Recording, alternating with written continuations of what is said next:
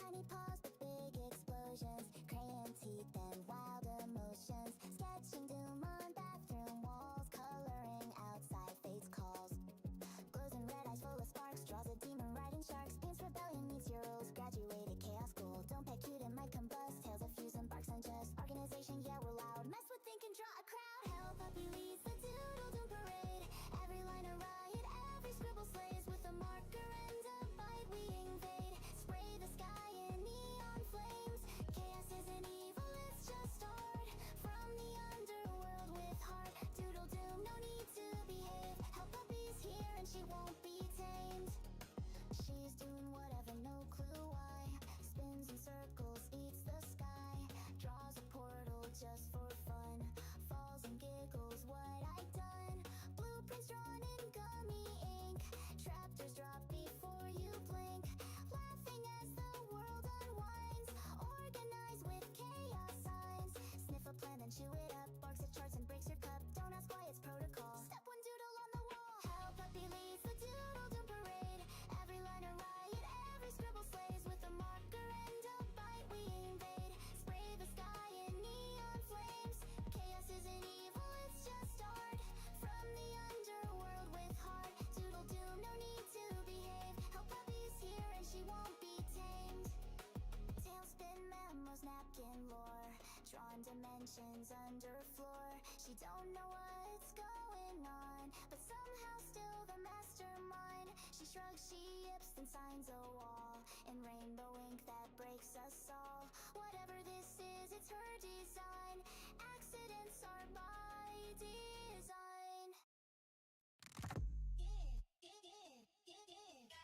Shigeyoshi, moving like a shadow. Whoosh, with four tails all whipping through the night like a psycho. Bass hit deep, 808s in the breeze. Kaze no Nakadi, haha, legends never leave.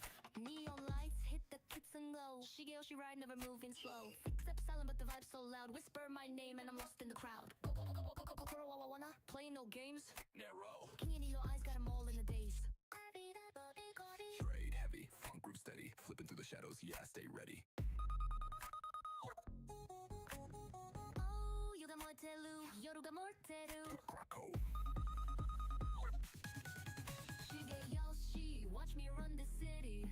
808 bounce and the bass get gritty. hit the bass god. Oh, Shigeyoshi, wild and free. Four tails flex in the galaxy. Anata no sekai. Let it in. Night, Midnight flames set the sky alight. Kaze no sakebu, hear the drummer. 808 crash, got 'em vibing. Legit. Tokyo drip with the halt hip hop. Vocally glitch, make the bass line pop. Yeah, Elwin main, in 'em light. Shigeyoshi set the world alight. Travel twist like a fox in the mist. Shigeyoshi don't miss on the myths on the myths. Hunting in the dark with the fire in my grip. Knuckle hit me, never falls for a trick. Kaze ga sagebu, hear the drums hit, make a drum roll. 808 crash, got 'em vibing legit. Tokyo trick with the alt hip hop. yeah. Unmei, Running like a dream. Kiki Atage, Keitakage. Never what I seem. Heartbeat. Phantom rebel, king of the night. Electric. Shigeyoshi set the world alight. Oh, Shigeyoshi, wild and free. Four tails flex in the galaxy. Anata no sekai, let it ignite. Midnight flames set the sky alight. Kitsune no yoru wo moyashe. I'm taking control. 808's deep, let 'em ride my flow. Four tails flick and the legend will grow.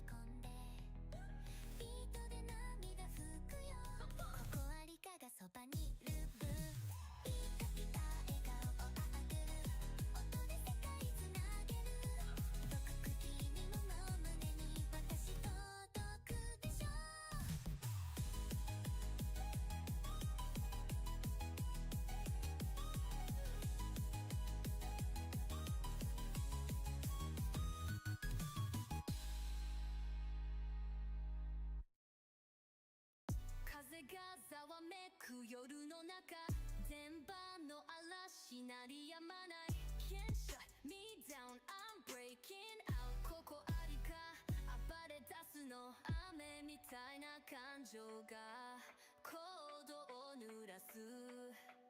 大丈夫なんてもいらない。 I'll scream through static, no more lies。 Spark in my chest, overflow system。 涙が踏み波 my heart, I twist them。 壊れたままで光るの I won't be fixed, I'll be digital。 嵐の中で踊るの Burning bright like a data storm。 ここが終点でも I rise again, transform。 Whoa, whoa, glitch me through。 Whoa, whoa, I break the rule。 デジタル台風この名前 Stormarika、 記憶に刻め。壊れてんじゃない進化中、パケットごと愛ぶつける。 Crash and reboot, no fear in sight。 リアルも嘘も私の light。 Skirt through the firewalls, bend reality。 何度も落ちたその旅 Rising me。 静電気みたいに寄せてよ truth。 この嵐こそが私の proof。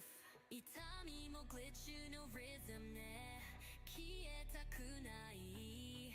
流されたデータの海から叫びをアップロード、永遠に fly。 嵐の中で君を呼ぶ Heard my name in the lightning bloom。 ここが最後でも My soul will still resume。 Whoa, whoa, blast the sky。 Whoa, whoa, I won't say bye。 光るノイズを羽にしてストマリカ、世界を照らせ。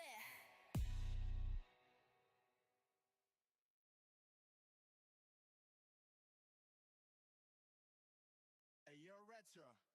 Hey there. Mic check, hey.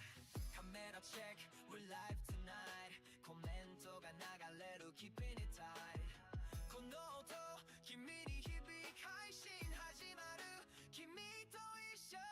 ゲームの世界コントローラー手の中に戦いが始まり見逃せない視聴者とつながる Feel the heat。 スキル作る Let's go and reach new heights。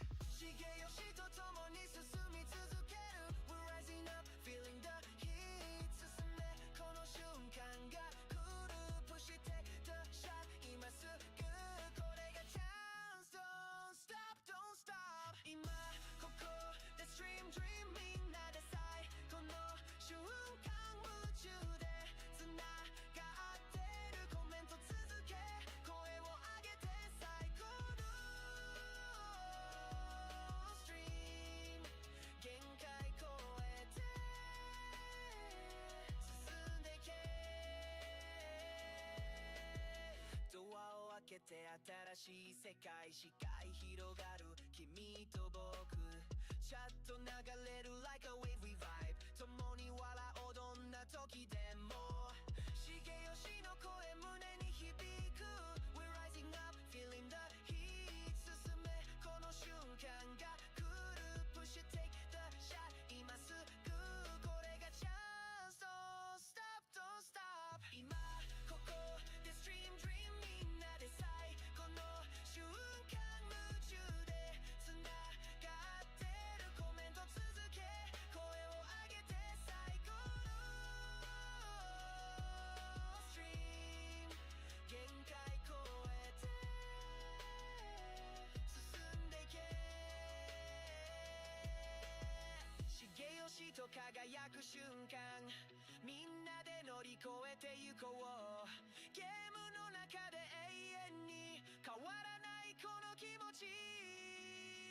新しい道共に進むこの場所から越えてゆこう。コメント続け声を上げて仲間と共に今を越えて光を目指して前を見て止まらない進み続けてつながってる終わらないぜみんなで行こう手を伸ばして。今ここ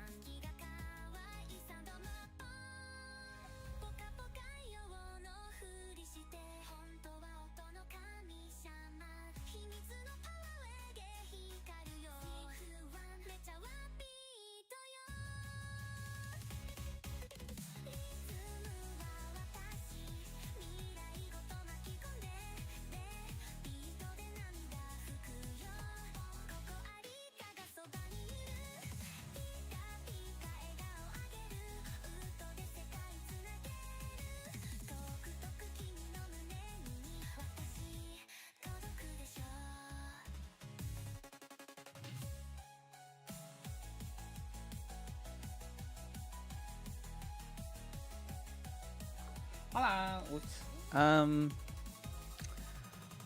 Well, I don't know where everyone is, so I'm just starting myself right now. We are going to do some Dungeons and Dragons. I'm not really sure what session. Wait, season 0. I typed in season 0. It's session 0. Oh my god. Actually, that's actually not a bad idea. Wait, look, redo, undo. I hate this interface. Come on. Season 0.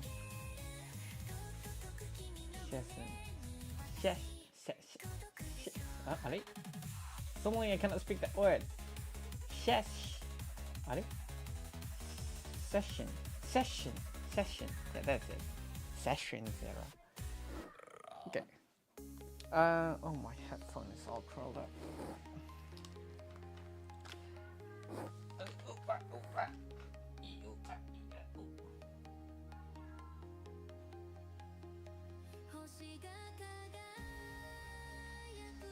Okay, so not really sure what's going to do or going to happen.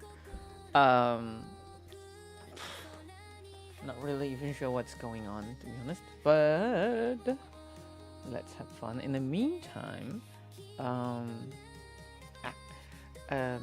I have some good news, but I'm not sure if I can talk about it. So there was a giveaway at TwitchCon, and I won something. The email did say confidential, so I did ask for permission, so I didn't get any reply back yet. So I'll be waiting for that afterwards, and then I'll tweet about it and what I won, I suppose. It will be handy to have those things, but not necessarily, to be honest. But I'm just hoping that one of those things at least is good for me. And the other two, I'm not really sure if I really need it. Technically, I don't. Sort of. But we'll see. Though that's exciting, yeah. I really need to learn do this instead. If my things work. Why is it not working? Stream Deck? Hello? Wait, here we go. Let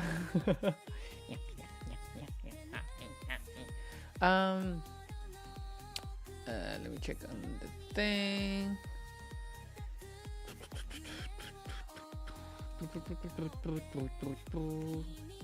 Oh, there we go. Oh. Hello. Hi. Hello. It's loud. Oh, that's probably the first thing we should do. Voice control.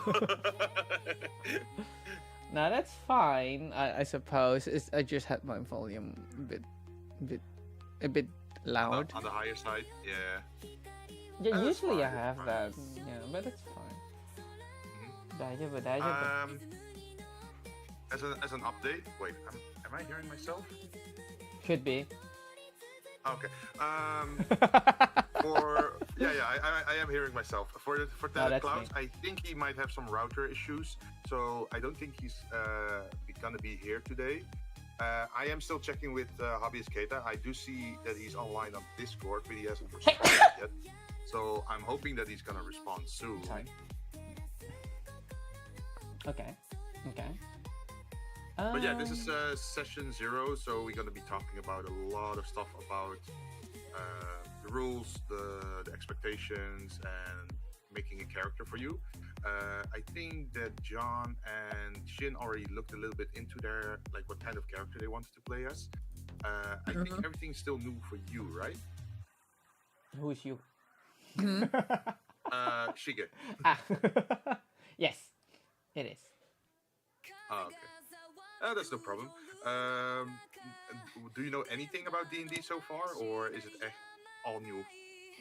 No, invite not working for Keita. For me, I think I know what you need to do, but like how to play or what you. Well, it's technically you roll dices and you say an action, and if that action the GM goes, or I think it's called the GM goes, like you need to have this thing and you need to roll that. That's the only thing I know. Yeah. And So, how you to for move example- around, for example, I don't know. So there could be a danger, or there could be a situation where you have to persuade someone, or Yeah. you have to jump over a pit, and Yeah. then I say like, "Hey, this is a pretty big pit. You have to jump over. This is not a normal jump. I want you to roll for athletics, and then based on the value that you roll, you can see if you make it to the other side or not, or if you fall into the pit. And if you fall, into oh, the pit, yeah. you take damage, of course. Oh yeah, Jen, question about things like that. Yeah. So, for example, like the pit example, it's like you said, you need to roll athletics because you want to jump through, right? Uh-huh. Can I negotiate where it's like there's a wall on the side? Can I try wall running with my acrobatics instead? In general, how I look at those kind of things is that the jump part is usually athletics, but the landing parts would be acrobatics if it's a tough landing. For example, if the floor is wet or whatever on the other side, or slippery. So to stick your landing, that would probably be acrobatics, and athletics would be the wall running or the jumping part. Yeah, I just wanted to know. 'Cause depends, because sometimes the GM you could ask if you could roll something else, and sometimes you have really crap on one stat. So, for example, well, I do understand where you're coming from, because if you look at like Assassin's Creed or Prince of Persia kind of moments, that definitely feels like acrobatics, right? When you're climbing a wall at very how do you call those swings again in Prince of Persia, where you swing around a pole? Like that definitely feels like acrobatics to me. But I think we're going a little bit too much into the details already. Since Yeah, Shika, that's fine. I just wanted to ask that question just in case. Okay.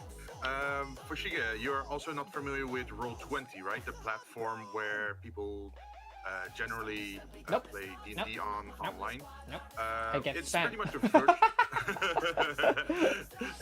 it's pretty much a virtual table, and I put down all the images to make a layout like this. I think you're already in the test room. So the other people already have made a PNG, or like made a pixel art character for themselves, because they knew what class and race they were gonna play. I can give you the link to that account as well with the password, so you can make something for yourself and look at the options. So you have a similar style as the other three people on the screen. But yeah, this is pretty much where we all play it. You have the center screen on the left, and then on the right side you see the text. And if someone were to roll something, then things show up in the text, and you see what the roll value will be. That's pretty beneficial, so you don't have to roll dice in real life. There's even an option in the settings menu where if you go to dice options, on the top right there's a gearbox. If you go to dice options, you can even enable 3D dice, so you can actually see the dice being rolled on your screen. Wait, what? What? Okay, so wait. heard it. Before, like, is it Devilis Ultima? Do I Yeah. Yep. do I Ultimate, click yeah. launch game? yeah, launch Yep. game. Yep. Oh, sorry, you were still in the main menu. Sorry. What? I didn't even start my Chrome, let alone what? Alright, give me a bit. Oh yeah, Shin and John are already rolling dice here. Oh, that was close to 20. Oh yeah, that's a 19. Okay, time to time to crash everyone's screen. No. Don't roll 100. Don't do. Oh my god. Oh, I didn't crash at all. If my browser just do that, it's like nah. I hope No. not. I don't Trash. think they would do that. I think there's a limit to how like because John just tried to roll 9,999 d4s, which means dice that have 4 sides, and he tried to throw 9,999 of them. But luckily it didn't crash. So hey, we stress tested. Oh, no, stop. It's fine, probably. There we go. But I think the 3D dice setting is per person, right? Like you have to Yeah. enable it. Okay. Makana. Shirana. Whee! Oh, Okay. Oh, you got your first net 20. Nice. What do I do? How do I roll? Okay, so in the to start with, on the top right, you see a gearbox, right? Uh-huh. I So do. there you can see the option called dice option. Oh wait, my thing just didn't. Okay.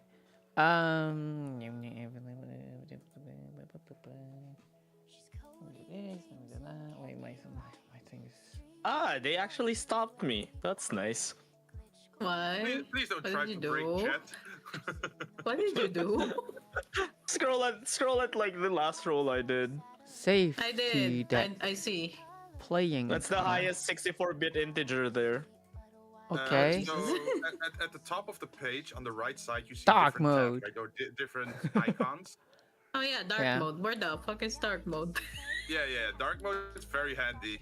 I love Yeah, it. who the hell plays on light mode? So, I mean, it's there should be- standardized. There should be a tab called Dice option. Enable 3D dice. Ooh. What is that? Where do I see a die? On the left. Nice. Yeah. Oh. Wait, why do I not hear anybody? Hello? being thrown on the screen. Hello? Can you guys hear me? Yeah, I can hear you. Oh, okay. Mm-hmm. Okay, so, what do you say? Like, you cut off. Oh, sorry, I cut off. Well, it's just more fun to see the dice being rolled on the screen while you're playing the game. It's a little Oh, bit I like- found it myself. okay. Dice options and enable 3D, I think, dice. I yeah, think yeah. that's what you wanted to say. Yeah. Ah. Wait, what are you doing? Stop, please stop. Oh, God.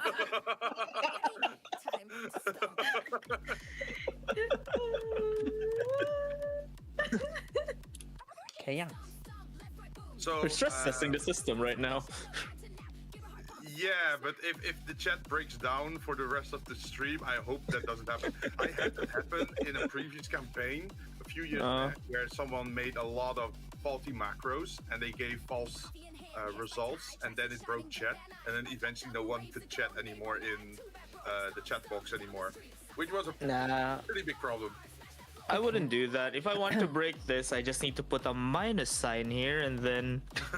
No, please don't. Okay, and about the what's it called? The characters? Okay, yeah. To go back, so you have different aspects in D&D. You have like Now, how do I put exploration. my character in the game? Oh, okay. Okay, so there is the tabs at the top again. Left If you or go right? To the, Do we on the do we top go right, to stream, by the way?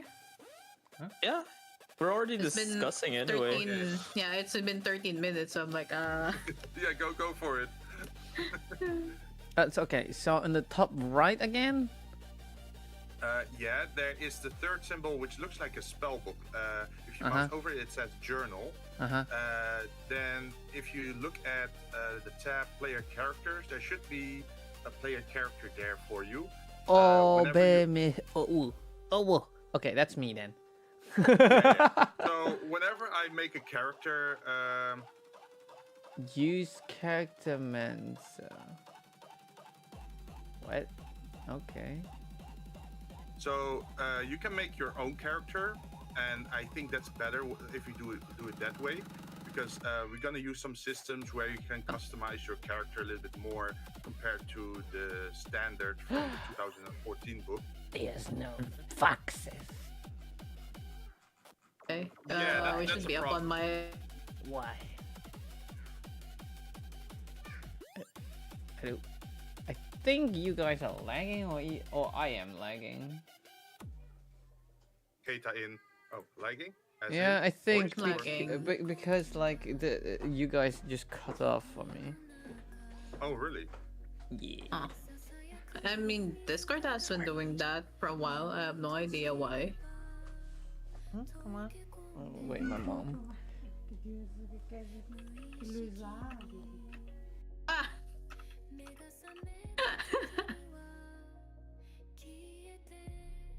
Okay, let me multitask a little bit. Yotobite bomb.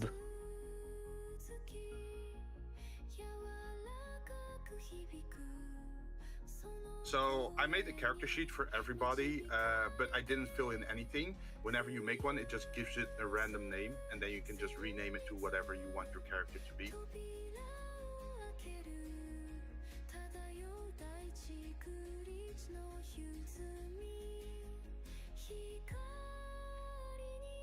You accept quests, you talk to NPCs, which I control. They give you a quest, maybe a reward, and then you try to solve that mystery or that problem through dice rolls and roleplay. So sometimes there might be fights, but you can also try to resolve things in a non-violent way. Although most of the cases it does turn violent with a fight, like a typical RPG, right? Think of it a little bit like The Witcher, right? So you have those social moments and you have those violent moments where you hunt monsters.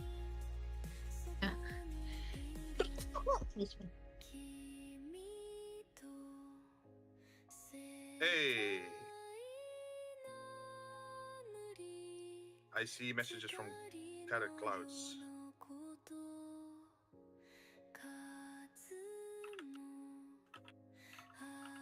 Also, Yuki did a redeem on your end? Oh shit! Wait, what happened? Make money, Jin. Money! Make money. Oh, $6. Okay, that's acceptable. Oh, Roll higher. and again, a reminder: whenever there's the word collab inside the stream title, my redeems, certain redeems are disabled, as noted in the redeem text, because they would be too disruptive if we're streaming with other people. Yep. Oh, hey, Spencer. Hey, Spencer, what's up? Hey. Hi. Okay, let me do some stuff real quickly, because I'm talking at the same time to Tattered Clouds, and I'm talking to Keita, trying to get him into voice chat. And Nothing much. Okay, I'm back. Oh. trying to do Oh, something in OBS at the same time, so I'm feeling a little bit like an octopus. Channel your inner Octodad. Oh god. Oh boy. Let's see. Let me We go to- have. Don't mind me, I'm also snacking right now. Oh really? I should actually heat up more pizza. I'm still hungry. Wait, what's for dinner? Pizza. Is this the Krusty Krab? Right?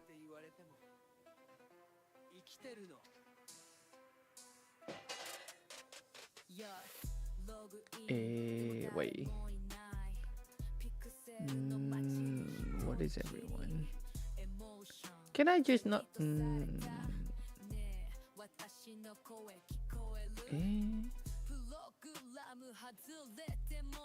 I really think Discord is not going well. And then that gives you the standard. Yeah, I'm having trouble with OBS. Like it's giving me like bad latencies. Oh really? Yeah, I don't know Wait, why. John was having issues yesterday too with his stream with I think the encoder. No, not Yeah. the It's the latest stream, version, just or- Discord. It gives me like Oh. if you go to Discord, you will probably see something like voice connected and you see like it's green. Oh. That one, that problem I am having. Probably change the region. Change the region, Jin. Oh, The region of the VC. what is the current region and how do I change that? It is. Are you in America? It says region automatic. Oh, we have that's the why. choice Swap of it to we have the choice of Brazil, Hong Kong, India, Japan, Rotterdam, and Singapore. put it Hong on put it in Japan. Wait, is Nyunyin. Japan a good country? Okay. Yep, there you go. So That should fix everyone's voice. Is it better? I mean, I don't I really mean- understand this whole character Mensa thing. So what race do I choose? Oh, so the character mens is a little bit outdated on Roll20, and that's if you What? want to use the character mancer, it is a very limited character builder because a lot of the options are not in there because eventually they came out with like expansion and extra books. And if you want those, you have to pay for that on Roll20, which we're not gonna do because it costs us money, and we want to play this for free.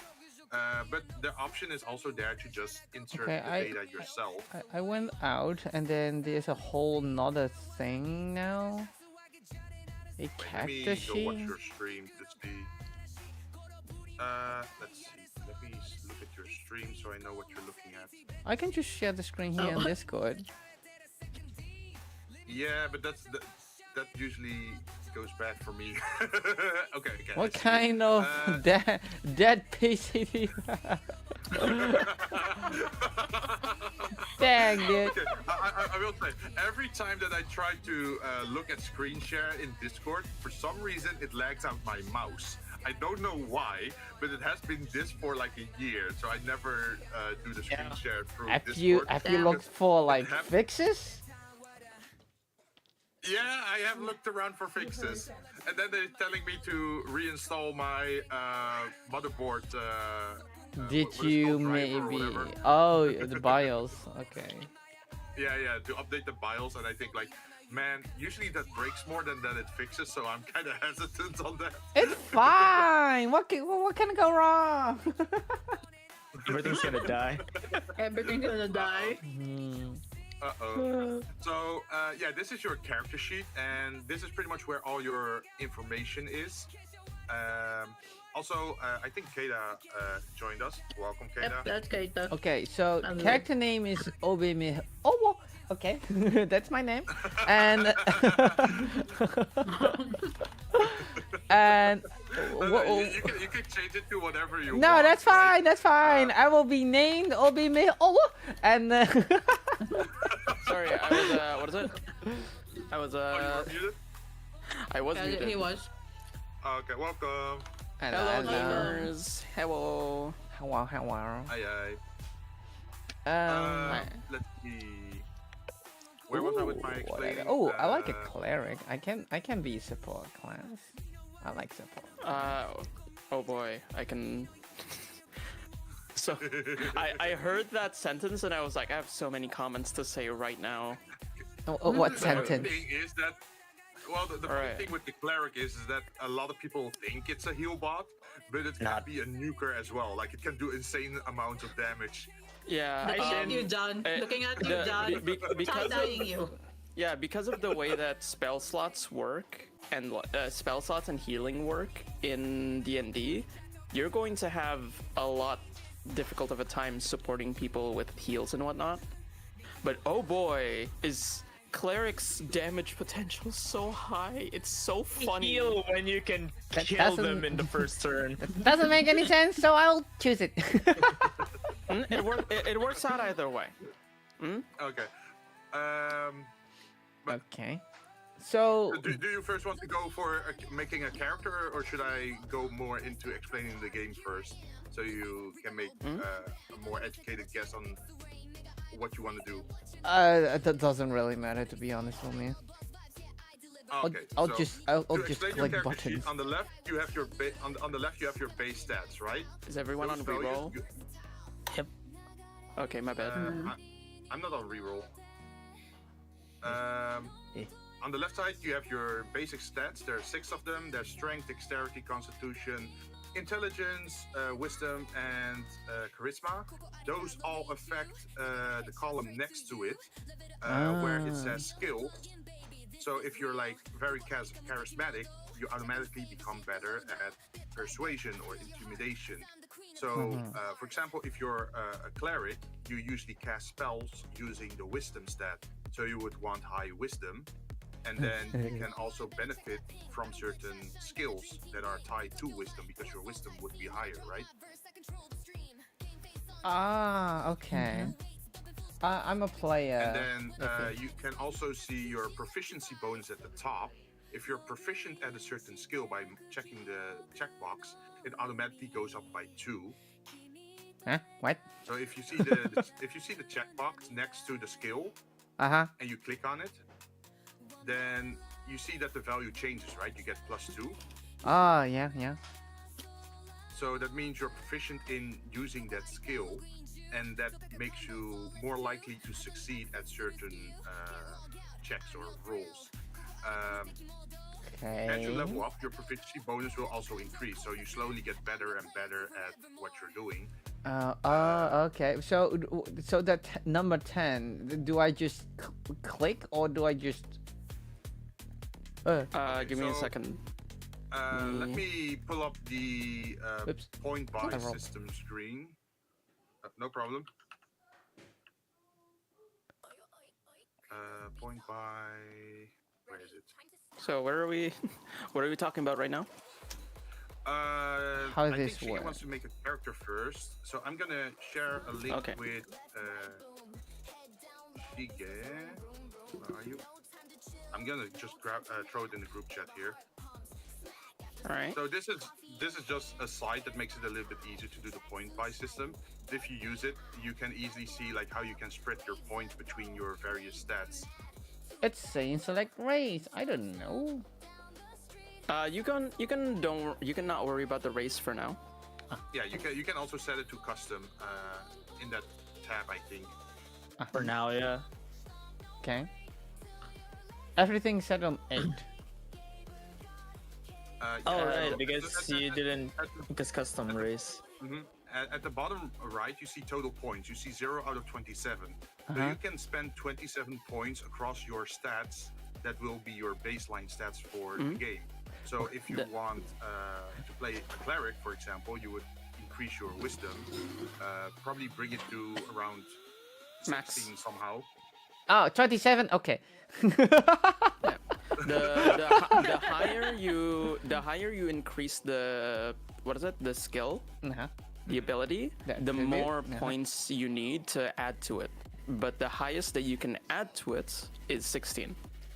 Oh, that's the max. But Yeah, the max is 16. The max Why overall in the 16? game is like 20. Oh. Yeah, but you can't get that high when you're making a character. At least not with the systems that we're using right now. yeah. So if you go to the point buy system, you can just put down some stats. So wait. Strength So is so related default wise is everything is 8.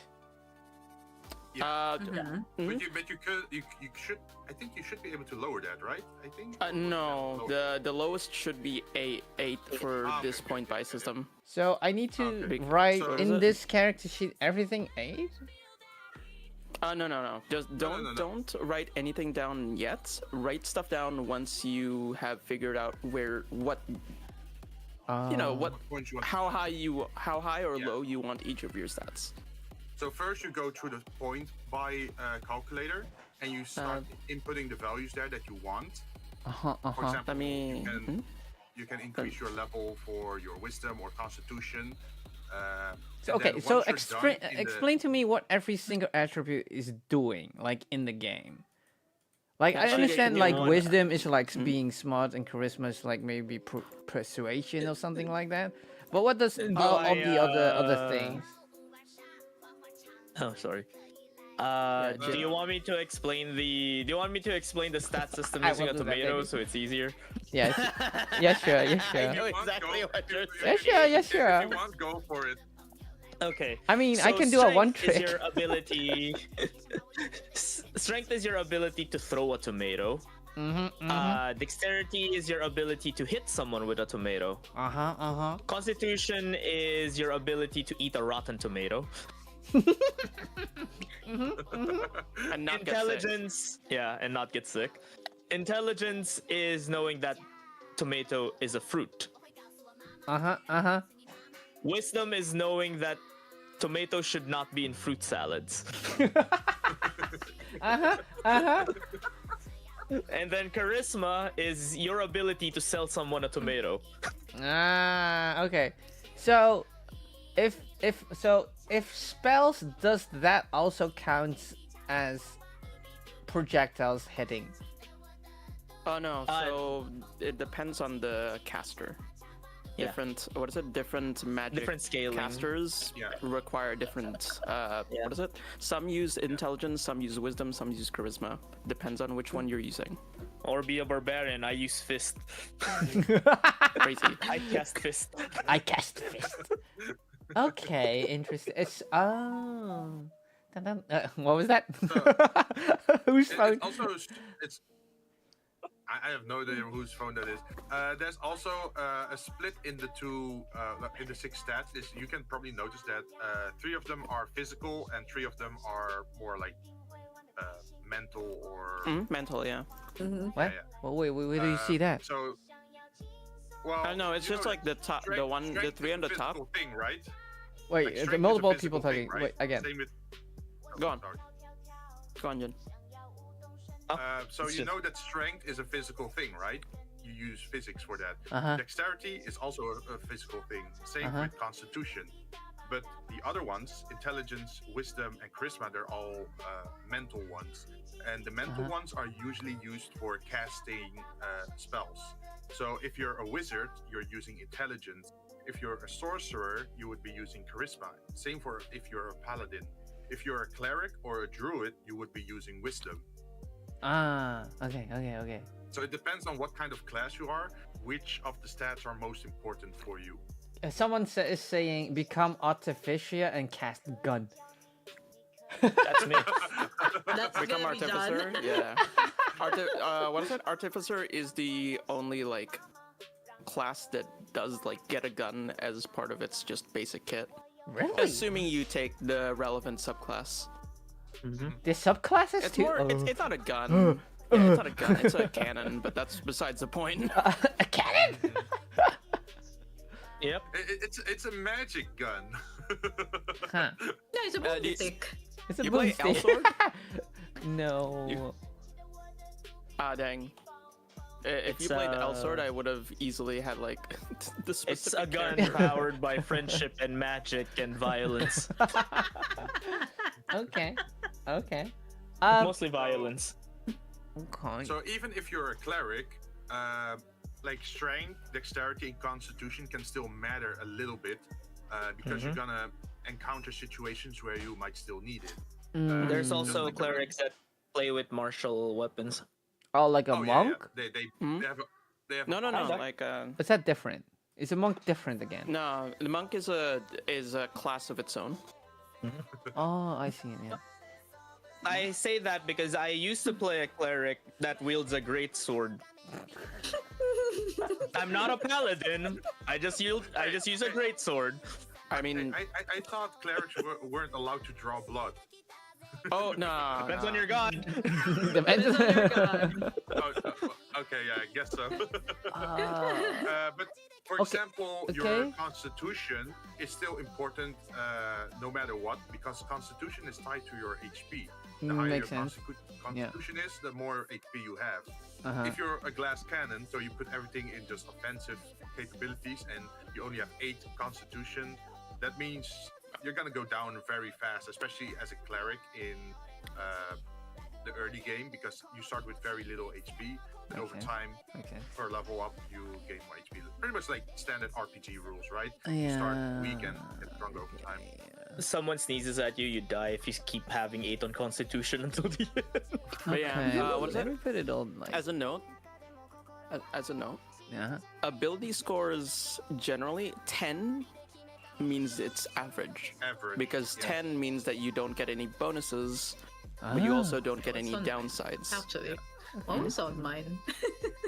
So to explain, 10 is average, and that results in 0. So you don't have any negatives to the rolls, but also no positives. If you were to change the value to 8 on one of those stats, then you can see the 0 becoming a -1, for example. And if you were to turn another value to 12, then it becomes a 1. What if I become a jack of all trades? I mean, what? it depends on how you roleplay it, actually. I suppose. Because yeah. I played a character before where I had -2 Constitution, -2 Dexterity, -2 Strength, but my Charisma is +4. So what I did was like my character would keep bluffing on people because I keep wearing really big armor. Death by But sneezing. the is a armor is wizard's actually flame. You have it reserved. yeah, the armor is just made out of cloth. So it keeps swindling Interesting. people. So ability So, modifier. just So for if, for the- example, if it's like, for example, a Constitution roll, the total plus ability modifier. Is that how I Should see be it? 4. I'm sorry. Oh, this one. Well, what do you mean? Like it's for example, Constitution for me is now +1. So it's like if I roll 12, it will be 13. Or Yes. okay. Yeah. Okay. So it improves your odds of rolling high enough, pretty much. Or for what is it? For things that involve like damage or adding HP. Yeah, okay. Yeah. Like it just adds to your roll. So let's say you level up and you're rolling for HP. If you what is it? You roll a 6, but you also have a +1 Constitution modifier. That becomes 7. So you get 7 more max HP. Yeah. So what's to give an everyone's example of how- role? Like it's stupid if there's 3 people with the same thing, for example. So I need to know what my like I need to know what my party really. like this is not. I mean, I don't know about you. No, I will mean- say, D&D is a game where it's free enough that you could play with like 4 paladins, or you could play with like 5 Yeah, rogues, okay, and it makes could still sense. work. I played with a group with 4 bards, and they were a roaming band named My Chemical Nomans. They're 4 gnomes. They're 4 gnome bards. I mean, I don't know if John was there. We did play as 3 or 4 bards as well, Yeah, that was fucking weird. and 1 paladin. So He's do the you bouncer. know Oh, the which sheep, classes there though. are in total? Like, have you seen the list or not at all yet? Eh? Like, have you seen what classes are available inside D&D? Yeah, currently I see artificial bard, barbarian, beast, hard collect, fighter, okay. illager. So, Shin, for example, is playing a ranger. John is playing an artificer. And Keita is playing a wizard. Hello. You're wizard. Hi. You're a wizard, How many Harry. kids did the gnome bard party have? How many kids Don't did that? bring Harry Potter into this. He didn't have to learn. He was they're all sorcerers over there. I remember Terra Cloud saying that he was interested in maybe playing a bard. So that's also something that's in the group. But Yeah. if you want to play a similar class, that's totally fine because there's also subclasses in the game. So you could go in totally different ways still, even if you got the same But main class. the For subclass I need to example, type, I think, yeah. Yeah, like you mentioned earlier that you wanted to play cleric, right? Maybe, or maybe a rogue. That sounds fun too. Like I'm stealing Yeah, that's everybody's. totally fair. Like a Yeah, that's charismatic totally heart. Like a charismatic rogue. I'm gonna steal your heart. Wink, wink. Here's the thing. You say this, but actually, rogue. What is it? A rogue that focuses more as a face works really good. Face. For reasons that because rogues are Rogues are outside of combat. They're focused more on Usually- skills. Ooh, Yeah, And usually it- they do espionage stuff. I like that. Or rob the local bank, but you know. I You know what, I mean I What- usually am a loot goblin, so. There you go. Hello, Uh, L-O-T or Wait a moment, team. Let me grab these 2 coins. L-E-W? No one is more important than the bard who will seduce the enemy. Not wrong. Bruh. Okay. Okay, so what? Yeah, Okay, it- let it- me it is a little take bit- like a rogue. That sounds fun. And so so what does races do then? Do I need to choose a race? Yeah, definitely, actually. Okay. Races will give you unique perks, and it'll change your starting stats. Oh. Well, Like- honestly, at this point, they really don't. Oh right, The- because your yeah. princess is bad. Yeah, that's the 2024 rules. Like, Is that for they don't call mine- it races anymore. They call it species now. Yeah, they are. But Yeah. for mine, Aren't they it's like lineage for now? mine. But yeah, go on. Yeah, for mine is like my character is a Kalash star, so it's like a half human-looking elf thing. So Okay. her- okay, yeah, Her yeah, traits thanks, are yeah. usually her traits is that she's immune to psychic damage. Let me look this up. And- Actually, holy crap, Kalishtar? Yeah. That's region Also- specific, right? Oh, it is. Yeah. It's Eberron. I just opened the PDF for you, so you I dropped an image in the Dexterity. Discord chat, so you can see like what each class has as a description and what their primary ability is and what their Dexterity. saving And I'm- proficiency and I'm a and halfling, aka I'm a fucking gremlin. It's a little guy. As you can see the tokens on the screen already. John's token is Something. something Okay. Wait, nice sorry. big brainy. Wait, so does See if I can find your that attributes scale eventually? That you can put points into it? Yeah, If you usually choose on to. level 4 and level 8, you get a chance to increase your stats. There's also, for example, magic items that could increase your stats.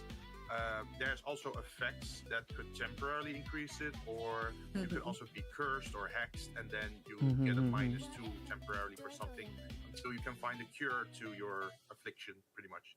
Yeah, I but see. relatively, increasing your stats is very rare. Chanceling.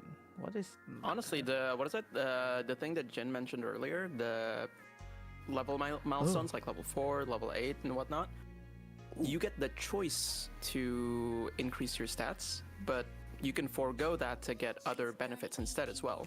So you could feasibly reach the end of your adventure or like max level and whatnot and never actually increase your stats ever. Now, Time to whether that's a good choice is another thing, but you know, it's Time a to make choice a you can make. warforged with asthma. Who is the DM? Jin is the DM. Yeah. I am. Oh, I like changeling. Oh, The one that can keep changing their appearance. That I mean, sounds that's pretty good for a rogue yeah. though. Yeah, somebody that did, works did, very did well. somebody did say that. So there's an ability score number 1. What does that do? I'm sorry? Like ability score number 1 or hashtag 1. I need to Ability check score. I'm gonna Yeah. go check you guys' streams to see what you guys are talking about. Yeah, I'm trying to Oh, look no. at Oh, Shige's stream to that's the see, ratio bonus. I see. So That's I the think it's score. I best think for you- Shige to see how the stats affect his skills, because at the moment you're still all set to 10, right? Yeah. So imagine putting like 8 in strength, for example, and putting 14 in dexterity. Oh, we're in roll 20. Yeah, Yeah, within Yep, roll. roll 20. that would be helpful for me to do. So what I did for my character sheet was I made it on D&D Beyond first so I can see what changes. Oh yeah. But then you also need to have the paid content, right, to be able to do that. Well, it depends not on what is really.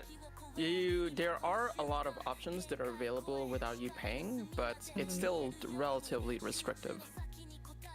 It is, If you- yeah. I just got the Kalash Star thing when it was free back then. Oh crap!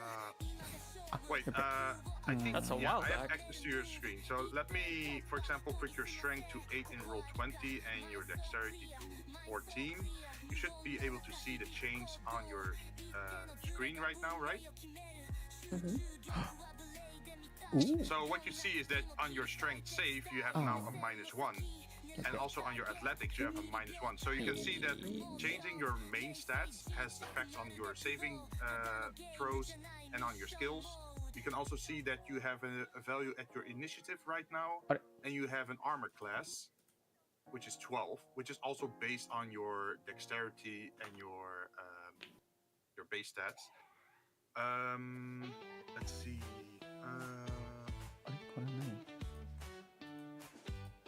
Imagine if you're, for example, a rogue and you would be proficient at stealth. Then I would click that checkbox, and then you can see that that value that you had of 2 Oh, now becomes a Jin. 4, right? You have a bot. Or- No, I don't want bad viewers. No. Wait, I Why? was like, how does it go? Destroy them. Wait, are we doing share chat?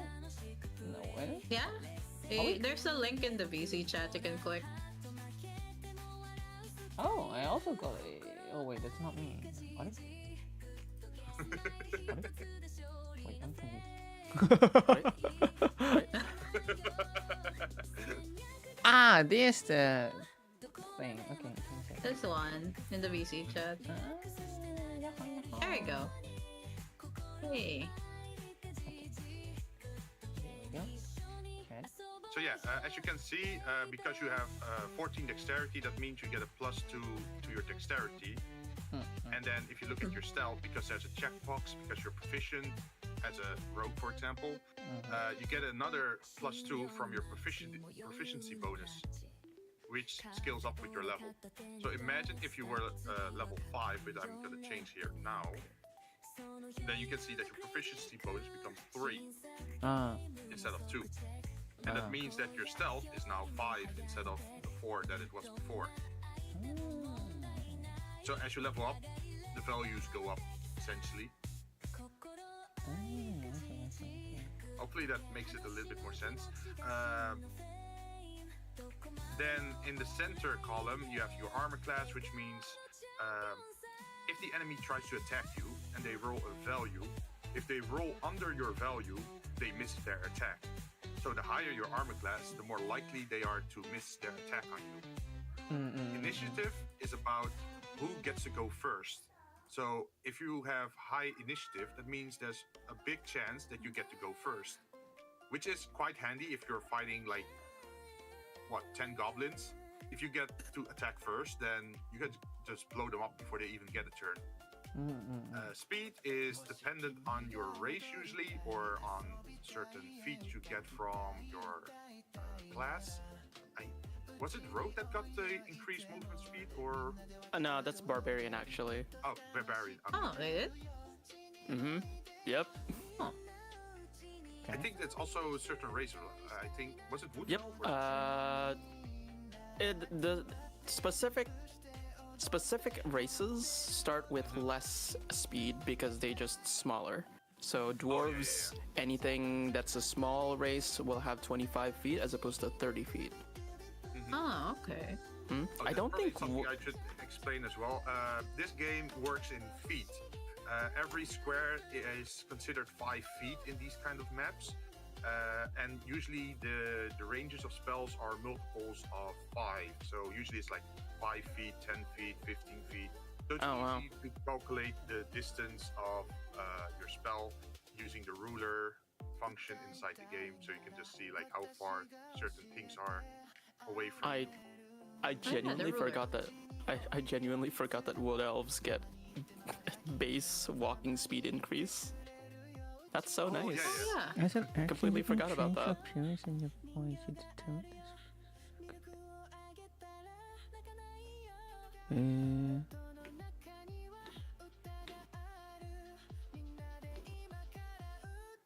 Let's see, and then to continue, you have in the center column also have the hit point maximum, which is pretty much your hit points or like your life. Below is temporary hit points, which is sort of like a shield. Usually, it comes from Spells or abilities. monk Yeah. gets an armored movement. Yeah, basically, what is it? Initiative's the most broken if you thing get- in D&D. Oh, sorry, I'm. No, no, Never mind. problem. You go. Yeah, I think temporary hit points, you can't replenish them, you can only replace them. Mm-hmm. But yeah, it's like they don't stack, basically.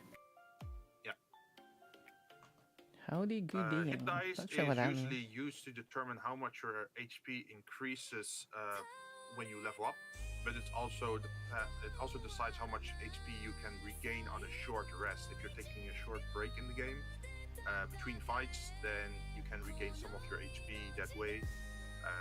And depending on class, it might be different. I think like a barbarian could. Is a barbarian a D12 or not? Good Barbarian day, is the Bounce. only D12, Hello, hello. yes. Hi, yeah. Moose. So, for example, barbarian Yaha. would recover much more health during a short rest than, for example, a rogue. I think a rogue has way less, right? No, actually, a rogue is a D8, which is the it's the middle. The sorcerer and wizard are the only D6s. Yes. Ah, okay, yeah. I'm doing well, I'm doing well. Just came from work and I will go, I think. Paladin, ranger, and fighter are D10s. I went to McDonald's Everything and else grabbed is a some D8. Pokemon cards. Weird combination to say. That's some burgers. So if you're, for example, planning to play a rogue, then your dexterity would probably be pretty important. Look my strength. That's my stats. Wait. What did you Oh wait, do I'm to missing your one. I'm missing one.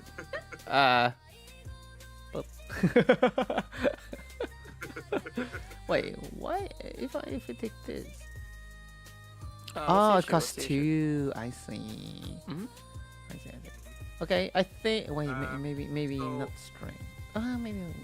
I do want to add one another thing is that I talked about this with Keita, and apparently in the 2024 version you go away with the racial stats and you can just pick freely which one you want to have a +2 in and a +1 in, right, Keita? Yep. Or you can have And- +1 in 3 different stats, but you know. So I Oh. do feel like that would be nice to do because then you have a little bit more flexibility in what race or class you want to play as. So that's why I discussed it earlier. Swap it around a little bit. Thank But you. it's actually Tech nice you can get Thriven, your what a racial fellow. traits in the point by calculator already. Yeah, because like some people want to use different racial traits or want their character to be a specific race for aesthetic purposes, but because of stats, it may not be optimal. This way, it's a little bit more accessible. There is another optional thing that I should probably talk about, and that is multiclassing. I would allow for multiclassing. Usually, multiclassing means that you can, at a certain point for your character, you can decide to gain a level in another class. So you become sort of like a hybrid. You can be both a rogue and then also take a level in sorcerer, for example, if you want to. Usually, to do that, you need to at least Start have game with 13 Storm Giant. stats, I don't know what that means. 13 points in It's my first stat time of the class that you of want to D12. lead and the one you want to gain. I So, for think example, I think if for rain, since I'm planning to actually multi-class, True, but I that's think a I beginner's need it question. on intelligence or wisdom. Forgot, but yeah. It's the what is it? Generally speaking, it's the main stat that you use for that specific class. I think for a ranger, It's like it 13. would be. Pretty sure it's wisdom, but I may think be it's wrong. wisdom. Let me double check. Yeah, I forgot already. I know I checked that last week. I find it fun that there's a lot of people on YouTube sites that is like, like start game with Storm Giant belt with Bayern with improved weapons. I'm like, what? What kind of sorcery are you guys talking about?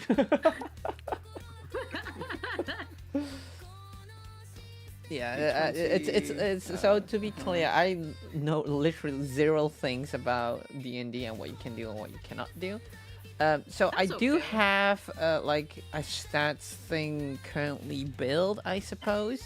So it Yeah. looks good. I don't like that my height is smaller than I actually am.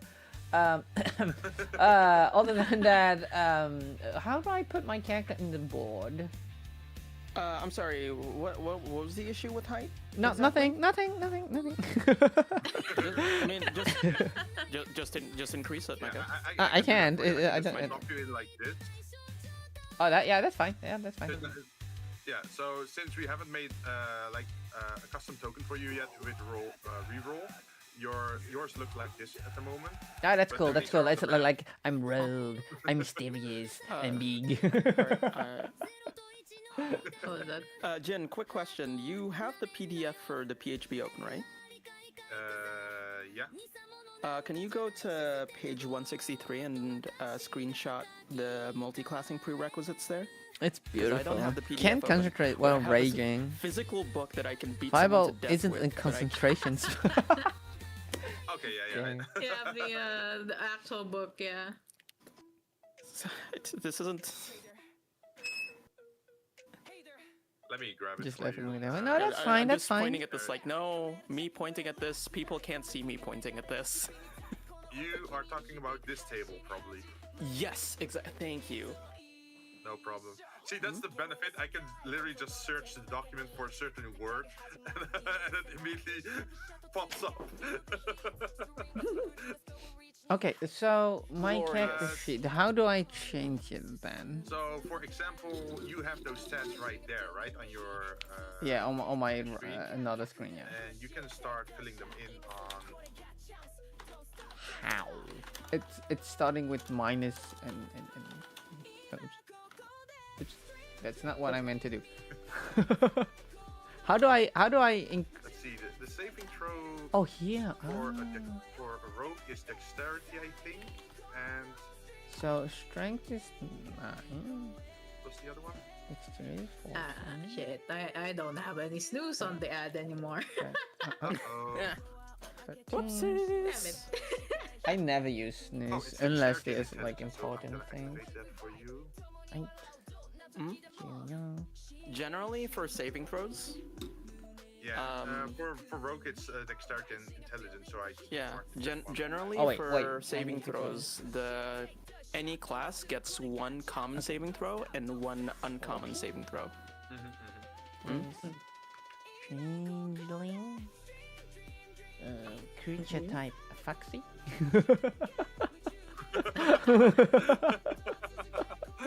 So I typed in 9. So I need to use the total score, right? I'm sorry. Um, Yeah. Yeah, the At total. the bottom, the large one. Yeah. Yeah. Okay. It's so. Do I go off ability score that I filled in, or like the ratio bonus gets also The added total in? score with the racial yeah, bonus. Yeah. it should be the total, yeah. Okay. Beautiful. Unless you want to pick different stats than what's available on that point by. Oh, I forgot to put something on my character sheet. I just double Okay. checked. You just had the 0. Everything's blanked. You're. No, there was a trait that I forgot to put in there. That's so real. Speed 30. Oh, speed is base speed, right? Yeah. Okay. So that means every turn in combat you get to move 30 feet, which is around 6 tiles Tiles. Yeah. on the grid. Since every tile is worth 5 feet. Basic math. Yeah. Okay, you can speak, boy. read, and write comment in 2 other languages of your choice. Ooh. What languages does exist? God dang There's it. honestly a lot. Fudge. Chinese and But- Japanese. So for the languages, you got Common, you have Dwarvish, You have Elvish, you have Giant, Gnomish, Goblin, Halfling, Orc, and then you also have exotic languages, which are spoken by very specific races that are usually Infernal. often seen. And then, for example, Oh wait. posted spoken by demons. You have Celestial, spoken by Celestial, which is pretty much angels. You have Draconic, which is spoken by dragons. You have Deep Speech, which is spoken by Aboleths and Cloakers. Probably says Well, nothing. you know, There is no ab- script. abominations in general. So what is it? Think Cthulhu. Cthulhu? That's Deep You, Speech. you have Oh. Infernal, which is for devils, because demons and devils in D&D are two separate things. You have Primordial, which is spoken by elementals. So, yeah, think of what are those things called again? Wisdom dumps that. Which one? Like a wind elemental, No, or like charisma a fire dumps that. elemental. Creature. Those speak. Aren't they just Aye. called elementals? Or is there a different? Oh, that's Yeah, different. exactly. They are just called elementals. Yeah. But you have them of different elements, right? You have Sylvan, which is spoken by fey creatures, which is like woodland creatures, like think of fairies. There's and the there's someone in my chat said Jin, but with the D. On the Jin. Jin. Yeah, the Jin. The Jin. DJINN. And Jin Oh, like the Oh yeah, Yeah. like Like the Genie. spirit, the wish Mm, granter. yeah. Yeah. Running a religious And then character and last being there is able to speak in Undercommon, deep which speech is or spoken by abyssal in Underworld front of a traders. bishop is no. think Is like a Vow. no is hilarious. You know, just Not sure what anything that from the means. Underdark. Yeah, So- underground world. pretty So much. what is recommended? I suppose to speak then. Well, it's always nice to Common? speak common because it's very Yeah. common to speak I that mean, language, right? it's written you speak common plus 2 other languages. Oh wait, Yeah, so pick another two aside from Yeah, yeah. common. If you want it to be something that you're going to use often, take something from the standard languages. If you want something that's Oh. that's rare but more, what is it, like more interesting, take exotic. Oh. But because they're exotic, they are definitely going to, knowing these languages is going to be less useful for you overall. But oh boy, Hey. when you how use I it, should it's gonna be cool. Yeah, Like yeah, for so- me, when I chose mine, I chose it because of the lore of the character I made. Wait, what character are you again? It's a Kalash star, but Oh, yeah. she's able to speak in Celestial, Elvish, and Wari. Oh. The Elvish one is because there's a reason for that. Yeah, so what people usually pick is either something that's useful for their character or they expect to encounter during the game. And other people, they pick the language based on what fits to their character. Like, hey, I'm an elf, Or, so I should or be I guess you speaking go Elvish. random, and I guess you go random on another reason, I guess. Like, I was what is it? I was brought up in a in a place where this, I was expected to learn this, or I was brought up by people who knew how to speak this, so I learned it from them, or I you studied. studied it. Yeah, yeah. exactly. What class Like, will oh, this is my Doomslayer field of be? expertise. Like imagine you have the weird situation like, oh, I'm an elf, but my parents were killed at a young age, and then I was raised by orcs, so that's why I can speak orc. That's gonna be your explanation. I took a class in Undercommon back in Wizard High School. Unfortunately, they don't have a lot of uses for Undercommon in Baldur's Gate. Okay, but okay. That's why I took up adventuring. But It's like Egyptology. wait, what is script? That's just writing then. I'm sorry, can you say that again? Script. Oh, Yeah, it's that's basically the writing. writing, yeah. Yeah. Like, you know how Japanese and Chinese both use Chinese characters? Yeah. Kind of like that. Yeah, so certain languages, they share the I'll same be right back. writing language. So, for example, if you spoke Elvish, then if you saw something written down by a Sylvan, for example, I think they have the same script, so you should be able to understand a little bit of it, even if you don't speak the language. Kind of like Japanese and Chinese, you know. Yeah. It's still, you're not gonna get the full picture, but I see. Mhm. Good thing I've heard before, a character that doesn't speak common but has a high charisma, everyone just goes along with. Alright, gotta sheer get vibes, Bye. for real. Oh, that's also the story of Sir Barrington the Rogue. Is that the So- is that the cow? No. So Sir Have a good Barrington- one, Iffy. bear. Thank you for coming by. I Yeah, hope yeah, you have fun. yeah. It was literally a normal bear, but his persuasion and his stealth was so high that nobody beat him in stealth or in charisma, and then everyone believed he was like a normal person, but he was actually just a bear with a top hat. Okay. But Yeah, everyone what- just believed that it was a normal person because, well, high stat rules. This is also in yeah, Paddington, yeah, pretty much. This is also in like a what is it? In an earlier edition when your what is it? Your ability bonuses were hilariously high and gosh. Kind of wild. Okay, so what is personality trait then? Does that matter? You know, this well, Oh god. it's how your character, you know, it's your character's personality. If you choose a background, it actually gives you a bunch of choices for personality traits if you haven't figured out one for yourself. But, you know, what is it? The ones that are given in a background are just suggestions. Basically, you just figure out like, oh, what kind of character do I want to play? And it's a small personality town. traits is just there to remind you like, hey, this is how I define my character. Yeah, it's like a framework, so you know how to handle certain situations. For example, if your personality trait is that you have a weakness for beautiful woman, then you can play your character as if they have a weakness for beautiful woman. Although maybe that's more a weakness or. That's an ideal, actually. Could be. Hey, no. The ideal would be to date a beautiful woman, then, right? That's the ideal then. Nah, the ideal is to always swoon when seeing a beautiful woman. But you know, that's. Gosh, I'm actively losing brain cells talking about this. No. Oh no. So you have your base stats now, right?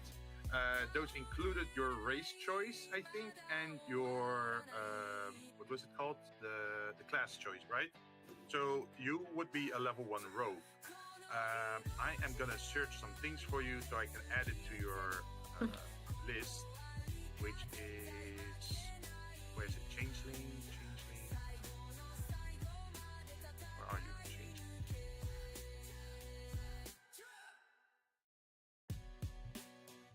Inspiration. Go on, Jen. Inspiration is something that I, as a DM, would grant people based on how they're role-playing a situation. So if they're playing a character, like if they're playing in character and they're making choices as if the character would make it, then I find that inspiring. So I'm giving you inspiration, and that gives you a benefit in the future if you want to roll a die, and then you get a certain benefit to your die roll. Yeah, think of it like a token that the DM gives you as a reward for role playing well, and you can use that token later on when you want, when you want a bonus to your roll. Yeah. In general, I use it to counteract certain bad choices you make for yourself on purpose if you roleplay your character. For example, if you as a player know that this is a trap, but you still play along with your character because your character wouldn't know that, Because he's dumb. then you would still, yeah. Then you dumb, but you're playing it right according to what your character would know, right? So maybe you take damage, and to counteract that damage, because hey, you're still taking hurt, right? I might give you inspiration as counter thing to still reward you for playing the character correctly. I see. Oh, I get it. Oh, I found Changeling. So let's see. What does Changeling have exactly? It has an empty page. Darn it. Where's the other page?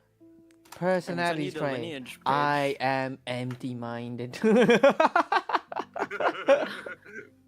Honestly, real. I too am empty-minded. Okay, that's my personality trait. Ideas. Head empty. I have no idea. Head empty, no thoughts. I have no Oh, yeah, thoughts. Personality trait could be, for example, like, oh, I suffered amnesia and I don't know where I came from. And I'm Bonds. trying to find What out are my history or something like that. bonds? Okay, I'm gonna write. I'm empty-minded. I have no thoughts. What are bonds? Flaws. What? What are bonds? I hear what are bonds, and my first thought was I didn't go to economics class. I don't know about this, man.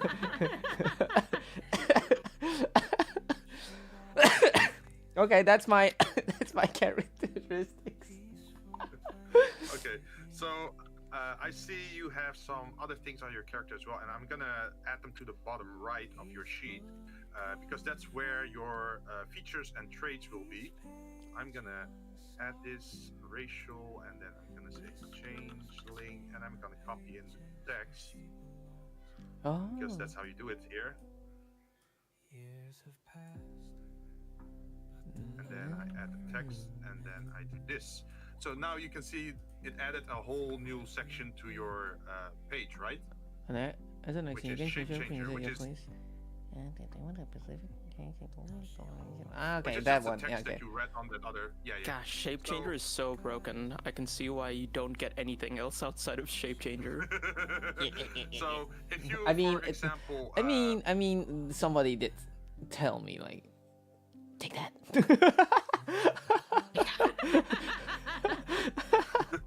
so if you mouse over that, you can see a speech bubble there, right? Oh, on yeah. Shape changer. So, Huh? you're spamming chat. Huh? So if you go There's to a your chat? other tab on the, yeah. Oh, on the- there's a chat. Roll20. Yeah. So you can see that. Imagine I say like, oh, this and this happens, and then you say like, I wish to change my shape, or I wish to do something. But it did say then I something. have to I say, need like- to know or have seen those races before I can change into it. Yeah. That makes So, sense. I mean, that makes You sense. could, yeah. So if I were to describe a situation and you want to change your shape because you saw an elf before and you want to change into an elf, then I could say like, oh, but how are you doing that? Because maybe I don't know your class well enough or your race well enough. And then you can just click on the speech bubble and it will automatically appear in the chat, so I can read it and then say like, oh yeah, that's correct. That's how you should be able to do things. And then I say like, okay, you change into an elf with blonde hair and a tall stature or something with a bow in his hand. So it's just you enter it into this character sheet, and then you can easily make it appear in the chat during the session, so it all becomes a little bit faster. So I'm gonna do that for your other thing as well. You Wait. gain proficiency with 2 of the following skills of your choice. You can choose deception, insight, intimidation, or persuasion. Wait, why is those two clicked? Wait, no. Did you click on those proficiency bonuses? Yeah, I clicked them because that's tied into your rogue character. Your saving throws Dexterity and are intelligence. Oh, okay. saving throws are tied to your class, so they're automatic. You can add to them, but you always have 2 at least minimum, and the 2 that you have are like you can't change them per class. Okay. So you can pick 2 of the skills like deception, insight, intimidation, or persuasion. Deception is to lie to someone. Intimidation is to, well, threaten someone with violence. Persuasion is to sweet talk them, pretty much. And insight is to read someone else's body language to see if someone else is lying. Ooh. Or just just get their vibe in general. Yeah.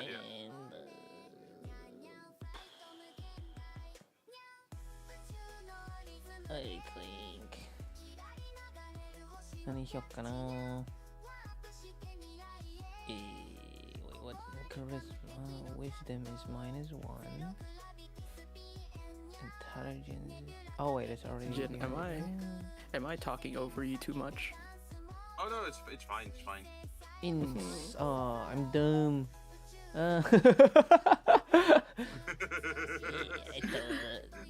The separation. Yeah. I think. Wait, 2, right? Oh, I took 3. Yeah. At the Those moment two. you pick 2, Yep. and that comes from your changeling species or race.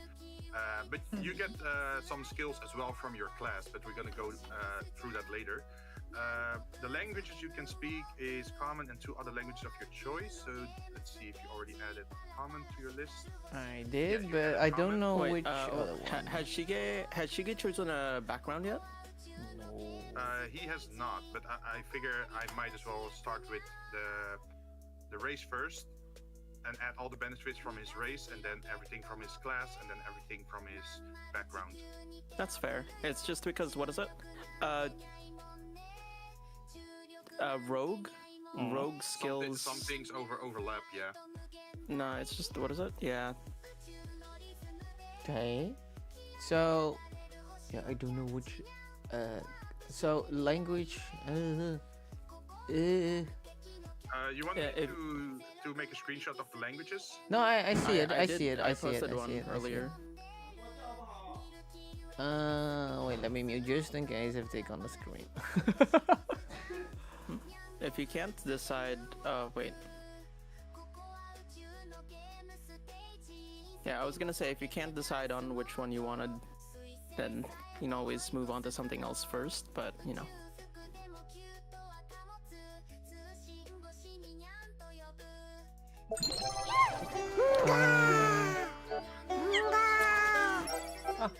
There's Keita. Hello! Thank you for the follow. Thank you for the follow. You can't escape. Let's do giant because I live in the giant land country. Giant.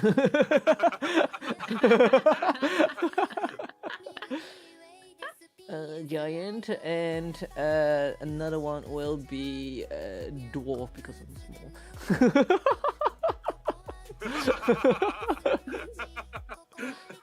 Hey, there's also the option for halfling or gnomish. Nah. Oh, that's too much. That's too much. Okay. Okay. Okay. So if I click on the gearbox for you, or if you click it yourself, you can close the menu, and then it just makes it a little bit smaller, Oh, okay. Yeah. like this. Here. I think. Wait, is it Gnarvish? Dwarvish. Oops. Wait, is it not dwarf? Oops. You saw nothing. Okay. My wisdom may be I was thinking, 8.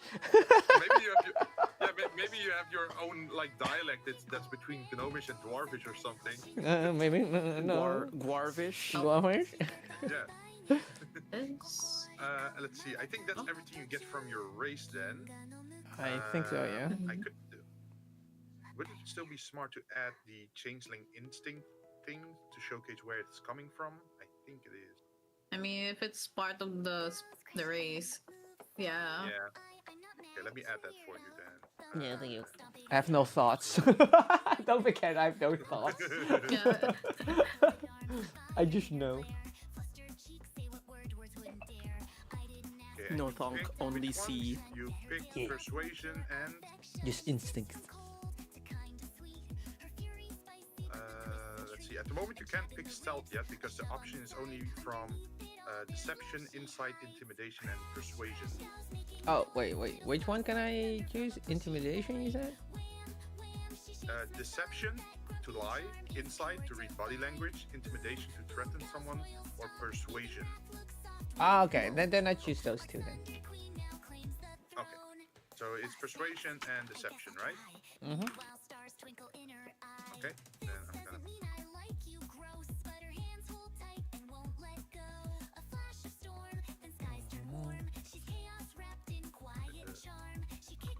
Following skills of your choice.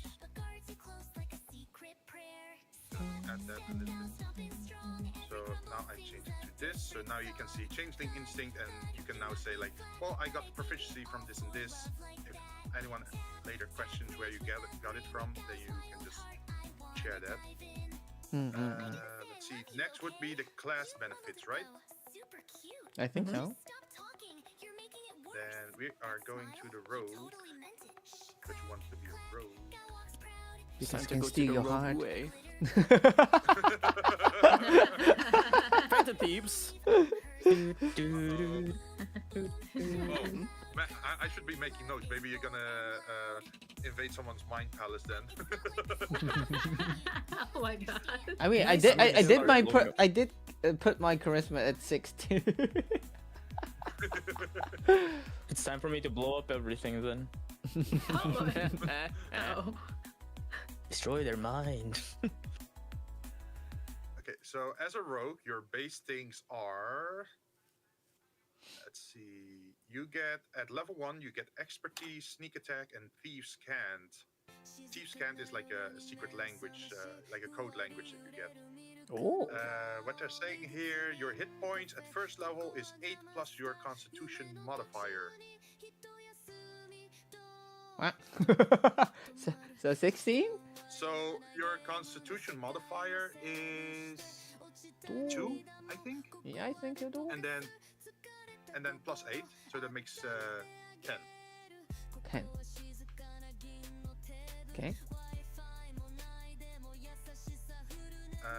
see. Initiative You are 18. proficient- Oh yeah, you can Shige, you can put your hit point maximum beside your hit point. What is it? Oh, there. Yeah, there's a separate one from hit point maximum, and you. Oh, put the current hit current points. there. Well, I mean, it is 10 up. It's like it's the same right now. Yeah, but yeah. So you are quite proficient with a lot of weapons as a rogue. I'm gonna add them here. That is simple weapons: a hand crossbow, a long sword, rapiers, and short swords. You're also proficient in thieves' tools. Thieves' tools are usually used to open locks or get into areas you're not supposed to. Or disable traps. Give me the loops. Yeah. Let's see. Right. Your skills are. You can choose 4 of these. You can pick between acrobatics, athletics, deception, insight, intimidation, investigation, perception, performance, persuasion, sleight of hand, and stealth. What? Can you not just paste that's it? I'm gonna write it out in. My wisdom is -1, okay? What's mine is mine, and what's mine is also mine. No. Here, this is it. If you scroll down in the Roll20 chat, then you can see what all your options are. Wait. I can pick 2 times deception? So if it overlaps, then you can't pick it, of course, because you already have it. Then you can just. Well, you have to pick the other options. Oh, I then. see stealth, so I like that. Yeah. So that's skills. Stealth is your ability to hide from someone, and then sleight of hand is your. How do you call it? Like the magician No. coin trick thing? Like how. Yeah. Like You know how you steal something from somebody from pickpocketing, yeah, stuff like that. Yeah. Without them noticing. Wait, how many can I choose? 1? You can pick 4. 4? 4. Hey. Yeah, a lot of them. Rogues are like a skill monkey. They have a lot of skills. Investigation sounds good. Yeah. Bards and rogues are really good at playing skills. Stealth. Bards are good at a lot of things, but rogues are really good at less things than the bard, but more things than everybody else. Like really good, but yeah. Okay, let's see. No, I need one more. No, I'm dumb, so I cannot see inside. Okay, I think that's it. 1, 2, 3, 4. Oh wait. I need You should six, have a right? total of 6 now. One, two, Yeah, three, you four, should have a five. total of 6 now. Oh, I have only 5. I would say sleight of hand is probably a pretty decent choice, or acrobatics. Yeah, I already took acrobatics. Oh, okay. Yeah, I think I have it. Okay. Next, they're talking about your equipment. You can pick between a rapier or a short sword. Let's do. The rapier has higher damage potential, but the short sword you can dual wield. That's the main thing.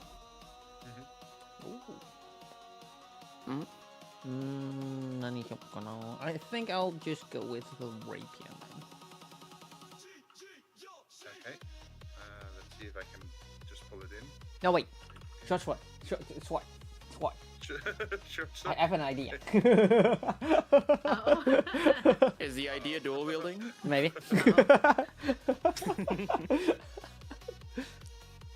Raising my eyebrows. So Shige and me are gonna be bonding with dual wielding. I see.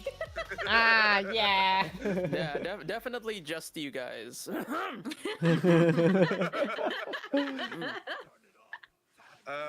Next. That's you gonna have- raise the amount of things I have to make now, isn't it? Next, you have an option for a short bow and a quiver with 20 arrows, or another short sword. Gee, I wonder what. I like ranged though. No, Hey, you can always just steal it I off want to be somebody's corpse. Kirito. So just another short sword, please. Another short sword? Okay. So You said the K word.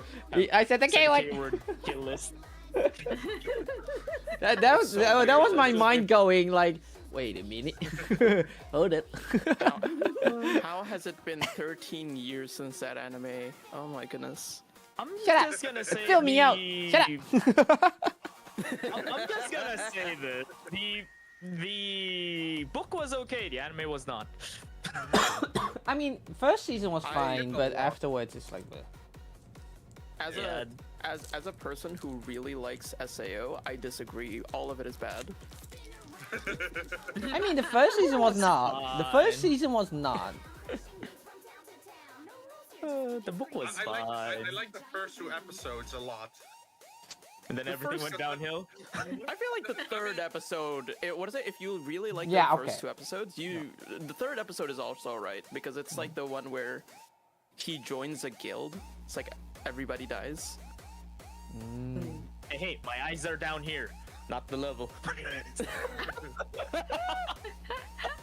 So, Oh next no! up, your choice is a burglar's pack, a dungeoneer pack, or an explorer's pack. They all contain different items. Do I know what it Fitting contains? with the theme. Yes. I can look it up if you want. I mean, that will be I'll look it up real useful. fast. I mean, that I'll will look be it up useful, right yeah. now, but you guys can move on to the next part, and I'll Okay, post okay. the 3 things. Okay, thank you. Next, you get leather armor. That's not an option, you just get it. Okay. You get free armor. Yay, free stuff. I like that. So I'm gonna drop that in. And you can see that your armor class went up by 1, I think. Yeah, it's only 1. Where do I see Yeah, that? because your armor class is the central column, and then the top left shield symbol. Oh, that 12. Okay. Wait, it's 12 for you? It says it's 12 for me. How does that work? It's 12 because it's 11 plus your what is it? Your dexterity bonus. Ah, Or if you don't have armor, it's 10 plus your dexterity bonus. I don't know. I haven't be- watched before it. before he had 10, and then dexterity bonus is plus 2. So if it's 11 plus 2, that should be 13, right? Yeah, basically, yeah. That should how math works. Yes. All right, I posted the burglars pack, dungeoneers pack, and explorers pack. burglar's price includes a bag of 1,000 ball bearings, 10 feet of So many string, balls. a bell, 5 kennels, a crowbar, hammer, 10 pythons, a hooded lantern, 2 flasks of oil, 5-day rations, and tinderbox, and a water skin. The bag also has 50 feet of hempen The ropes. pitten is basically the thing that you drive into a wall, either for footing or to put a rope through, Oh, okay. A crowbar. 10 or pythons. for tents as well. Like you put it into the ground and then you put the rope around it to hold the tent up. 10 days of ration. Okay. Mhm. Collected by bed roll and me see if I masticated can- with 10 torches and ration and water skin. Let me see if I can I think find I'll take a GIF. of the the burglar pack because I see 1,000 ball. But that's it. Yeah. balls. Balls.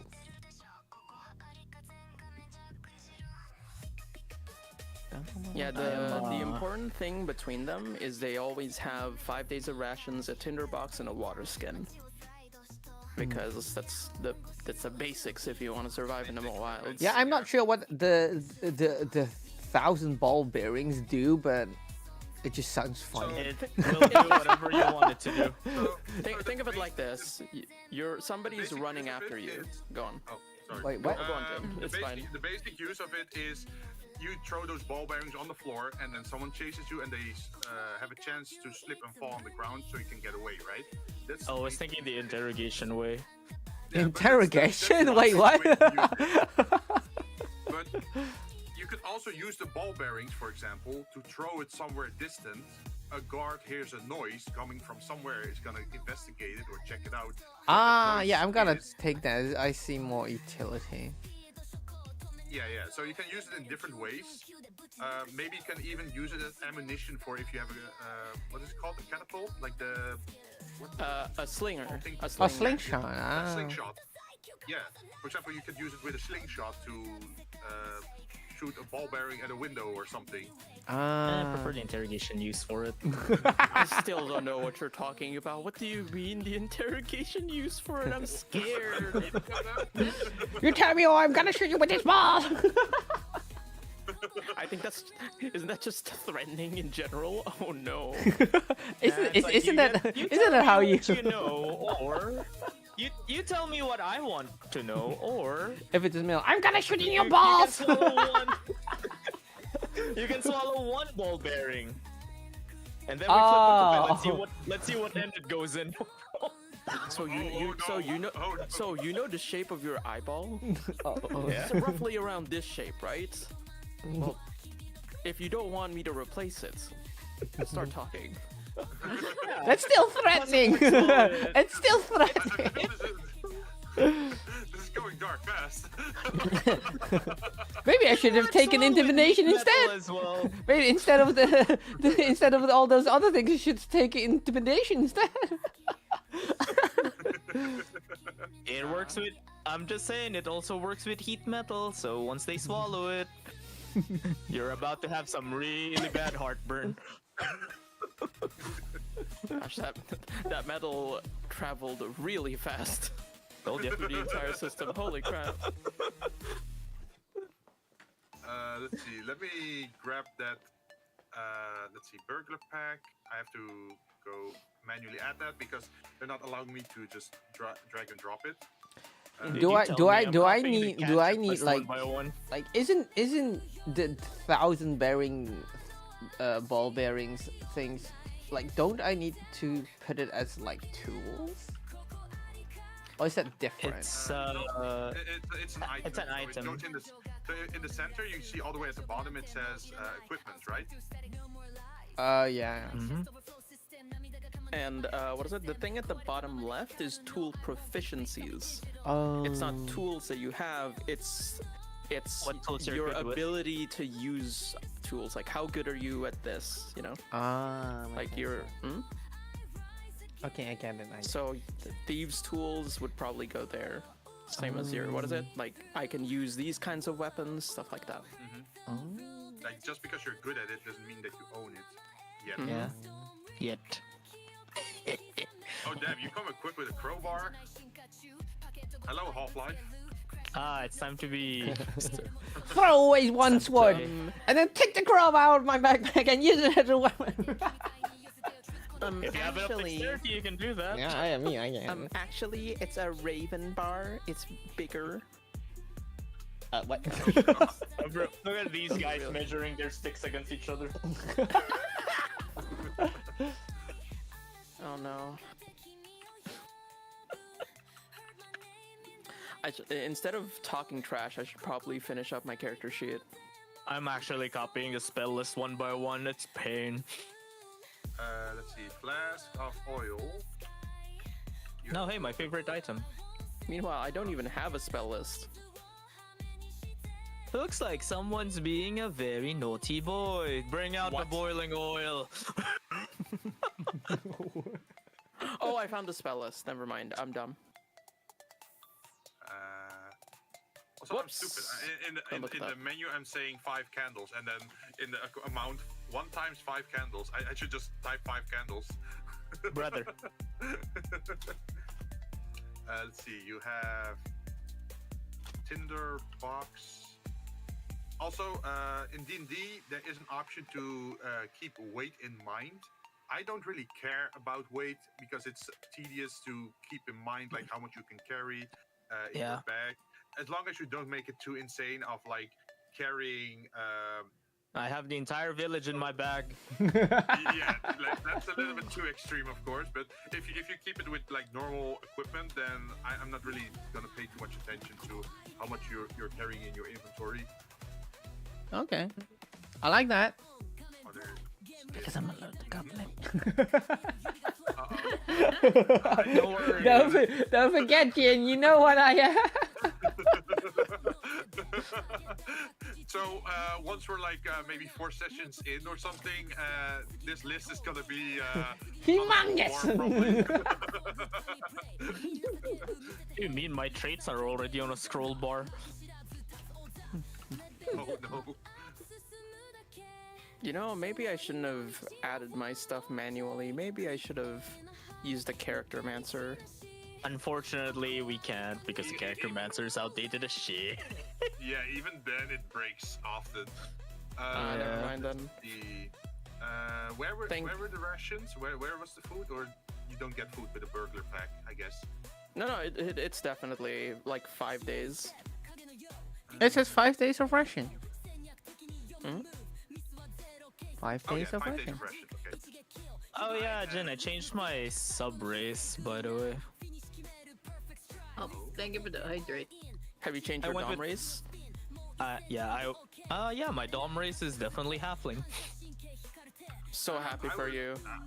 I would recommend everyone to add the rations not to their equipment inventory, but on the right side where you can keep track of class resources or other resources, because you're gonna keep track of the rations that you have for Wait, the which one? scroll.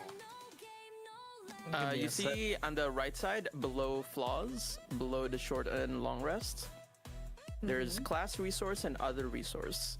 So if you, if you hover over other resource and click it, you can change the Oh, name okay. to Okay. something else. Yeah. So I think that's probably better to keep your rations at, so you can easily keep track of it. Oh, How many also rations do interesting, we usually get? I'm not sure how many you get. That depends on your class, I think. It depends on your class, yeah. It's part of the pack that you choose. Yeah, your starting equipment, pretty much. Yeah. Wait, let me go over the but- Karoshins. It's easy to buy more rations in town and stock up for a month or so. So you have like, I don't know, 35 Gonna rations steal on some you. ration. Just 35 days worth of jerky, dried fish, and hardtack. Yeah. Like Time the to play the good berry spell. Well, you could. No, like But it's seriously, gonna that's cost- in. It's gonna cost you your spell slot for that day at least. Yeah, I'd rather. What is it? I'd rather just cook my meal and season it, please. I cast this. Alright, Jin, just warning since you did put us on a ration detail, you're gonna hear a lot of "is this edible?" One way to find out. Well, good luck, goblins. I mean, I have a high constitution, sort of. Well, Hey, hearing that, I hope you have an iron stomach then. That's why I raised my constitution. starts investing in Constitution saving throw for real, for real. It's time to go and eat the locals. No. Oh no. It's time to eat the local cuisine. Literally. I'm getting more worried. Let's see. I need to look for items, daggers, because I'm not evil, I'm eating the problem. I don't see you eating yourself, so clearly this is not the case. I am the solution after all. So you also got 2 daggers, and daggers are also a melee weapon, but you can also throw them. Ooh. So that's a nice little thing. You also have Thieves' Tool as the actual item. So you're good at Thieves' Tools and you own Thieves' Tools. How amazing. Nice. Makes sense. Next up is Expertise. I'm gonna copy this in. Wait, And then it's on the left, like 2, that's like how much I have? wait. I'm gonna look at your stream just to No, see. you cannot see that. In the item thing that you put in like daggers, I see 2, and then behind it says 1. Oh yeah, because I dragged and dropped it from the compendium on the website because I was too lazy to manually input it, and it was available. Just to so I type drag in and drop dagger. it. Yeah, basically. No. So since the dagger is a weapon, you can also see that it's added at the top at your attack and spellcasting menu, right? Ah. So because I wasn't sure what the values were, I just used that. Wow. So imagine, this is also a good test since you now have weapons. Imagine you want to attack with your short sword. You can just click on your short sword in your character sheet, and then it should roll it in chat. Drag and roll. Ah. Oh. That's a nat 20. That would have been a crit. And then after you do that, you can click in chat on the value short sword. You see the text right underneath. If you click on it, then you will roll for damage. Wait, where? Let me check on your screen. Where? So you see the Oh, on the text. Like oh, yeah, that. there. Yeah. The text itself. Ah. Okay, you hit with the dice, and then you do 4 piercing damage. Currently with your weapon. And if you mouse over the value, you can see exactly how that value is calculated, which is apparently you roll a 3, and then you get a +1. For the other one, it's you roll the 1. Like, for try damage, the and then you one get a where you got the 24. Try click on the short sword that you got a 24 on. Oh yeah, and then click the short sword and then throw. There you go. Oh. 8 That plus 5 counts the piercing crit. damage. Yeah, because you critted with it. Ah. I see. Okay. So you do more damage with it. Makes sense. Makes sense. I'm gonna put in another text. This is your expertise. Because you're a rogue, you can be exceptional good at one of your skills, where you can 2. double it up. What? Yeah. You can. At first level, choose 2 of your skill proficiency or 1 of your skill proficiency and 1 skill proficiency with Thieves' Tool. Proficiency bonus is doubled for any ability. So, for example, you now have a +4 for stealth, for example. If you were to choose expertise in your stealth, that means it will double it. Oh, oops. Double the proficiency bonus specifically. Yeah. So what is it? It would go from +4 to +6. Yeah. Wait, how do I choose? Oh, you just tell me, and I'm gonna do it in the Oh. more advanced part of your character sheet. In the weird numbers part. Yeah. Give me The funny number section. For real. persuasion number then,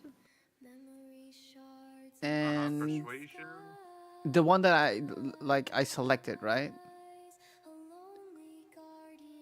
Wait, my character sheet just changed. Oh, sorry. I'm changing it for you on the. Where is it? It's so middle row. You said persuasion. Yeah. Okay, persuasion, expertise. And what else? 何しよっかな. Can I go back? Which one I have selected? Oh, okay. Yeah. You can. Here you go. Let's do stealth. Okay. Then I'm gonna go back again and also do it for stealth. Wait, how are you going there? Oh, so on the top right you see core, right? Ah, okay. Above Or there, bio spells. And then there's a tab for bio, where you can talk about what your character looks like and what allies or organizations he's part of, or what kind of treasures they found, or what kind of backstory they have. There's a lot of text. If you have spells, then there's the spell tab, and then there's the gearbox, and there's the map and very specific benefits that you have as a. Thank you for the follow, character. Caesar. So I'm gonna add, let's see, expertise. That looks much better. First is from 2, 3, class, 4, 5, 6, 7. rogue, I still have 7 left. God dang. 7 what? Oh no. 7. The spell book is a pain. Oh wait, you're using a spell book? No, it's the cantrip. That's just the cantrip list. It's a pain to find. It's a pain to list. How many What are you talking cantrips about? are you looking at? It's How many cantrips do you have? Like at level 1? Oh no, I'm just listing them so I can prepare them. What are you munching on? I have food. Wait, you're talking about cantrips, right? Yeah, I'm just No, listing you them can't. down. What is it? Cantrips you can only have a certain amount. You can't Yeah, prepare you're right. cantrips. If it's spells though, you can prepare them. Turn them but in and out. Cantrips you can't switch out. Sorry, I'm just listing them out. Otherwise, you Ah. just. Yeah, Fair I'm enough. just listing them out. Yeah, but it could be confusing if you have them on your spell list and you don't actually have them. Yeah. Wait, did I just? I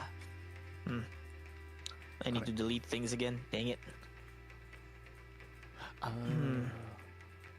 Wait, do I also need to write Uh, like the age, size, weight, eye skins in here? Not really. You can, or you can roll for it. How do I roll for Jin, it? how do you delete things in the character? Into spells. Yeah. You click on that lock symbol, I think, and then you can delete stuff. Yeah, at the bottom of Oh, that each helps. spell slot. Yeah. I listed it the wrong way. Dang it. You can also switch them around if you press the lock. Oh, also, Jen, your OBS has something with an OBS logo on the screen. My OBS has something with an OBS logo on my screen. Wait, what? I mean, your Something screen. broken. Your Yeah, big setup. with Wizard. Oh, yeah. Sorry. That was because I have to be in a chat with someone before I can actually change that. But because we were already talking in the middle of D&D, I didn't have time to change it yet. Oh But well, let you me can go change it right currently my question marks, I suppose. Oh, that's me.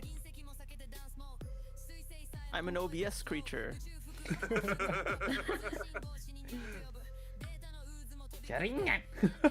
Almost.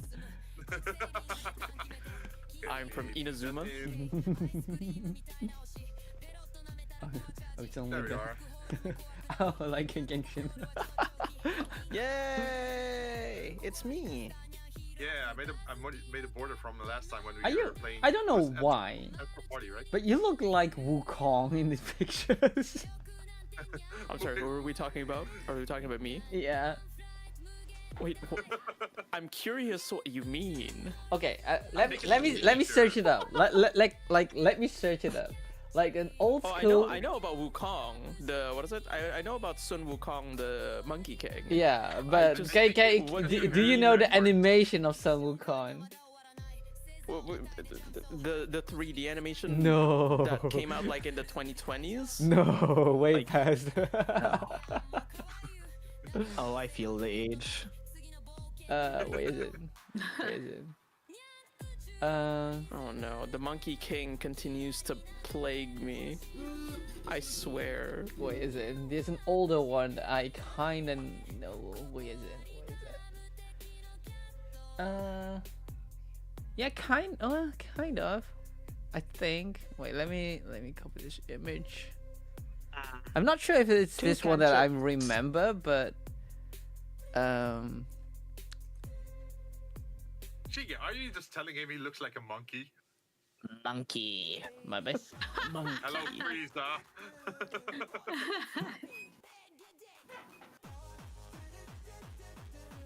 I think it's because of the hair that's backwards, right? Yeah. Or is it something else? and the weird sticks that's sticking out. I'm like, are those What poles? sticks? Six? Yeah. What sticks? No, he has a sketch style. Yeah, the sketch on right? Discord. Yeah. Yeah. Frieza, Frieza. Oh, my Discord. What is it? Profile picture. Yeah. Oh. Those are sword handles. This is my. This is. I know this, but it feels like sticks sticking out of it. Oh, like a staff, like a bow staff. Yeah. Oh. Understandable. Oh wait, there it is. Understand able. Let me change Yeah, my this one. profile picture. This one. This one. I can't believe Sort of. this. Sort of. Oh my goodness, is that the 2010s Monkey King movie? I think I'm not sure. I'm not sure. It's Stephen Chow's one. It's just really ridiculous one. It's just comedy On my constantly. back. On my back. Welcome back. Oh. Oh my goodness, I do not want to see this anymore. Don't you think that it looks like it? Don't you find that it looks like it? No. Really? I exercise my right to remain silent. Anything and everything I say will be used against me. I don't want to look like the Monkey King. No, I don't want to look like Sun Wukong. I mean, it's one version of the Zonogon, I suppose. I just turn it. I just turn into dust. Well, at least I have one. At least I have an idea on what to bring. At least. The spells though. Spells. Damn. Spells. Well, Yeah. that's like a detail you can take longer to think about which spells you exactly want. You can. What is it? You can probably change it all up. What is it? Change all of them like up until the first session. Yeah. No, At I which mean point- the spell for it's because of the subclass I picked, so I get additional spells as well. So I'm like, fuck, more things to write. Isn't it fun? Now I remember what the tedium is when playing spellcasters. That's why I swapped the cleric. So I mean, at the added- very least, what is that? Because you're in Roll20, you can just look them up in the compendium, right? And just No. copy them over. No, you have to Well, manually not every copy spell- them. Not every spell is in there or is in there correctly, so sometimes you have to manually add that. That's Ah. the bad effect. The benefit is you can modify stuff. Uh-huh. Yeah. Yeah, me So, personally, for- the for spells that I Shiga, go on. I added the sneak attack to his list, and it's also in chat. Oh, where is it? Oh, sorry. It moved up a little bit, but sneak attack is an extra effect that you can have on your weapon if your enemy is distracted. It pretty much says once per turn you can deal an extra 1d6 damage. So you just roll a 6-sided die. On one creature you hit with an attack. If you have advantage on the attack roll, the attack must use a finesse or ranged weapon, which which means it has to be a dagger, short sword, rapier, or maybe a bow, an arrow, like that sort of stuff. It also says you don't need advantage on the attack roll if another enemy of the target is within 5 feet of it. So imagine John stands next to the enemy and you're firing an arrow at them, then you can also do sneak attack damage. As long as someone is nearby them. So you can do extra technically, damage. that's just distracted because he's focused on someone else. Yeah, fighting someone else, and then you get the benefit of sneak attack. A lot of the time when you play with rogues, you'll keep hearing, "Do I get sneak attack? Do I get sneak attack? Do I get sneak attack? Do I get sneak attack?" Pretty much. So how it would work, for example, you click on your short sword, and then you roll this, and then you click on the short sword for the damage, which would be 4, and then you click on sneak attack on your See? weapon, and then it says same as weapon. So that means you do a total of 6 damage then. Oh. It's like another modifier effect. Gosh, you said, "Do I get sneak attack?" And I felt something deep inside me just. No, don't ask this. It says right there in the text. Please. Do I get sneak attack? Do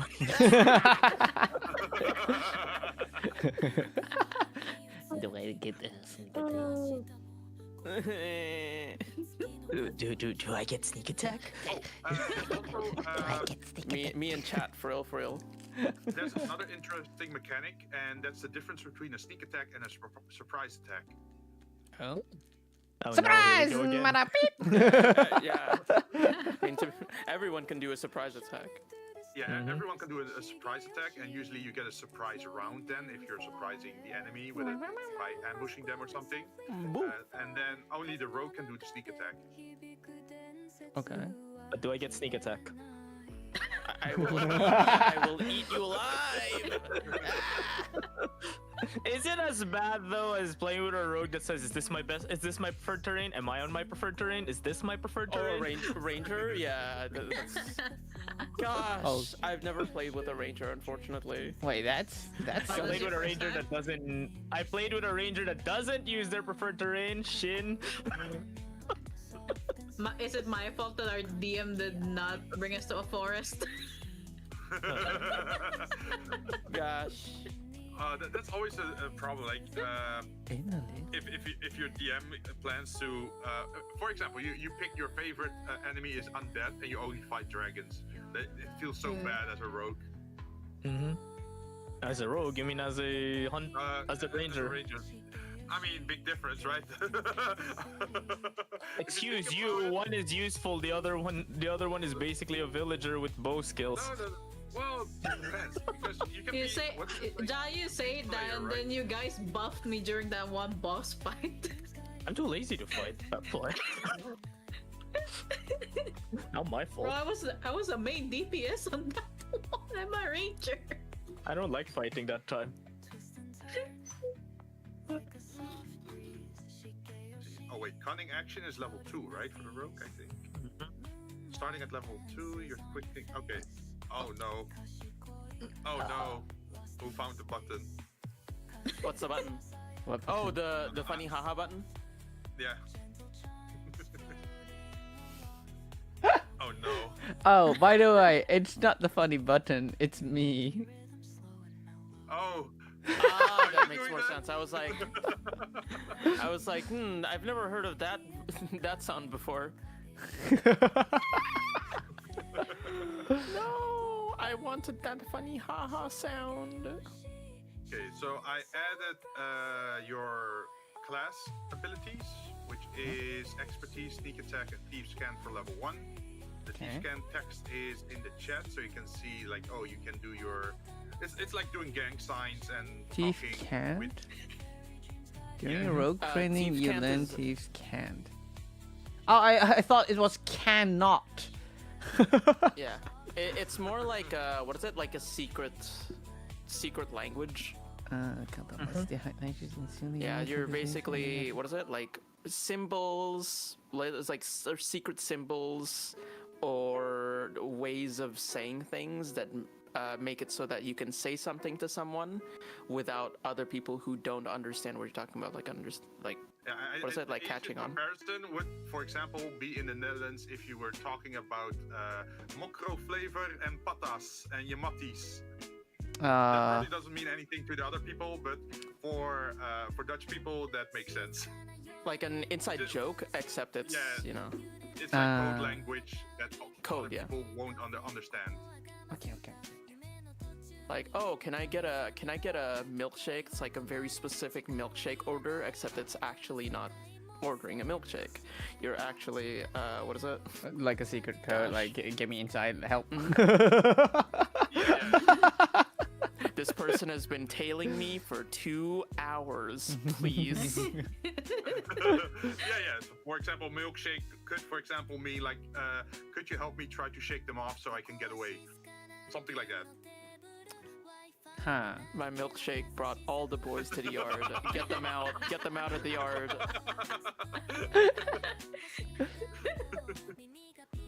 Oh, I'm gonna have so much fun.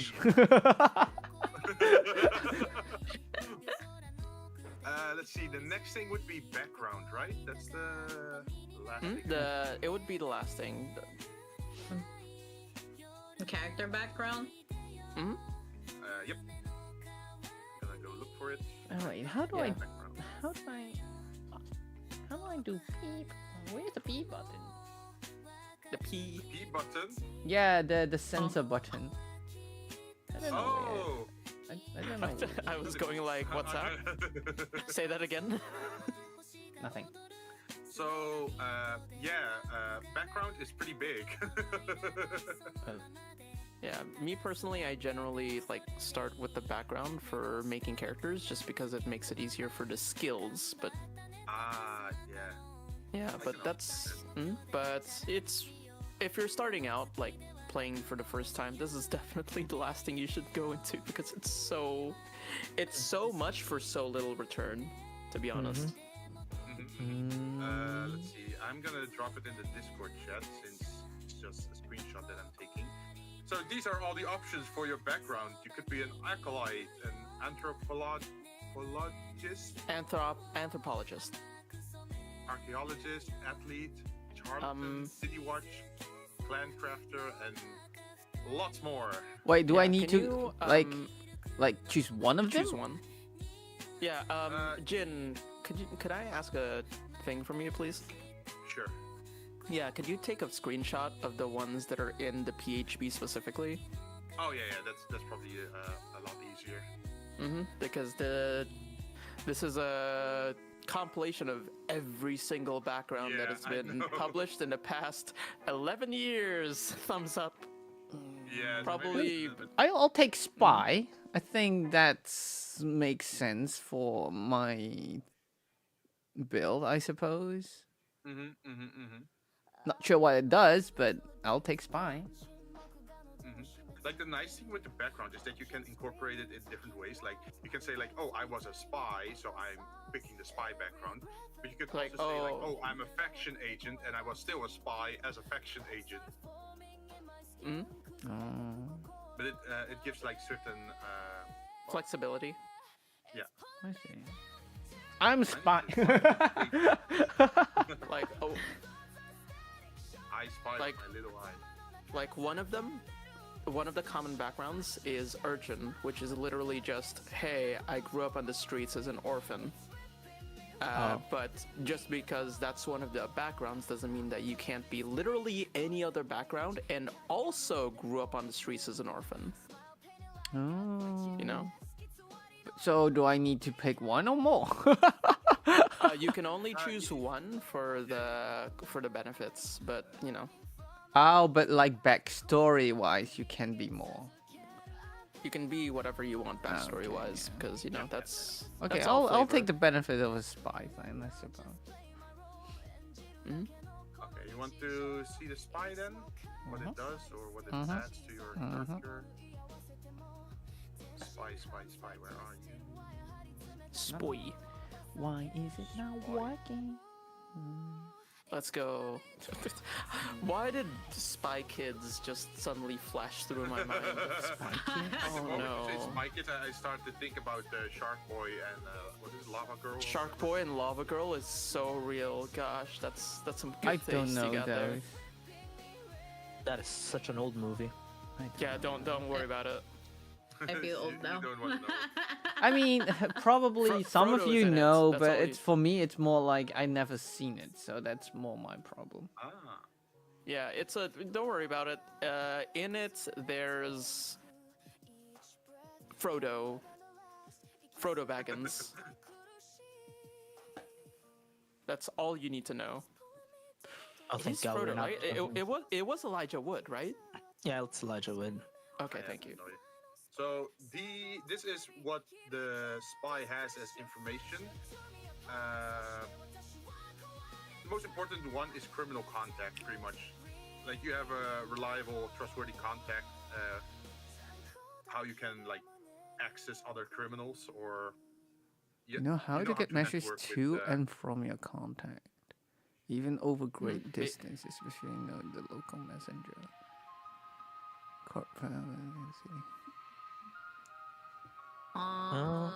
Basically, you're connected to the criminal underground. Is something happening in chat? Or- No. What does the avatar do on the edit? Oh, the avatar. That's basically just like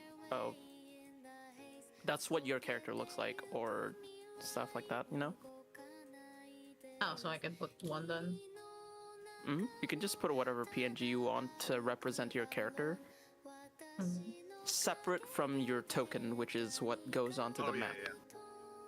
Wait, where do I do On that? the bright side, I'm not playing with the two hobbits, two halflings named YOLO Swaggins and Bilbo Swaggins. Gosh, I'm gonna cry. What? What do you mean? Oh no. I played with two halflings. Both are rogues. One is named YOLO Swaggins, and the other one's Bilbo Swaggins, and I'm like, I hate you two. Oh no. What? I don't understand. For Shiga, so you can see your criminal specialty, right? And you can just pick a specialty yourself, or you could roll a dice for it if you don't know what you want to be. Mhm. But Or that would you be can your just criminal make- specialty, pretty much. Or you can just make something up. Oh yeah, true. You can also just make something up. What? Do you think I know? My sources are I made it Well, the fuck up. Criminal You're specialty. Yeah, politician. There are many kinds of criminals, and One, within it a is skill, blackmail. You're a professional blackmailer. Okay. Wait, is that a D8? Wait, whoa, My whoa, crim- D8. Okay. My criminal specialty is actually AI art. Oh god. Oh no. The most diabolical of all of them. That's crazy. I don't know what it does actually. All of those. What does? Everything. Well, blackmailer blackmails people for money, right? Yeah. Okay, that makes sense. Murderer, Burglar makes sense. Goes into someone's house to steal shit. Okay, and then Forger is force like it. a bouncer. What? It's like being a goon of a.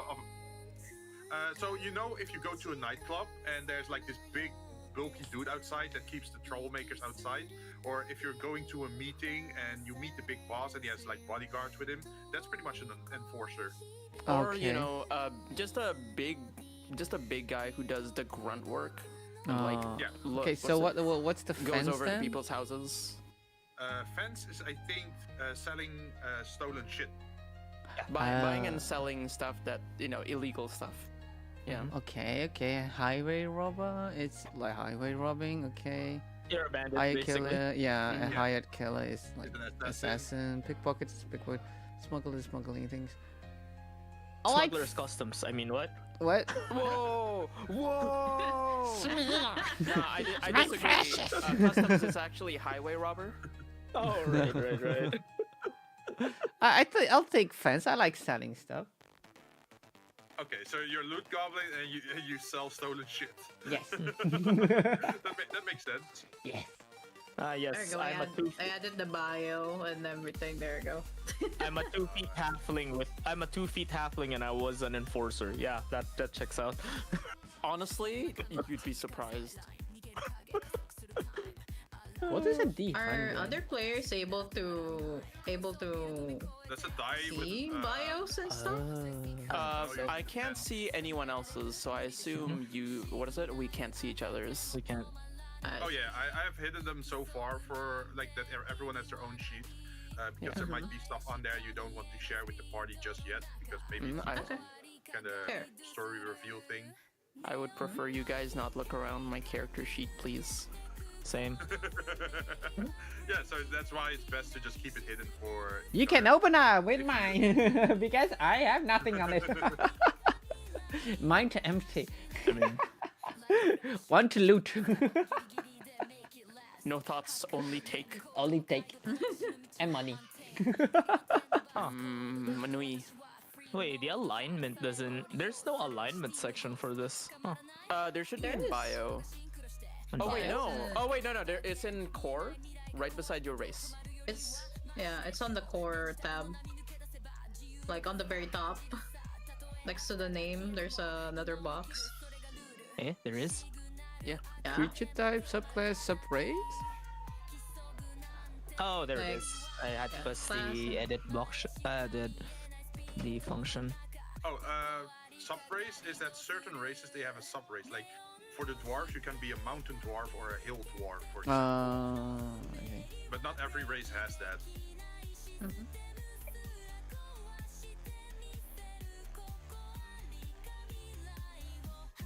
You have experience over a fence in your life. Oh. So you can just say like, hey, we're trying to sell this stolen item, and then you can say like, can I get advantage if I try to do that? And then you can say like, I want to have advantage because I was a fence previously in my life, or I have that criminal specialty. And then I could look over it and then say like, oh yeah, that makes sense. So you get advantage on trying to sell stolen shit. Yeah. Hey. Basically, do you have a background reason for being particularly good at this? Yeah. I'm like thinking, it's like, I steal something from the same shopkeeper. Isn't that mine? No? Makes sense. You keep stealing from the same shopkeeper, and it's like, hey, grandma, I'm taking this away. Bye. We're going back to the essentials of Skyrim. Oh no.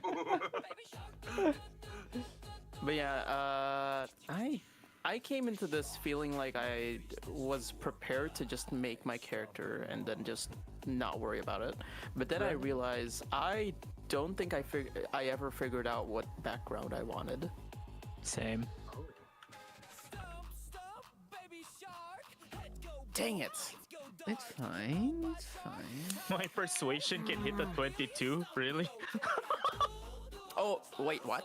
What do you mean? Oh, that's funny.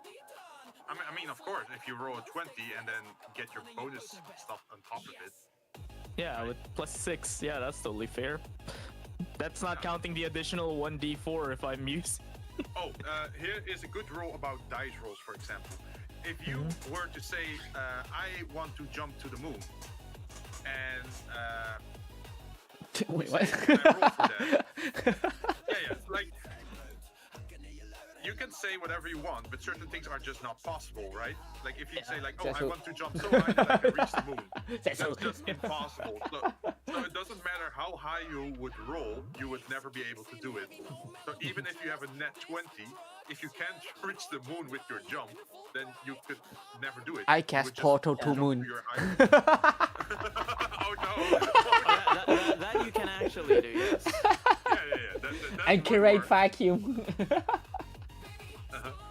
Opens the portal, immediately gets sucked out, dies. Instant killing Also, every buzz.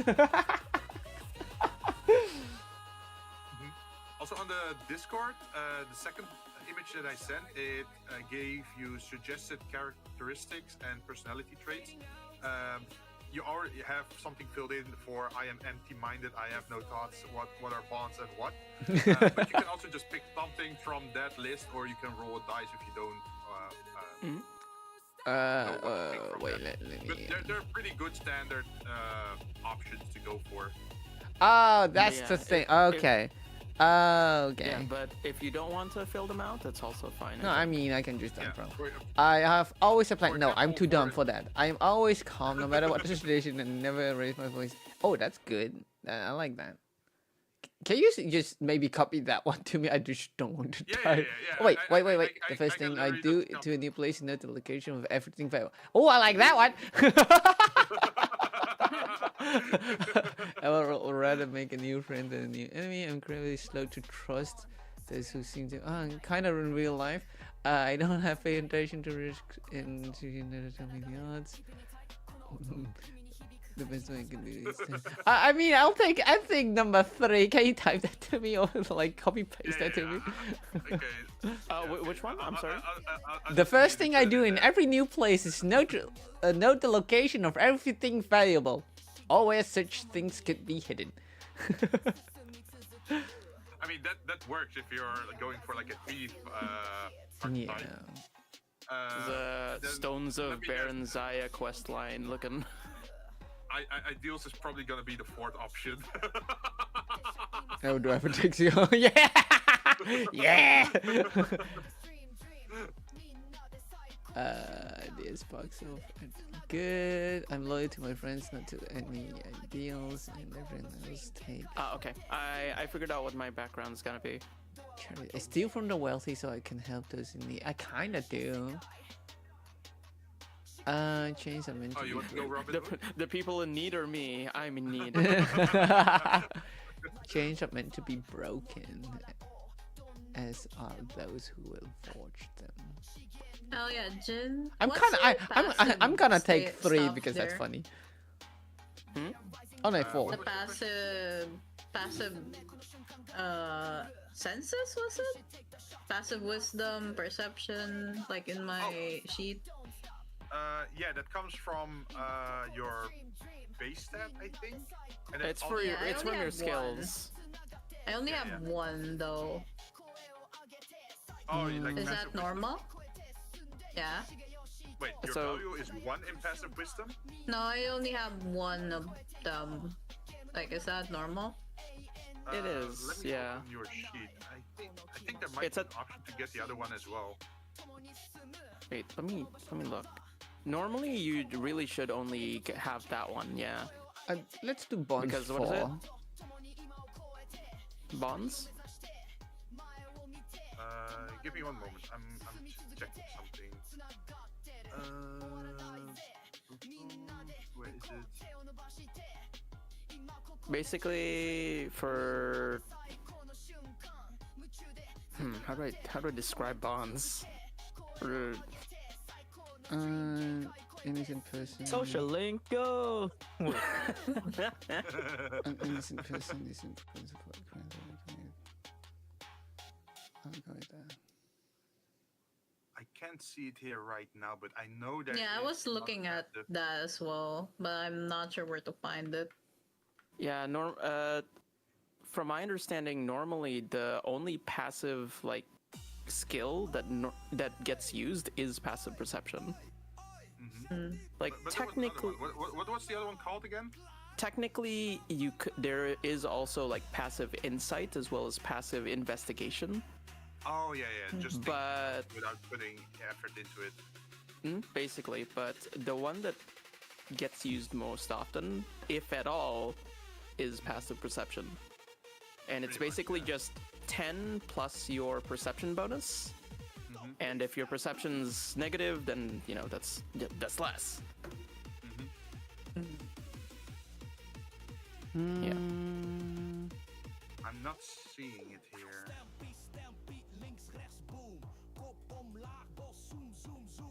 Also, I'm gonna enable this add Dex tiebreaker to initiative because sometimes if you roll the same number. Also, Shiga, what were you talking about before? About the bonds? Which one? 3. Just No, in general, 4. I think. Oh, 4. Oh, 4. Can I see that? I will become the greatest thief that ever lived. By you? And six, so I at six, I'm like, I have two things. I'm not sure which one I should take. It's either one or two. You can also pick both if you want. If you want two For flaws, flaw? Nah, no, I only want one flaw. Oh, I'm perfect. I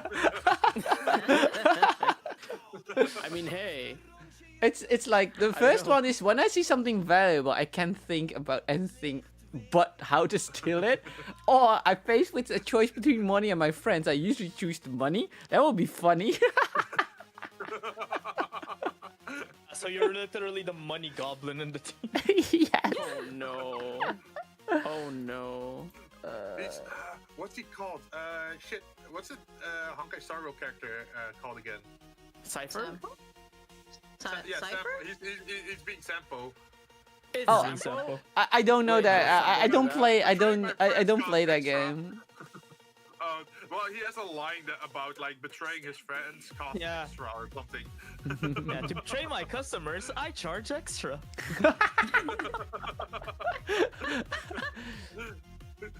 That's crazy. I Gosh, mean what a that's real that's one. funny. Mhm. I think I'll choose one instead. I mean that makes more sense because I want everything. Okay. Mm, So you're a kleptomaniac, Yes. right? Not sure what that means, but I'm saying yes. That means you're almost addicted to stealing shit. Ah, yes. Mm-hmm. Like you see a gem on a pedestal and you start sweating because Yes, you want it yes. and you need it. they're like, oh, something interesting. Just reaches out and takes it without really thinking. So what you're saying is I have to casually grapple Shigeyoshi with my steel defender. Maybe. I don't even know how. I don't even know how I ended up in this team. I just smell just fortune from you guys. God. You have 2 proficiency in one type of gaming set. Are you good at dice? Are you good at chess or what- Darts. I think that, Wait, what? Any gambling thingy. Yeah. yeah. Are you good at chess, cards, or throwing dice? Really good at Bar Balatro. games. Belatra. I don't have the game, but yeah, no. Wait. So wait. have to What's play this about? Balatro Wait, what is in- this about? Like this? So because you're a criminal, Uh-huh. you also have 2 proficiency with 1 gaming set. Think of like you're in a dodgy tavern or something. Maybe you are playing blackjack or poker, or maybe you're gambling with dice. So you're usually more proficient in those type of things. So they make you choose between you can be proficient in dragon chess, in dice rolling, or in playing cards. I'm proficient in front hand, backhand. Let's do cards because of sleight of hand. Ah, I see it. You gotta cheat in cards, huh? Oh, what's this? It seems that I have gotten a 5 of a kind. Oh, crazy how that works, huh?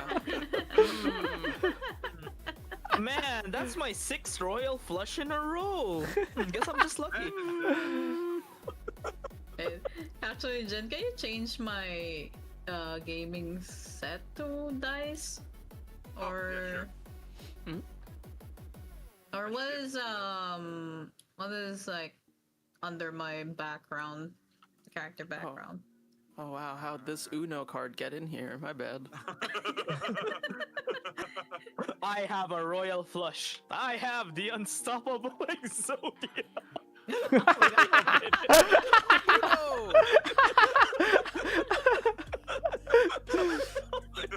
Suddenly Yu-Gi-Oh out of nowhere.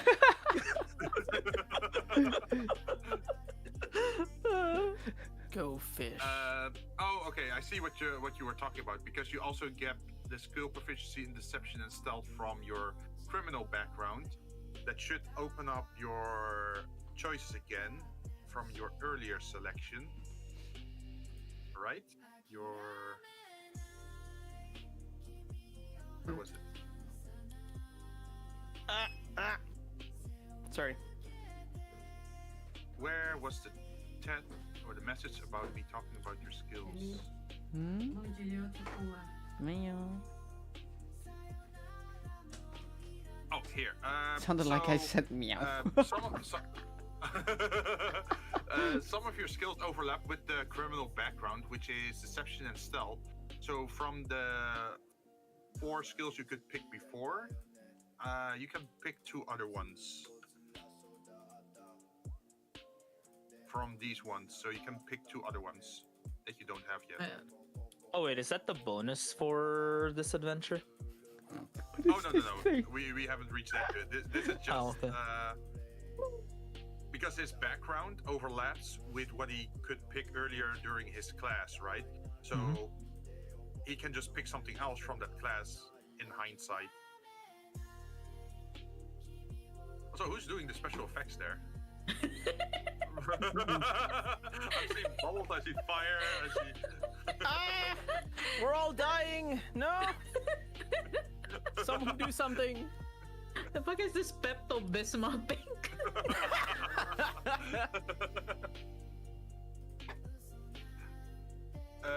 Wait, is she away at the moment or is she still here? No, I'm here. Wait, how do you do that?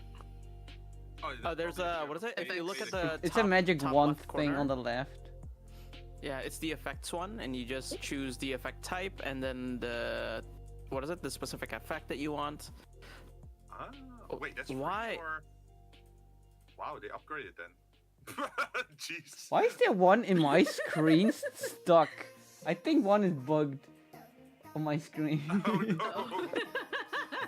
Why? I need to refresh. God damn. Kamehameha over there. Wait, what Holy happens crap. if I refresh? Actually, what happens actually with the game? It just Nothing, you- refreshes it. You Nothing just really. refresh the room. The Oh. moment you input something on the screen, it is saved. They won't let you choose colors. Poo. Oh, you wanted Nah. to have blue fire or something? You can. What is it? There are effects. Yeah, there are effect types, but Yeah, there's some other big than effects. those, Oh, that's a no. wait, do I get anything as my race? Oh I need wait. to. Hey, Get John, extra say it, races. bubbles. It's the All kiss right. bubbles again. Okay, I do get something as part of my race. Are you back, Shiga? Yeah, I'm back. Okay. So what I was saying is that I typed it in chat again. From that list that I had before, the acrobatics, athletics, deception, insight, intimidation, etc., you can pick 2 additional ones because it overlaps with your background. Wait, what? So you picked 4 skills earlier, right? Yeah. Do I get to choose another 2? Yeah, you get to choose another 2 from that list. Because you, what is it? Because you, 2 of them were actually already in your background for free. Yeah. Oh my So god! Yeah, so Yeah. that's what we mean. You're a skill monkey. You have a lot of skills. you have a You lot of monkey. skills, and It's oh like boy, you're gonna be really it's like good at them. I got hit by a truck and got reincarnated with OP skills. For real. Is that your background? Isekai protagonist? Isekai protagonist. Is that what is it? Is that your reincarnation ability? Yeah, You can just probably. shapeshift? That's why you're a changeling. Yeah, probably. Yeah. I mean, I did want it to become a like a skill. shapeshifter VTuber, but I didn't know how. But so it's like in the background. I wanted to be. I was in the middle of making my reincarnated body, but I pressed random and God reincarnated me, so now I don't know what I look like. Okay. Is that the title of the light novel? Yeah, can you type it out for me? I'll be. That's my D&D campaign name.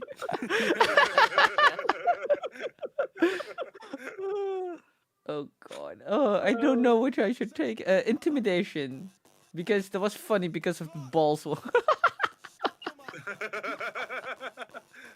And I too am intimidating because of my. I'm not gonna go with that. and let's do performance, I suppose. Yeah, yeah, performance also, because you have to be convincing when you're intimidating someone. Yeah. Isn't that?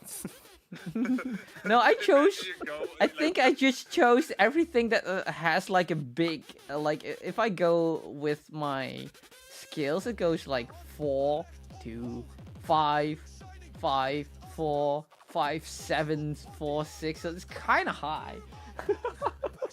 Yeah, you are a skill monkey when you're playing that.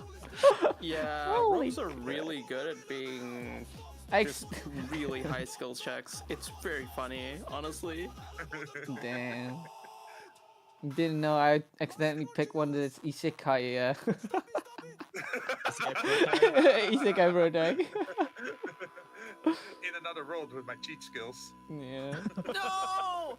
No! God.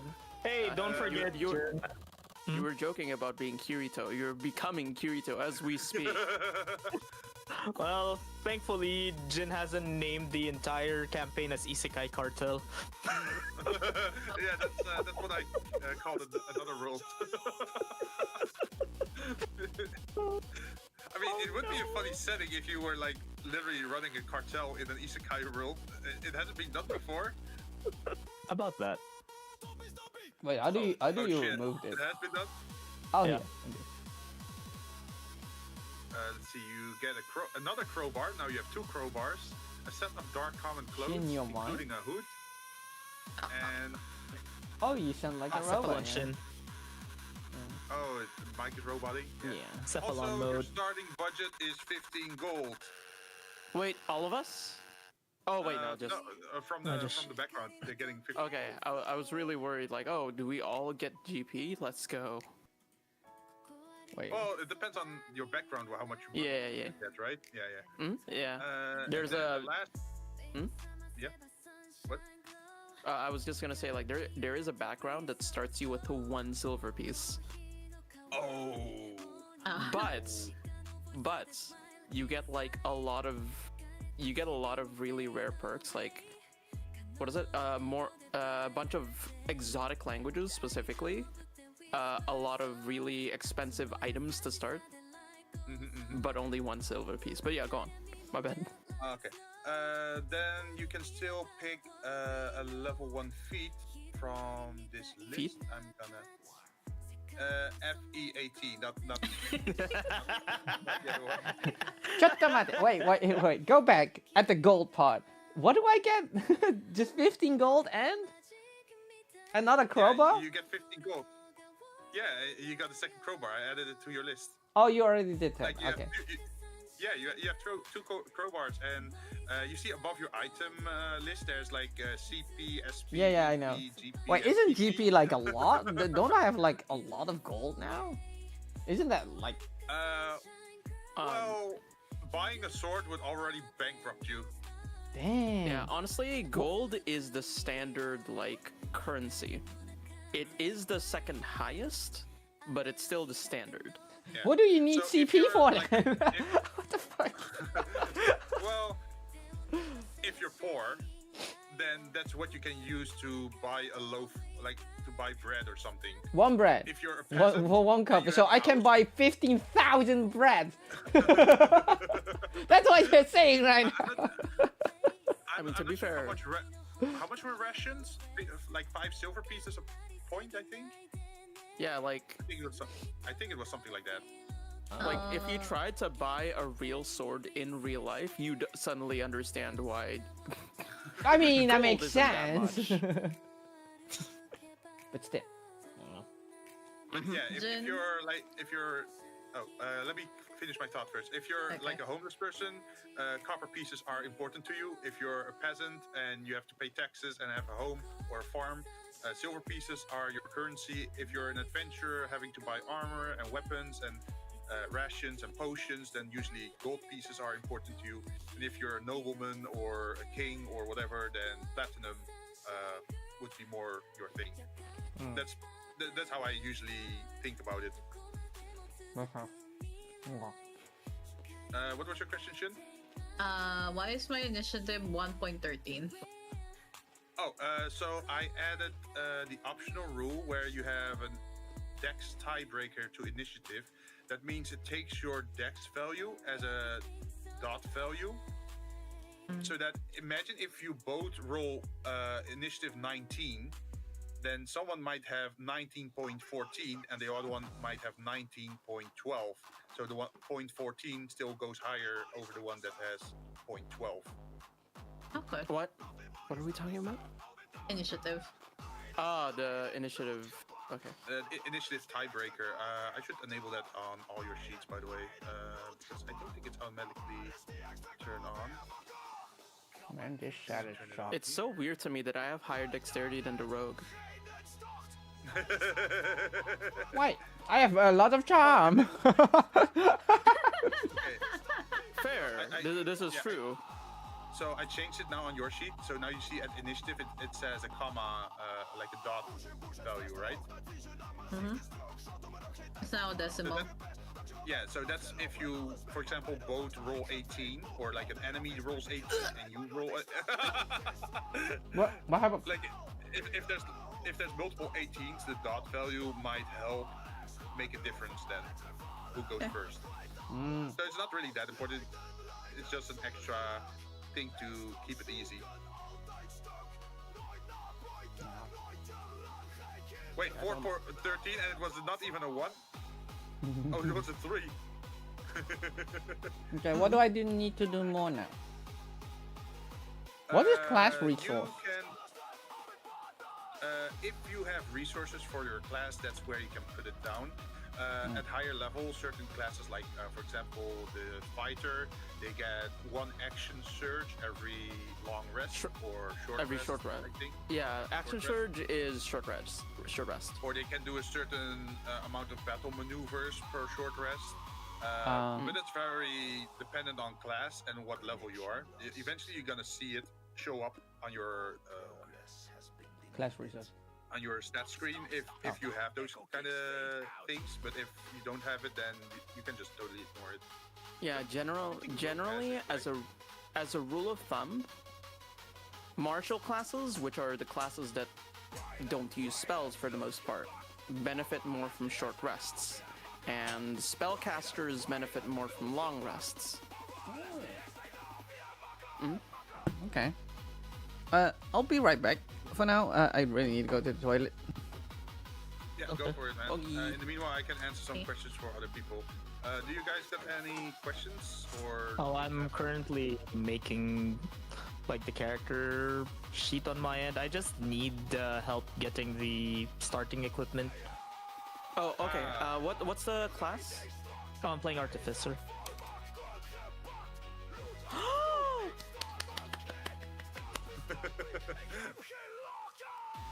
I'm sorry. This is only the second time that I've ever played with an artificer in my general vicinity. Let's just say John and my character know each other, and she's just That's true.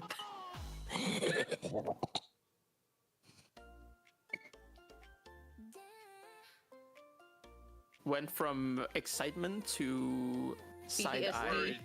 PTSD induced.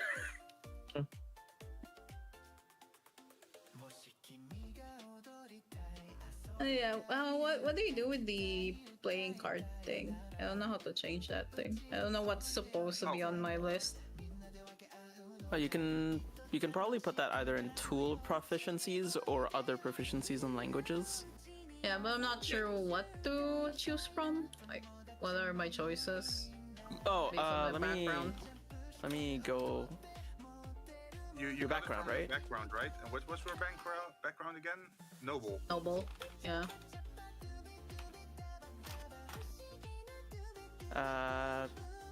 Tools, gaming sets, right?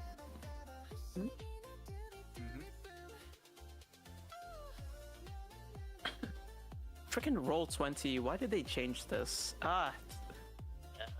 That's not all available on the platform itself. Yeah, they're charging money for it now. Oh, they say. All right, I'm posting it. Set. I'm posting it in the chat. Okay. So these are your choices. I'll go look up what the hell 3 Dragon anti-set is. What the hell is that? What is that? What's an anti-set? What are those? Yeah, Kind just ignore it for now. Fantasy game, I think. Yeah, it's a game that's only exists in like this universe, I think. I guess I'll go with the dice set then. It's a card game that's really popular in the universe. Oh, so it's Yu-Gi-Oh! Got it. Oh, it's Yu-Gi-Oh! You know what? I'll go with the anti set. For the shits and giggles. Oh my goodness. So apparently this is a mini game. This is like an actual mini game that exists actually- within the TTRPG. Okay. You want me to add it, Shin? Yeah? Add the anti set just for the lows. There you go. No, there you can remove the card set. Just have the anti okay. set. Okay. What's the There we go. attribute for? Attribute is query, so that means if you click on it, it's gonna ask you which stat matters for it. For example, if you Oh. want to cheat, then you would probably use dexterity. If you want to think something out, you would probably use intelligence or wisdom, right? Because it's What if you put strength? strength. I don't know. How are you gonna use strength for that?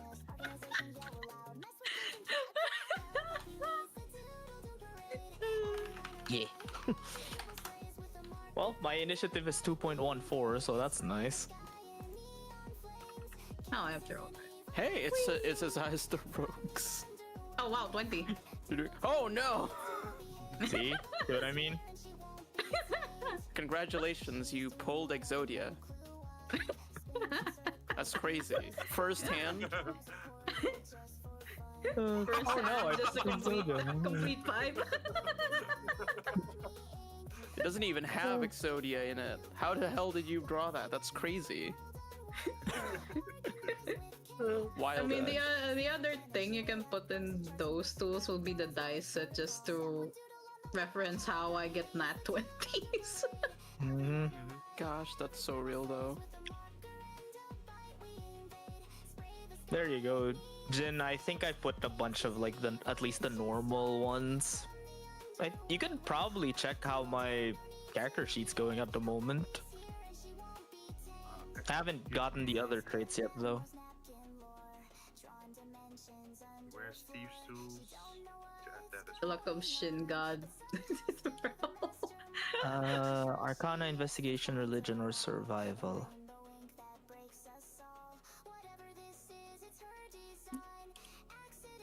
Survival. Wow. And...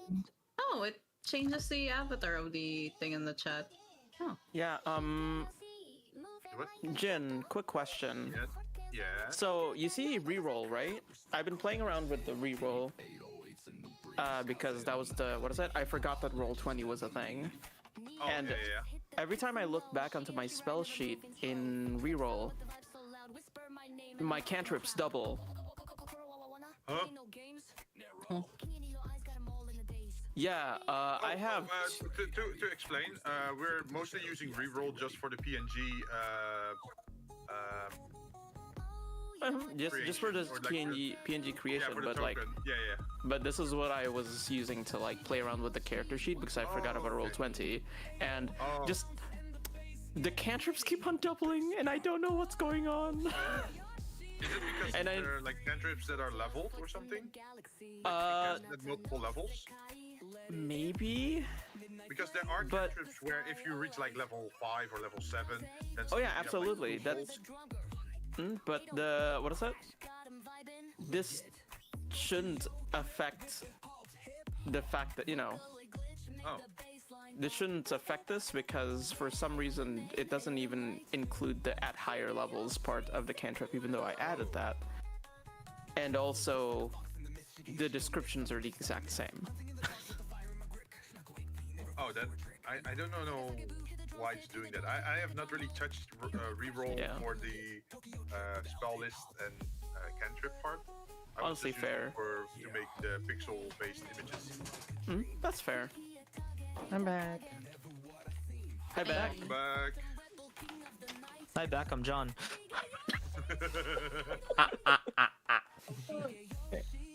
Quick question: is it all right if I ask you guys what languages you have?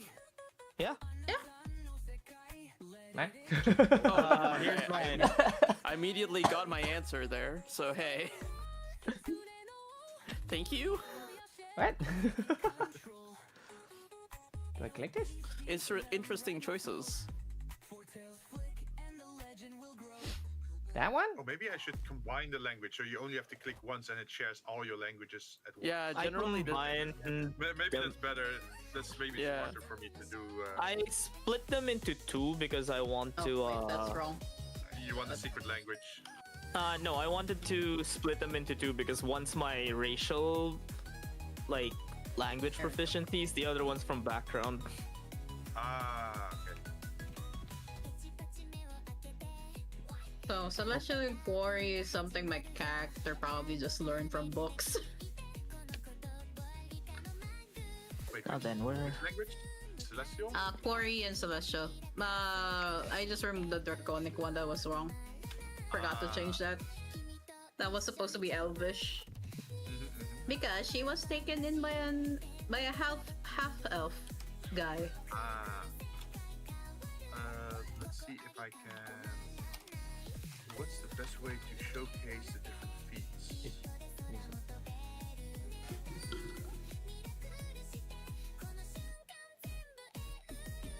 Because that's the last thing I Gosh. think she has to do at the same. What? Where is that thing?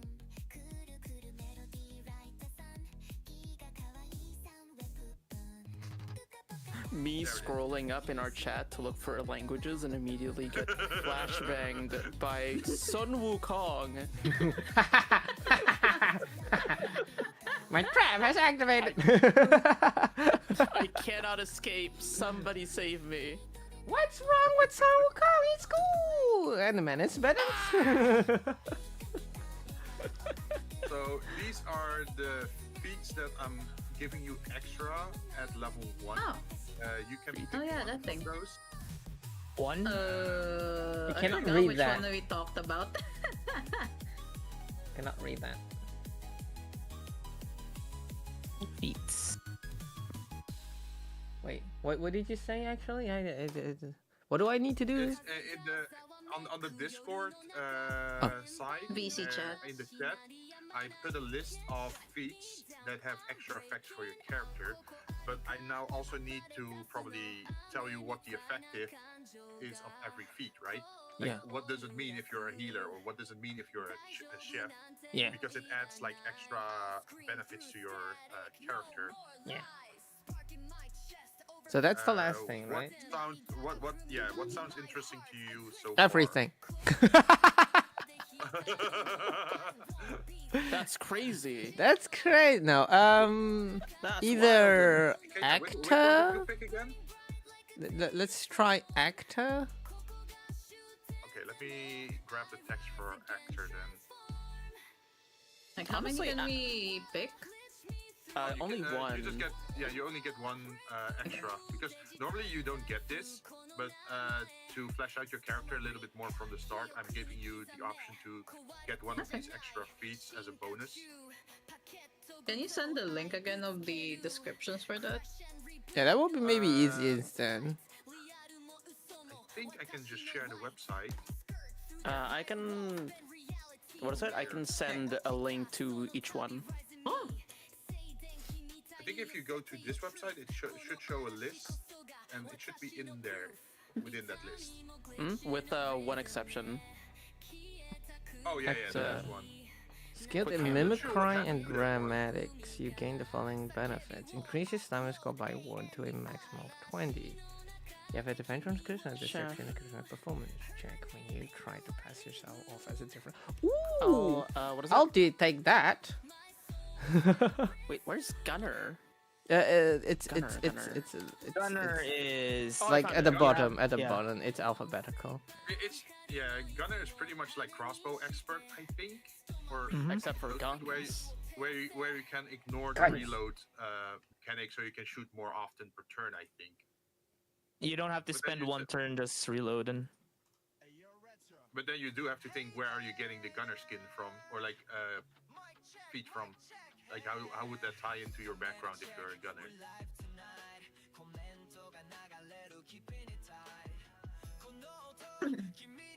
I mean, I'm an artificer. I'm pretty sure that's already there, right?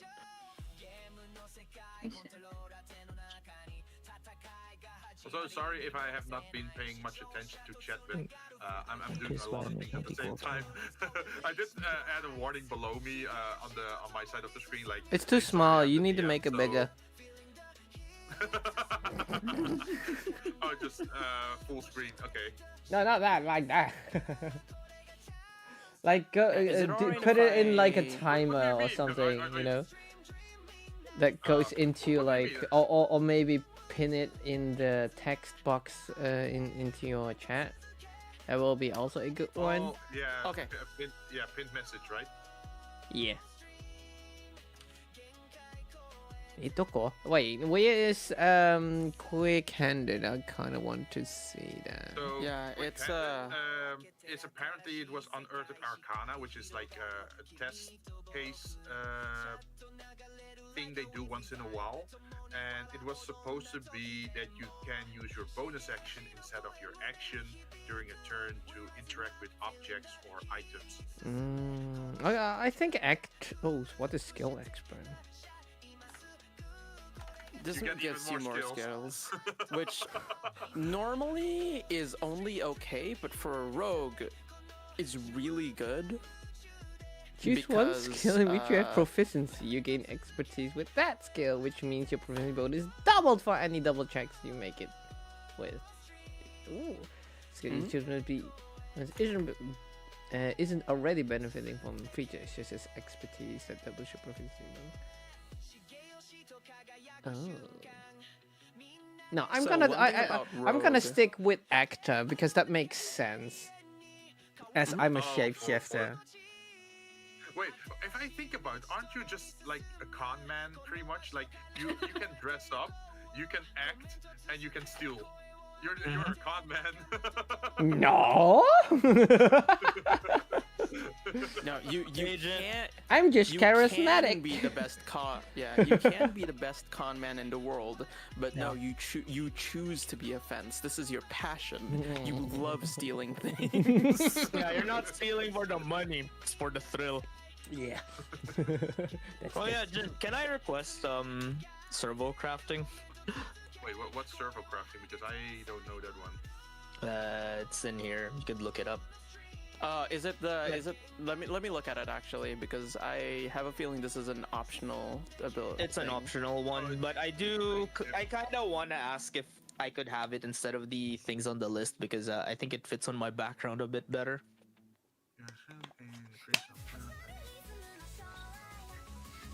I'm having a hard time choosing one. Hey, something that always works if you don't know anything specifically from that list is just to go for the tough one, because that just gives you more HP. So you're that's just XP. That's just HP. Hey, you don't know what I'm throwing at you guys. You're all okay. I will say one thing. What I noticed is that all of you are spellcasters and on the squishier side.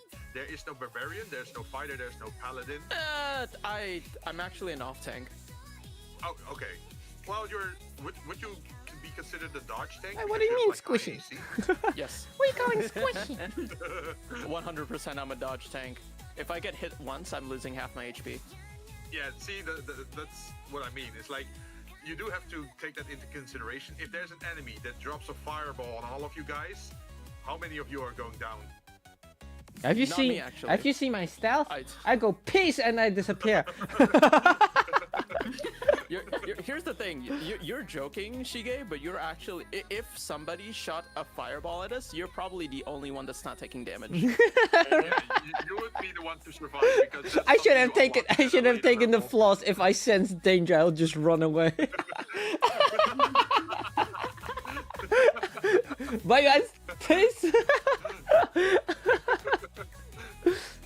All right. right, You're what's the it? last man standing. What you gonna do? 1v1? No, I'm gonna like. Did you know Apex that crafter? I would just craft everyone's banner and respawn. But yeah. Oh wait, I need to message somebody. I guess put durable on me on mine. Then Durable. That is. Let me double check what the text was for that. That's the one that makes it so that they heal more. What is it? It's easier for them to heal more on a short rest. Yeah. Okay. Yeah. All right, I put the what is it? I put the linked. I put a linked list in the what is it? there. In the chat, chat. Okay, so let's so that way you can just see. look those Click up. and But then, yeah. but I think you guys already looked them up. So thumbs up. Late, alas. So you want the durable? Yep. Okay, so that means your constitution goes up by 1, right?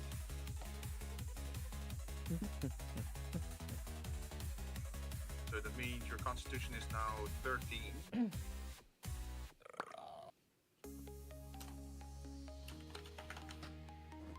And when you roll your hit die, you regain hit points. Minimum number of hit points you regain for the roll equals twice your constitution modifier.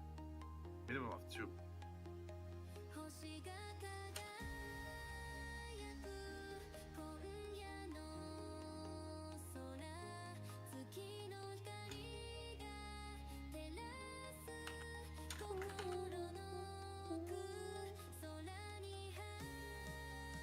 Guardian rescinded when you have to repair the minimum number of hit points. Huh? Wait, I have a question. The racial trait says ability score increases, charisma score increases by 2. Okay. And in addition, another ability score of your choice increases by 1. So normally what is it? Back in the day when Changeling wasn't released, that was how That was how ability scores were done. But nowadays, you just choose whichever ones you want. Like give +2 to whatever ability and +1 to whatever. Oh, I haven't Or done. give plus. I haven't done Oh, you have- another. No, you, Done that. So You so did in though, total. didn't you? So in wait. So in total, oh wait, no. Oh wait, no, I did. It was Constitution. Never mind. Oh, Yeah, that's the you ability already- score. what is it? Oh, okay, that's the ability score Yeah. thing. Okay, never that was mind. something that you already did as part of the point buy, so Yeah, you shouldn't have to worry about that. Okay. And I have innkeepers. I have ever hospitable and poisoner. That sounds nice. I'm sorry, what? I'm sorry, can I see that? Can I please see your thing? I beg you. So you make a charisma brewer What do you check mean? or an ability check involving brewer supplies or cook utensils. Ever You can hospitable, roll when you a make a- D4 and add the number rolled to the ability check. Bruh. Wait, where are you getting that from? Dragon? Oh, mark of hospitality for sub race on. Yeah, it's a dragon mark Halfling. thing. When you have a whiz saving throw, Wait, what you race can are use you? your reaction to What's- gain advantage on halfling. the roll. He's a halfling. That's Wait a a sub second. race for Wait, halfling. wait, dragon mark is a feat though. It is. It was on the racial choices when I was looking at the calculator. Yeah, well, you have racial feats, right? Oh yeah, I wait, still do. I think I think it's a replacement for your what is it? I wonder if it's a replacement for your sub race. Yeah, for the sub race. Yeah. So Ah. Yeah, Can it you is. link It the is. Page where you got it from? the calculator. I'll put it in the thing. I'll put it in the chat. Yeah. Jin. Oh, okay. So you what is it? You go all the way down to Eberron. Mhm. Because this is a what is it? Instead of taking Lightfoot or Stout, you take that what is it? The Mark of You lose the other Hospitality racial sub traits race. then. Yeah.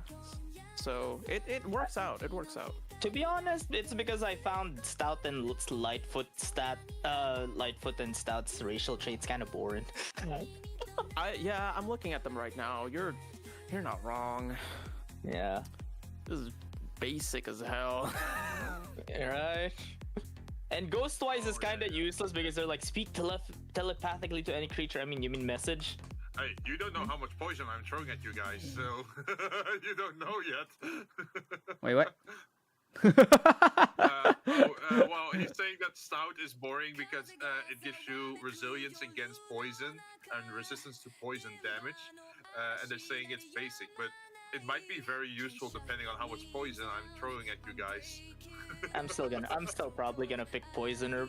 You know what? I'm gonna pick Poisoner with the Mark of Hospitality because I think it would be funny. Also, I would, I think I said this before, but if you're using things from other books, do tell me in advance so I at least know about it. I was just trying. I was tweaking it throughout as I go right now. Oh, okay. Yeah, but I'll probably pick Poisoner.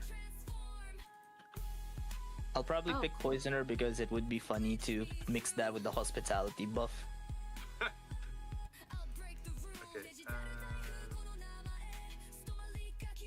There we go. Now we can fuse this with... Where's that? With this and this. Gosh, I'm learning a worrying amount about my party members.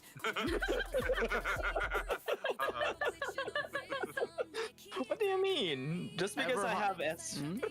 Sorry. Ever hospitable, more like ever sending people to the hospital, I swear. Ever hospitalizing, there you go. Why do you think Sion is in PTSD whenever she sees this character? No. 100% worried right now. So imagine you have brewer supplies and you roll a net 20 on that plus a d4. So you make a wine that's so good that it counteracts the poison inside your beer.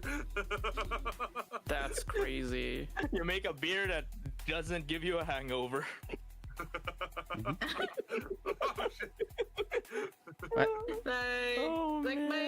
My character has resistance to psychic damage, but look at what John's character did to him.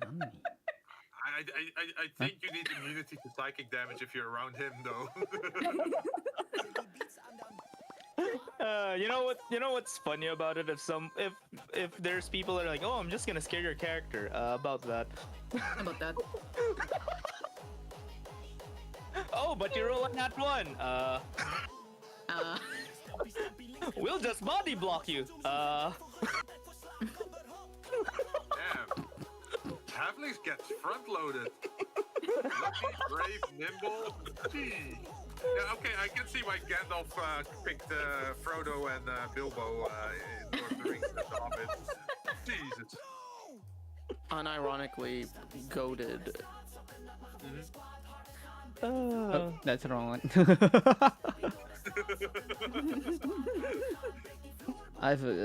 Why is it not working? I don't understand. Wait, what are you trying to do? So I have a stream deck. I'm trying to use the sensor thing, but it's not working. While we're still... I said find X, not find your last brain cell. No, when you get the number, you can buy. What is the point?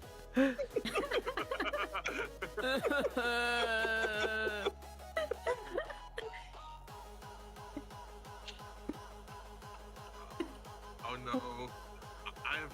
I've been hearing that so much lately. You also get... Oh, by the way, Jin, here's the things that you have to keep an eye on. Spell something. What? The thing that he sent in the Roll20 chat. It's basically just, what is it? It's basically just extra spells that he has access to. Wait, I need to double check you guys' pronouns real fast. 1 second. Huh? Mine doesn't matter, don't worry about it. Understandable.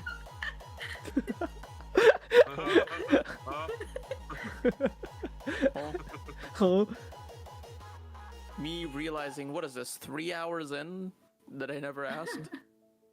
Oh, don't worry about it. Don't worry about it. I'm very well. Wait. Are you talking about pronouns for the characters or for the players? For the players. Oh, okay. I don't really put much. I'll find out about the characters' pronouns when that becomes relevant. I'm just a guy. Cool. Just a guy. That's crazy. My character's pronouns are constant threat. That's so real, though. Oh gosh, I just realized you get Hallow. Yeah. That's wild.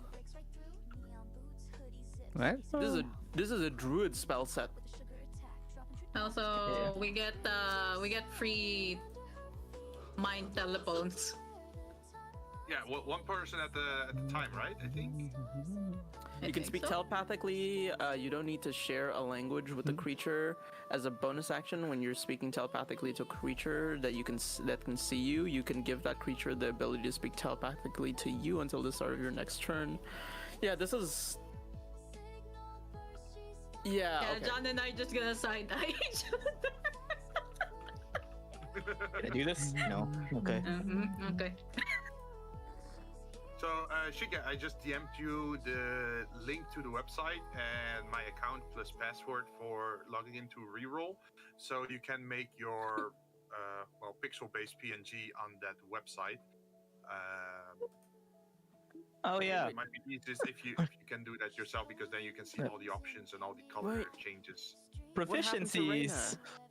Wait, those are pixels? Yeah, this is pixel-based. Huh. There's my proficiencies. At least with tools. I can poison people and cook. Oh, I think I'll pass. I'll just use this. I still have to pick the items. Who let this man cook? If you don't want to make one yourself. Yeah, do that instead. Like, you can make whatever you want. Okay, yeah, I can just go based off your character sheet. Yeah, you can. Let's see. I can make that later then. Biggest thing. Dude, goblet. Oh, what? Okay then. But I'm a fox. Don't forget about that.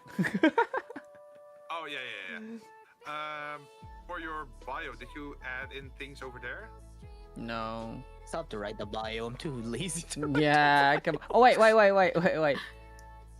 Wait. Jin looks at my bio. It's just a whole I wall of think. text. Wait. Am I done with my technically my character sheet? For the most part, yeah. Everything that you would need to roll dice and do things in the game, you have on your sheet right now. Okay. The rest is more background and flavor, is what they say. Mm-hmm. Okay. Yeah, I just need help with my starting items. Okay, how do I? That's the only thing I'm missing. Artificer, right? Yeah. Do you need to help putting them in? Because I can't do that. But no, just giving me the list. The list? I can just copy paste that right now. Yeah. There you go, and put it in chat. When I find you guys, there's the chat. Florp. So basically, what is it? Every single one of these for Artificer is already like chosen for you, except for the third bold point. You have a choice between studded leather armor or scale mail. Everything else, yeah. Okay, that one's doable for me. Yeah, scale mail is a question between do you have 2 or more dexterity? Wait, what's the other choice? Sorry? Do I have what? Do you have studded leather armor? What is it? Has no upper cap on the dexterity bonus on the armor, and scale mail you only get you only benefit from 2 points of dexterity, and not any more than that. What is counted as simple weapons? Simple weapons, I can just post that. There's a lot of weapons, to be honest. I can get 2 simple weapons, so I'll grab a. Half of the armors in D&D are just 100% made up. Yeah. No! Armor of lava walking. Or Oh, are you talking about hello. the basic one? Let. Nyarlathotep. Nyarlathotep. Nyarko! Yarako! Then. Nyarko. Let me do that. So I'm just gonna what is that? I'm just gonna screenshot this. Chat GTP. And Can you look at my character sheet and make something up? That would be... Wait, there is a way where you can just take those values of what they mentioned before on the point buy screen, right? Where they said like, oh, it's like 5 feet plus 1d4 in inches or whatever. Mm-hmm. Oh yeah, John. Yeah, I'm taking it. I'm picking them right now. Mm-hmm. Because it says any 2 simple weapons, it means that it doesn't include projectiles. What is it? It doesn't include the ammo. Mm-hmm. So I'd say you're better off choosing the simple melee weapons over the ranged weapons. But I don't know. What is it? You can probably just ask Jin, like, hey, can I have ammo? Like, Jin is literally right here. I mean, I already got ammo with the second bullet. Oh yeah, that's true. So I forgot that you got free crossbows. You know what? I'll pick 2 maces just so I can smack people in the face twice. I'd say if you're going to do that, you're better off getting the hand axe because that you can actually like be dual wielded. But you know. Oh yeah. Okay, the allies and know what? organizations Yeah, let's go with will the hand be axe. weird. Do you want the hand axe just dropped into your sheet or what? Oh, I'm currently making it. I can just literally drop it like this. Oh yeah. You Can did? you give me 2 hand axes, please? Yeah. Could you delete the other one that you made? Yeah. 2 hand axes. Give me the light crossbow with 20 bolts. You know what this sounds like? Yeah. So it's like somebody talking to a waiter. Can I get 2 maces? Actually, if you're going to dual wield, it's probably better for you to get the hand axes. Oh, then I'll take those instead, please. Thank you. Thank you. Then the studded leather armor and you know what, thieves' tools, because I do have proficiency in that. Okay, let me.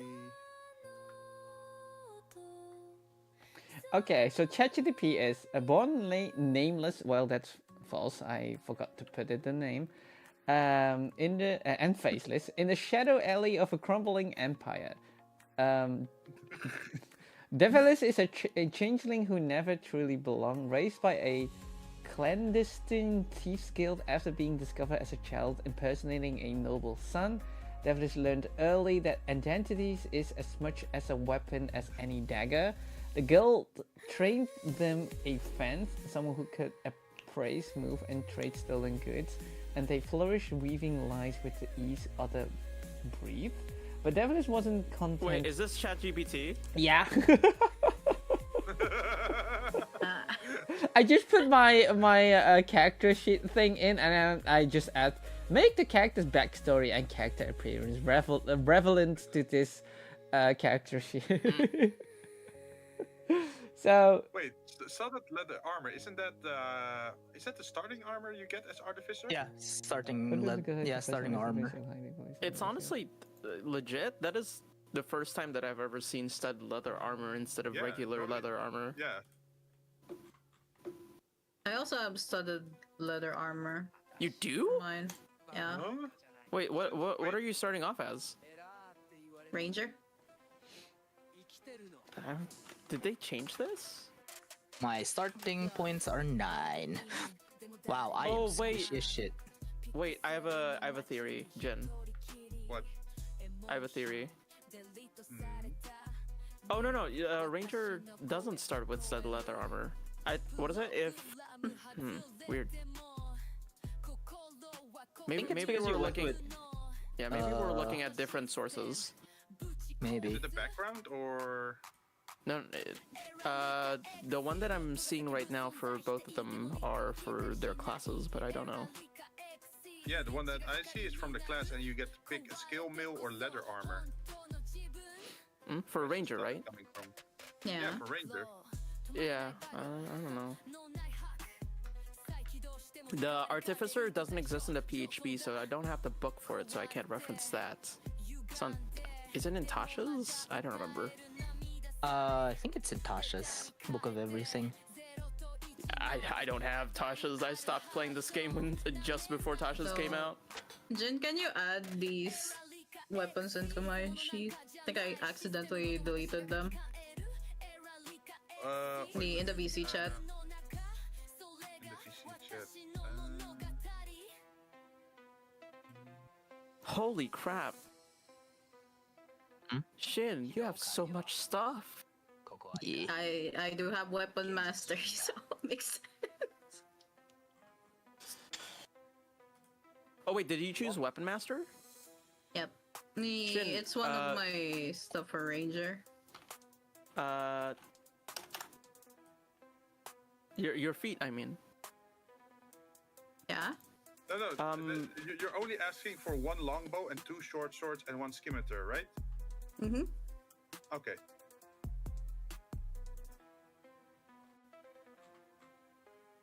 I don't see anything strange with that, but the studded armor is weird because that's like leveled up armor. That's from the D&D Beyond one. I just copied it since it's from the starting gear that I got. Really? Yeah, I'm Maybe they more updated confused it? because what is it? Because so Shin, the Weapon Master thing, it gives you proficiency. Yeah. As opposed to the weapon itself, but you as a ranger, you already have proficiency with every weapon in the game. So that's kind of doubled. What? Yeah. Wait, what? I wasn't paying attention. What did you say? Shin, I mean. Oh. Karshin. Oh, it's also that D&D Beyond. Are you using? They probably changed it to the 2024 stuff. Oh. I think that's it.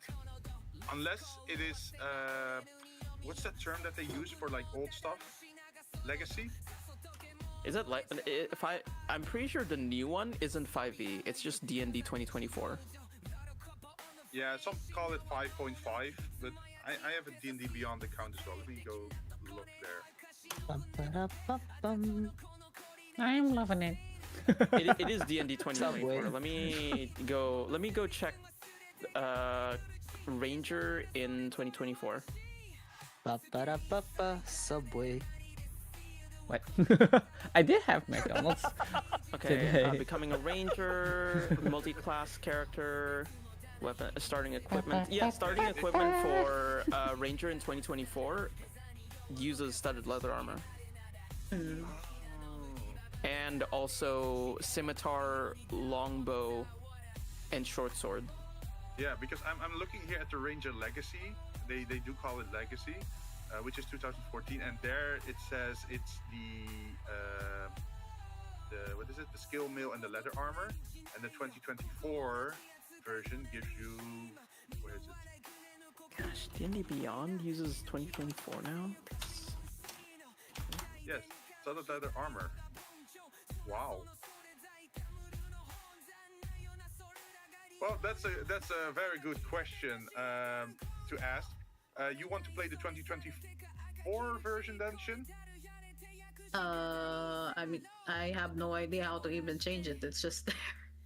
Oh, yeah. I think if you bought or owned the original version, the 2014 PHP, then you still have access to the legacy things.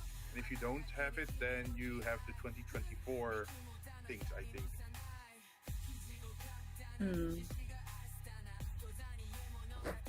Because I think they do stuff a little bit different in 2024, where some of the skills or some of the effects got changed. Yeah, everything has been like moved around and stuff.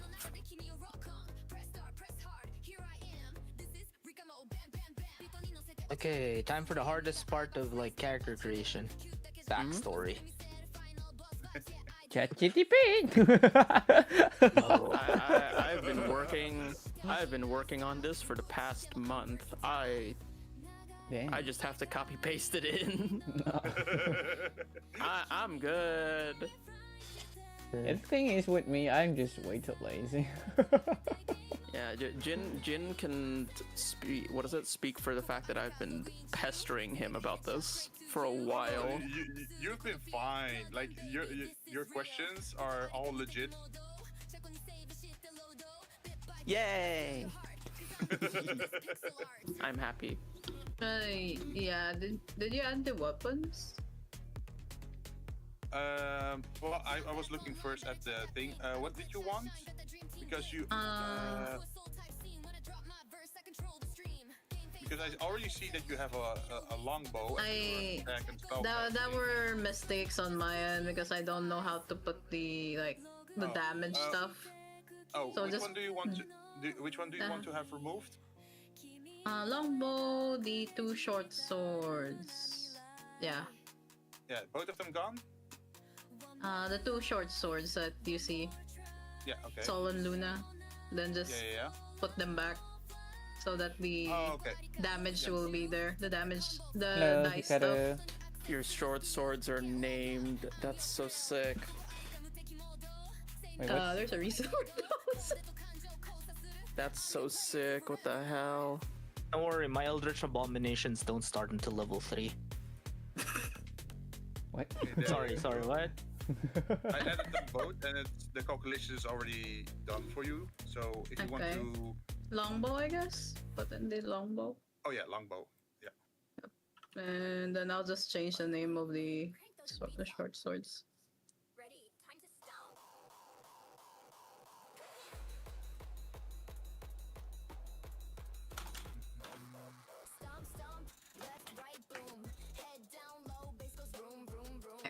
Thank you. No problem.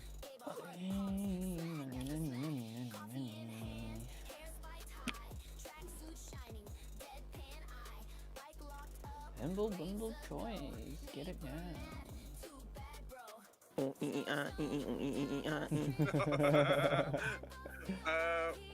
How is it with your inventory? Because you said you didn't know how to delete stuff. Is everything right in your equipment?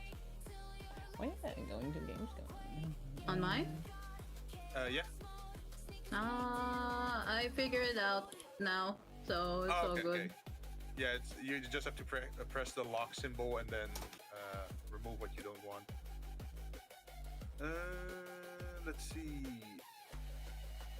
There are some other things I could talk about, but I first want to check: is everyone ready with their character, or do we need more? I think I'm good with it. I think I'm good for the most part. I don't have my hit dice yet though, for some reason. Oh, look at this! What they generated. Oh my god. Yeah, it's just D4 plus blank. Yeah, look at this, Jin. I'm sending it to you. Yeah, sure. Wait, do you have a background, John? Yeah, I should. But I don't see any money in your wallet. Oh, okay. I don't. That's a funny thing to say. Where's your money? I don't see it in your wallet. I don't know. Where's your money? I don't know how much the Haunted One started with. Oh, Haunted One? Haunted One starts with 1 SP. That's the one that starts with 1 silver piece. No, there you go. Oh, there you go. Congratulations. Okay, here you go. You got your 1 SP. Yeah.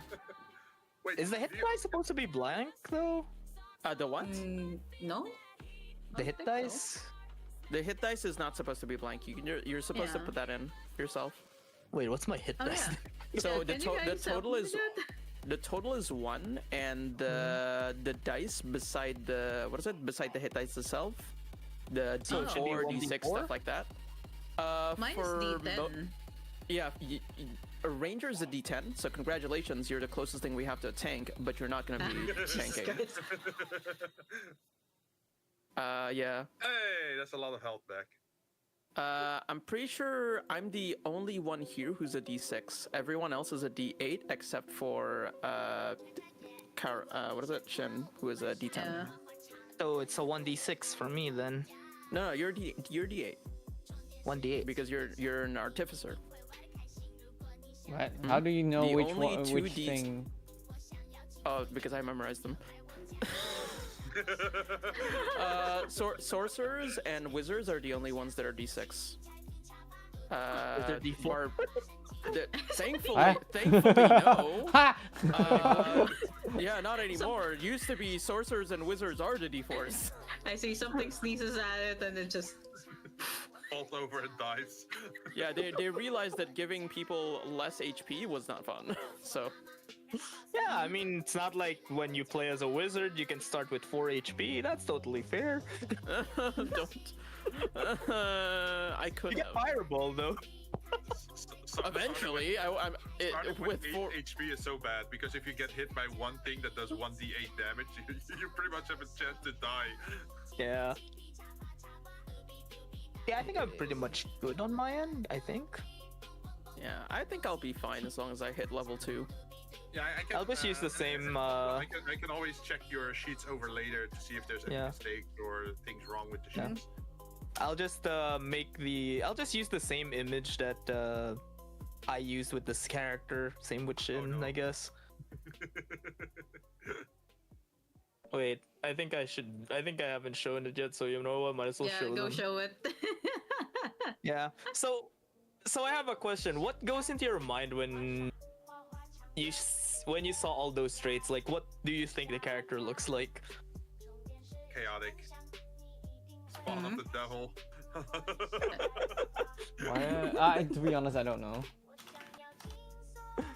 This was the damn it! I forgot the character fucking limit every time. Every time I forgot that Discord has an upload limit. Every time. Whoopsies!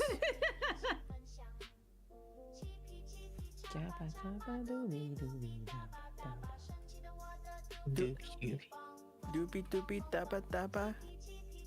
Dooby dooby doom boom boom boom. Gosh dang it! This is a brain rot from 2 years ago. Well, you can no longer escape it. Get me out! Here's the gremlin. Here's the gremlin from hell. That's your artificer. Isn't this fun? Why does it? Yes. Why does it That's a remind me of I don't know what's it called again? Azrael Lane. I don't That's know a why. Kind of remind me of That's a Azrael dude. Lane. I don't know why, but it reminds me of Azrael Lane. Yeah, well, it was Shin who made that. I was like from our first D&D campaign, and I'm using technically the same character. You're reusing it. But Yeah. just to be sure, it has like you're playing them as a new character, right? Yeah, I'm playing them as a new character Oh, okay. for the most part.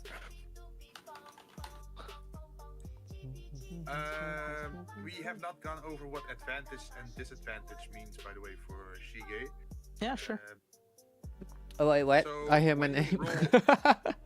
Yeah, so Shige, sometimes you notice that when we're rolling, there's two values, right? I think. Yeah. Yeah. For Wait. example, Mhm. I if do see that. Where's your sheet? Like, Unless you do it like me, where I never have advantage. Oh yeah, you can toggle it, right? I think. I change it to toggle. Like this? Okay. Yeah, so normally when you don't have any advantages or disadvantages, we just take the left value, so the first rolled value. I put it on this, that it automatically rolls two values in the case you have advantage or disadvantage. If you have advantage, you always take the highest number of the two because, hey, you get the advantage, you have a bonus, right? If you have disadvantage, that means you always get the lowest value of the two that are thrown. These are like side effects of being in certain situations. I see. I see. So that's how that works. Let's see. you can also help each other during combat by giving someone help, and that grants them advantage, so they have a bigger chance to hit someone. Advantage 15. Disadvantage 15.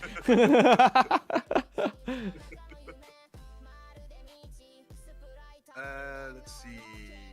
Some topics we can also talk about is how do you handle multiple attempts on the same check? So imagine there's a locked door.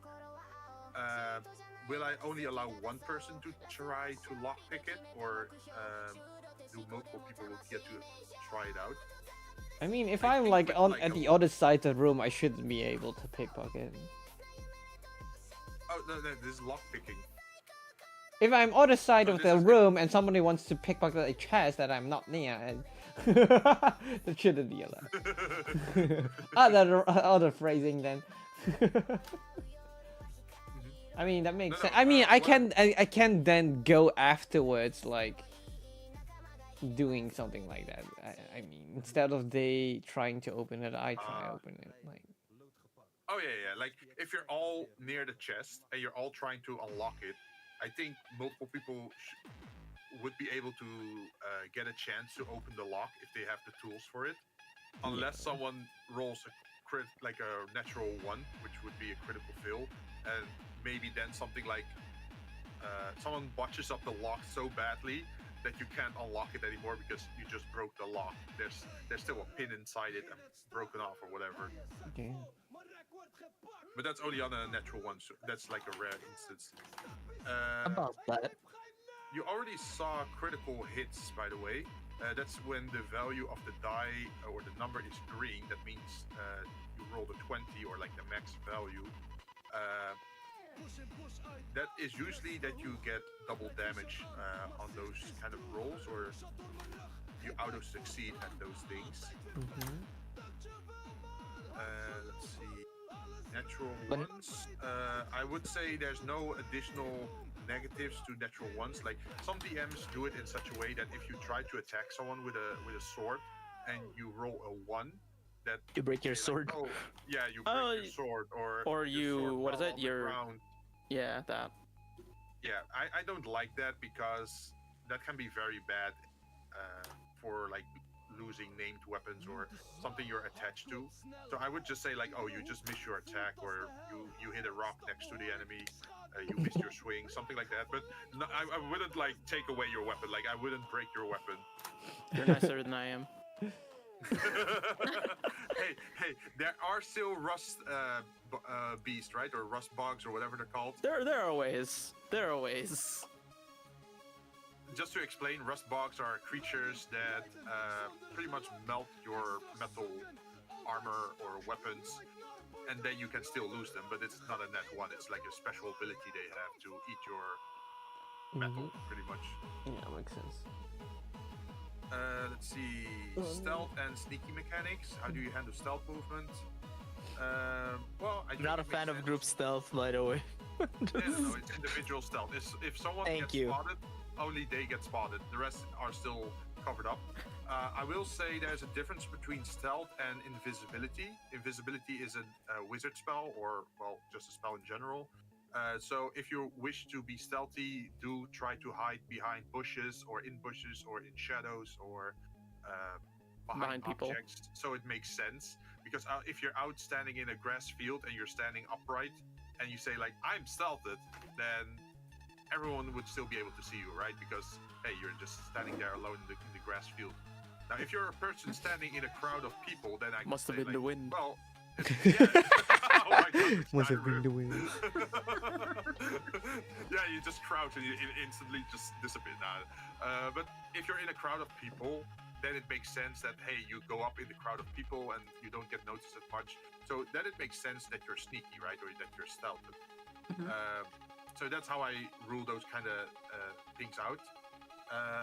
Is stealth allowed in combat or out? I think in certain situations it could still make sense that you could be stealthed inside of combat, but I think you would have to break line of sight first before you can attempt it. They have to lose track of you somehow. Like, imagine if you have a smoke bomb, or I don't know, you can blind the enemies.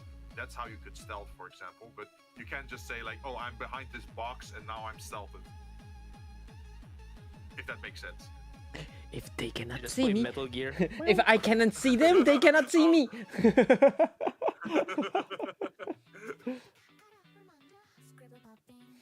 Let's see. Hidden enemies or hidden characters. Can a hidden creature be targeted? I think you can target a towel if you think someone's there. Like, imagine you have an invisible enemy, right? You can target a towel, I think. But since you cannot see the enemy, I think you would still have disadvantages. Like, that would, for example, be a penalty. But I think it would still make sense that you could swing your sword in that general direction in hopes of hitting someone. Yeah, as long as they haven't moved out of that spot. Yeah. Okay, so alright, that makes sense because blinded and invisibility is only supposed to give like a disadvantage. But yeah, I know a bunch of people who would make it so like, oh, you can't see them, you can't target them at all.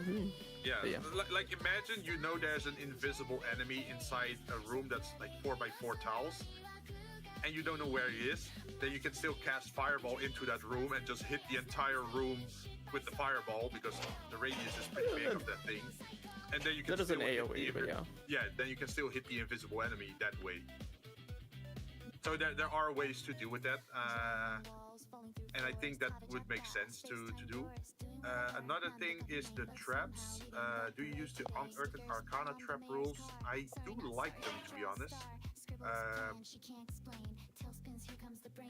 I also want to give people the chance to see them. Wait, there's Unearthed Arcana trap rules? Yep, there are. There's quite a Gosh, lot of trap rules in there. Gosh, I hope they never got out. I hope they never unearthed that Arcana. No. Traps are great. I do want to ask you guys, how do you feel about advanced mechanical traps being in random caves? Stolfo's fine. Hideyoshi's great. Bruh. Wait, but why would there be random traps and random caves? Like, there needs to be a purpose, to be honest. Like, why is there traps there? I know what you mean in that. It's like certain situations that you might see in games or in video games or in movies that doesn't really make sense. Like, if you're just in a random cave, why are there like axe traps or arrow traps or Yeah, that like sort of like stuff? complex mechanics. Like if there's rocks falling, sure, but not like there's like a mechanics, something like it is set up, and then you come at the end and you see just poop.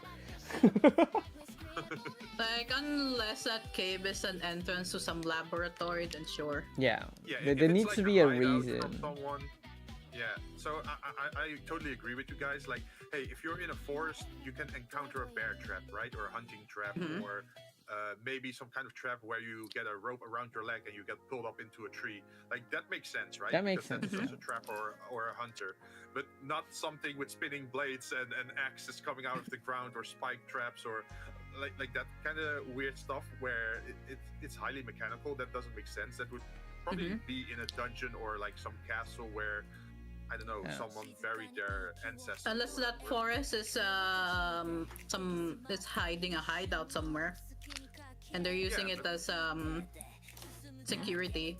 As long as it makes sense within the within the universe, within the then sure. Otherwise, why? Yeah. So I totally agree with you. So it should make sense. So I don't just suddenly start saying like, oh, you're walking here and suddenly there's a lava pit here in the middle of the forest. There's no indication of there being a volcano anywhere, but now there's a lava trap. Like, I don't like that kind of traps. Why is this Minecraft shit? What? What do you mean? What do you mean that somebody didn't just bring that lava over from somewhere with a buckets? Clearly, there's internal logic to this. So there's also a way to disarm traps, for example, right?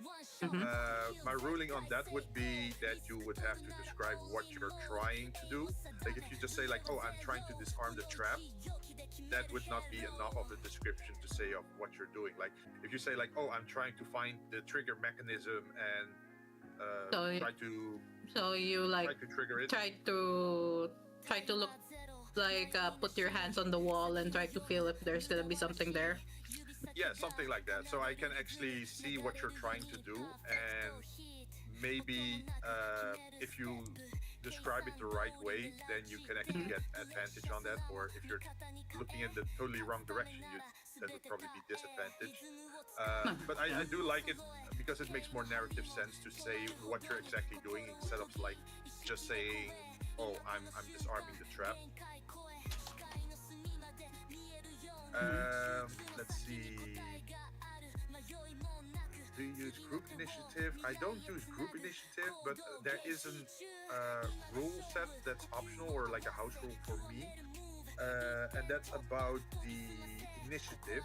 If you roll initiative and you roll a 19, for example, you can pick any value under 19 as your initiative. So this allows you to go before or after a certain other person. Is this on a turn by turn basis, or is this only at the beginning? At the beginning of the fight, when everyone rolls for their initiative, and you see that the order of combat is not really ideal for your group, then the person that rolls highest can still decide to go with a lower value because they can react faster, but they don't have to, right? So they can still take their turn after someone else.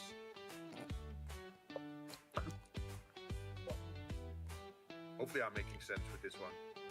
You are, don't worry. Okay. At least for me, I don't know. Yeah, for example, you have the rogue and you have the cleric, for example. Not that they're in this group, but imagine the cleric needs to cast less, and then the rogue wants to attack because then it has advantage after the cleric went, right? So you would move the rogue, who would typically be faster, would say like, "Oh, I rolled an 18, but I want to act as 13 because I want to act slower than I can." That's within logic, and then they can place themselves behind the cleric's turn, so the cleric still gets their first turn. The disadvantage is that if you drop yourself too low, that the enemies goes first, of course. But this is an option you can pick for during combat, and I think that adds a little bit more tactics to a fight. Yeah. This is something that I'm only gonna do for you guys, by the way, that you can pick your order. For monsters, I'm just gonna go with whatever is rolled. Okay. So you don't have to be worried about what the monsters are doing with their turn orders. Let's see. Do PCs need to identify... Oh, wait, that's the wrong one. How do vendor price items? I think it would be interesting if you buy items at normal price, but if you want to sell items, they're second hand and that would work less. Would that make sense to you guys? Yeah, makes sense. Okay. Let's see. Are there any special rules for Lycan Trophy, vampires, intellect devourers, basilisks, medusas, or other agency-stealing creatures? I think they're trying to ask... Yeah, okay, this is about if you're being mind-controlled or taken over. I think if... Imagine you're mind-controlled, or if you're turning into a werewolf because you contracted the disease, you would still play out your own character, but then I would just ask you to play out as a more aggressive person, for example. Like, I would just ask you, like, hey, you contracted this werewolf disease, you're turning into a werewolf tonight. I would just turn back. You have Tonight.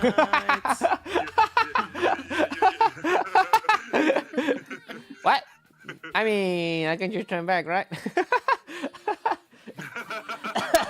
Well, like the Lycan Trophy is like a disease thing that's slightly different from your shape-shifting, right? Okay. It's like how you have like vampires that would make thralls, right? And imagine you're enthralled by an enemy. Then I would still let you play out your own character as if they're enthralled. I will not take over control of your character and just say like, oh, I'm doing this and this with your character. No, I'm just gonna tell you like, hey, the vampire has enthralled you and has instructed you to do this and that, and then you can role play that yourself. What kind of damage are those? I'm sorry, damage? Damage or what? Yeah.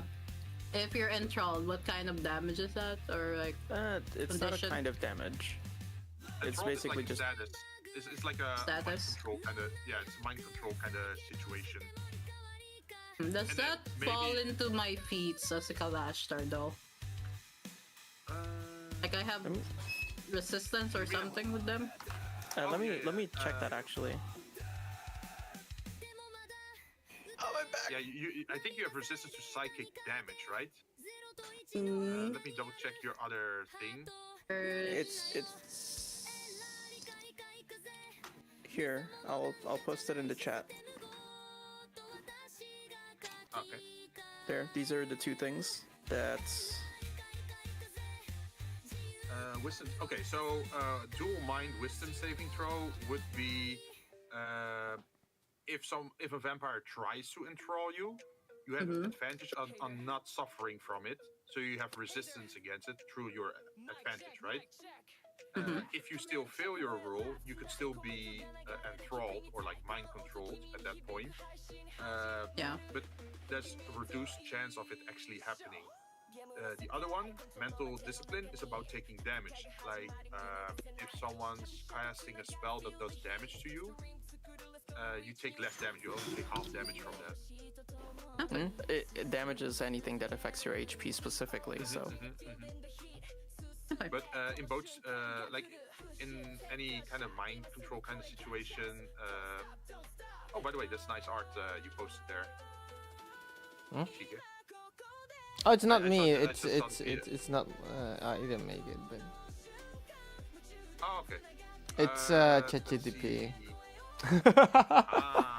Wait, they made art for you for your character? Yeah. I'm like make character. Okay, boss. Let's see. But yeah, that's how I rule about like mind control kind of stuff. Is like I would rather you guys play your own characters, because otherwise you're gonna be sitting on your ass for like 15 minutes while I'm playing your character for you, which wouldn't be very nice of me to do. Let's see. There is magic items. There's attunement. Reveal all about the item or its identification needed. I think you need to identify an item before you know all its effects. So you never know if you find a magic item if it might be cursed or not until you actually suffer its effects. So it might be good to identify something before you try to attune to it, because it could be bad. This is a good warning in advance, by the way. There are cursed items in the world. So Oh boy. Right, young so- guard against that. I will get everything. So basically, what you're telling me is that somebody in the party needs to have identify. Or you need to find That people I who have can detect identify magic. things for you. Mm-hmm. Well, you could have told me sooner. Another thing about magic items is you can't easily find magic items in shops or whatever. In the world setting that I'm going for, it's been a while that magic items were part of the world, and they only recently started to reactivate. They've been laying dormant for quite a while, and it's actually worrying the rulership of the world of, hey, shit, what happens if someone finds a wand of fireball or a wish spell or whatever? So it would not be easy to acquire magic items in towns to buy them from people. You could probably still make it, get it from maybe like a black market or like a very exclusive auction house or whatever. But I mean, it we would not haven't. be. Go on. Sorry. But it's not easy to acquire it. It would probably be easier to find them in like tombs or dungeons or on enemies that have acquired them themselves. Randomly digging them out. Yeah. How do you call that? You know, Made in Abyss. You really like doing things like that, huh? Jen. Where the more valuable items are pretty much like in more dangerous areas. Something like that. like there are still magical items in the world, but the more valuable ones are harder to get. Pretty much. Like, why would someone part with that magical item if that's like this unique, powerful effect, right? I mean, thankfully, we have an artificer, so... Yeah. You can research your own stuff as well a little bit. Let's see. For spells, can any class tweak spells? No, just specific to sorcerers because they have the meta magic thing. I do think it could be interesting that if on your adventures you could eventually find, for example, the ability to do that. Imagine you find a scroll, and the normal spell would be chain lightning or something. Oh, okay. And maybe the element of the damage could change. Like you find the same spell but of a different element. So instead of lightning, it is like chain, I don't know, ice. Force. Chain force. Oh boy. Shit. That actually sounds broken though. Oh no. Chain force. What does that look like even? I have no idea, but like I think I like that more than making like more powerful spells. I think changing certain aspects of a spell, like okay, maybe it's weaker, but it allows you to target 2 creatures instead of 1. Like so, meta magic. Sorta. Meta magic. But it's not allowing the players or the classes themselves to tweak it. They have to find the scroll or the spellbook containing it to be able to do something like that. Yay! There's gonna be spellbooks. Question also for you guys: how do you feel about spell abuse? Depends on the spell abuse. Define. So imagine 3 people are surrounding an enemy, and then the last person says, "I want to cast Fireball," which would also hit your allies. I cast counter spell. I run away. Personally, I'm not a big fan of PvP myself, so I figured like it should be something that should be discussed. Like, hey, are you fine with being hit by a friendly fireball? If if everyone says yes, it's fine. Just kill this guy. Then I think it would be fine because then you're asking for consent of the other players, right? But if you just go solo, like, I want to hit everyone in the room, even my allies, and the other people don't get a say in it, then I feel like that's a little bit of like asshole behavior. So I would rather not have that. You wear your meal in camp. Just saying. If you ever do that to me, beware your meals. I do also think that having spell combos would be interesting. So imagine if someone does a water spell and the enemy is wet, and then someone else casts lightning, then maybe you would get advantage on it because, hey, it's easier to hit someone that's already wet, right? I mean, that's maybe if you smart. Or if you throw an oil flask on someone and then hit them with fire, that's also would be a combo. Burn. Yeah. See, I like those kind of things. So I like if you guys try to plan around that, I'm totally okay with it. If you want to combo off each other. I cast Ray of Frost. Here, grab a mace, smack it.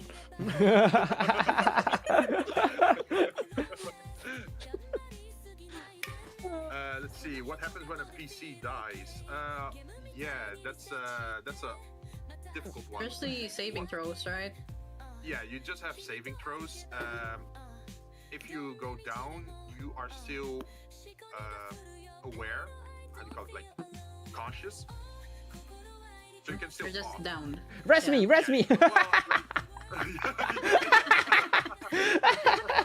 Well, like in typical old D&D fashion, if you go down into saving throws when you're hitting 0 HP, you faint. You're unconscious. But I think that sucks because someone can be on the floor and maybe want to say their last words or like ask for help, and then because they're unconscious, they can't do anything except for roll a die once per turn. So I feel bleeding out would probably be more interesting, where you're still able to talk or maybe even crawl around and do at least something compared to just laying on the floor and doing nothing. I cast Mage Hand to toss this potion on Shige's unconscious body. And I'm just gonna throw it with enough force that it breaks when it hits. Also, a question on total party kill. I will try my best to avoid that. I don't like killing off an entire cast. You don't? If I did that, I think I did something wrong with the balancing. Yeah.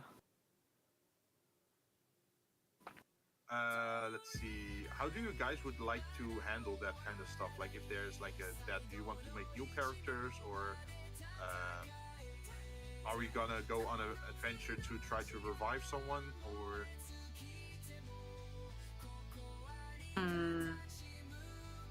Like you actually did the 3 failures on your saves?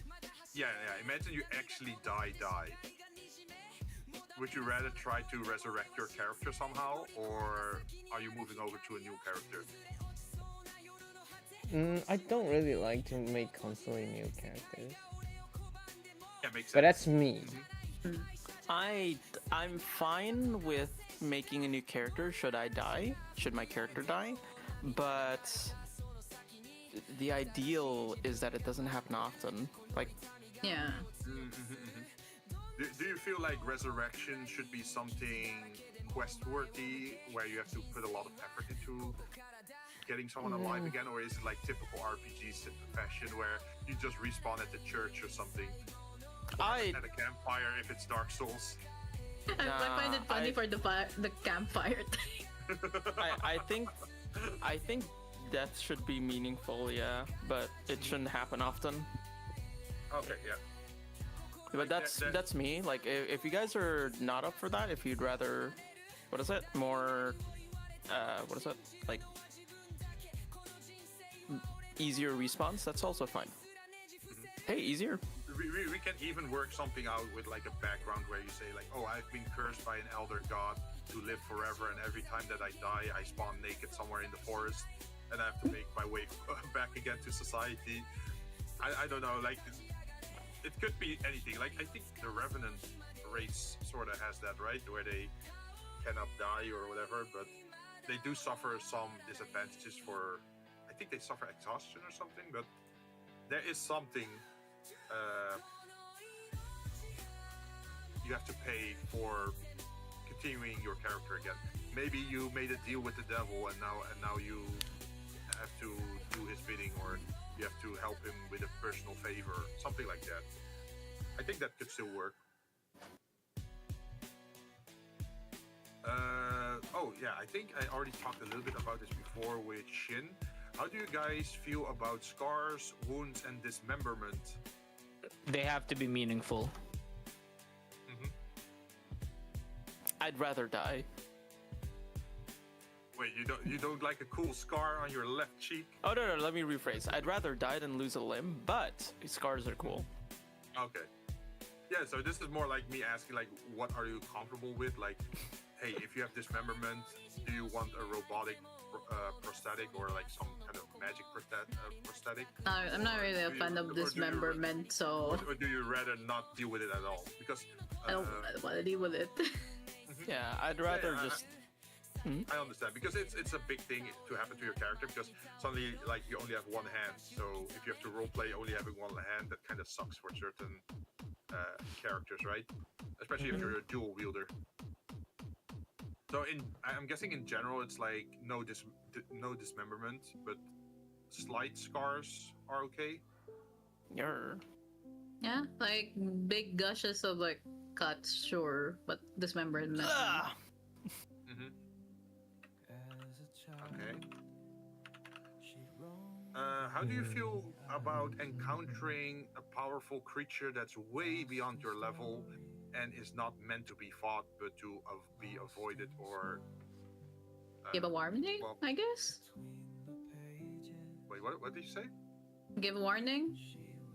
Yeah. Like if we're about to approach one, there should be Give like me a way to kill it. No, absolutely not. Make us suffer. Like, I think it would be nice. Imagine you're still low level, and if you encounter like a manticore or a dragon or something is in the area, then I could describe it as it being a formidable foe, or like intimidating, or way too dangerous, or this would be described as a suicide mission. Like, I would make clear indications of it being way too dangerous for you guys. But I think it would still be nice to have those kind of things inside the world where you just have to flee or to hide or avoid or be smart about it. Although I think a dragon might be a little bit too powerful, of course, but I don't know about you, but sometimes killing is not the option, but you have to deal with it in another way. Imagine there's a big fat demon, and there's a small corridor you can run into. Then it would make sense that you would run through the small corridor so that thing couldn't chase you, right? Yeah. See, that might be a solution to such a situation. But I do want to ask, like, do you want such encounters in the world, or do you just want things more akin to your level? no. I want Danger. You want what? They want danger. Oh, Yeah. the danger. Okay. Meanwhile, me, I want a chill guy. Well, I'm not saying that you have to fight it, but you might have to think of other ways to deal with it. But I won't make it like too impossible of an art to like. I don't think I should introduce monsters that would like one hit kill you, because you don't have a chance to learn from that, right? But imagine you encounter something and it's hitting half your HP while you're already like level 8. Then you might think like, oh shit, this guy is pretty powerful. We might have to run. Something like that.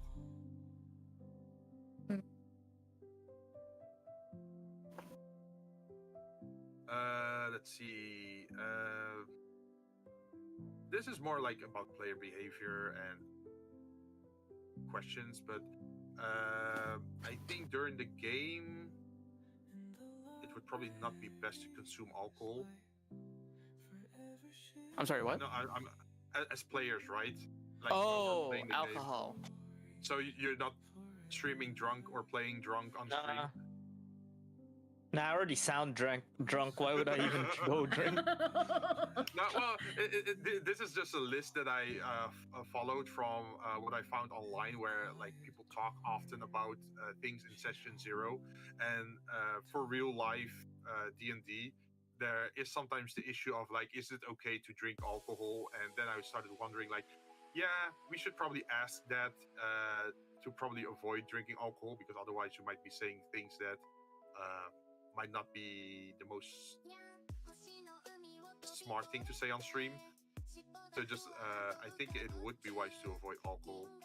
Same with narcotics, to be honest, because it might not be legal in every country, right? Wait, what were you talking about? Well, we're talking about while we're playing sessions of D&D that we should probably not drink alcohol or use narcotics. Yeah, please don't use mind-altering substances. Yeah, pretty much. Oh. Yeah, that's fine then. This is just a very standard thing to ask, because D&D originally comes from being at someone's table in someone's house, right? So imagine if someone starts to suddenly drink alcohol or bring alcohol or bring narcotics into someone else's home. Yeah, but that's why it's still in the list, even for like digital stuff, and I figured it might make sense even for streaming. I think for cell phones, digital devices, they also usually talk about stuff. I think it is fine to have them as long as they're not a distraction. If you're playing the game, if you're also playing something on your phone, then it's hard to keep track of stuff. But hey, if something is urgent, if you have an emergency, just tell us, and you can hop out of the session and prioritize real life over something that happens as just a game, right? So just for that, I think having mobile phones is fine. Should be an issue. Yeah, especially mine. I don't put it on mute. Well, usually when you get called, it's like something important, right? Same for, I think, for John. Let's see. Next one is disruptive topics. It might be smart to avoid certain topics like religion, politics, well, adult topics, sports, etc. during play. I don't think we are the type to talk about that stuff anyway. No, I don't think so. Okay. Okay, cool. There is also a bit about unannounced dice rolls, but that's more like a politeness thing. Like, if you want to roll for something, you can ask for it. Don't immediately roll for it and then say what you're doing. Yep. That would be like, so you throw like really low. That was just, I don't know, like accident instead. I was just testing my die. Or imagine you just throw randomly. Yeah, that was my persuasion check. Look at it. It's a 20. I win. You'd be surprised how many people actually do that. Gosh. Yeah. That's the reason why I wanted to add it to the list, just to be able to talk about it, because I know it happened before, and then people try to abuse it or make. And honestly, what is it? Also, at the same time, that doesn't mean that like announced dice rolls. What about announced dice rolls? Like, well, like if because you say, like, I want to. If you were to say like, oh, I want to try steal the purse, then I could say like, well, it is not within your reach, so you can't really roll for it. Or if you are, then I could say, well, you can try for it, but I wouldn't recommend it. Or if it's totally fine, then I can just say like, oh, if you want to try and pickpocket someone, well, make a sleight of hand roll, and then you can just make the roll without issue. No, but what is it? I was going to say like, because I've had issues in the past where somebody tells the DM what they want to do, and then don't wait for the don't wait for the DM to like say like whether they can do it or not, or give any details. They just go, all right, I want to do this, immediately rolls, and then they go, oh cool, I rolled high, you have to do it. What is it? You have to let me do this now. Yeah, so that's what this part is about unannounced rolls. You always ask first and then wait for the answer before you start rolling, because if it's impossible, no matter if... How many rolls are you doing there?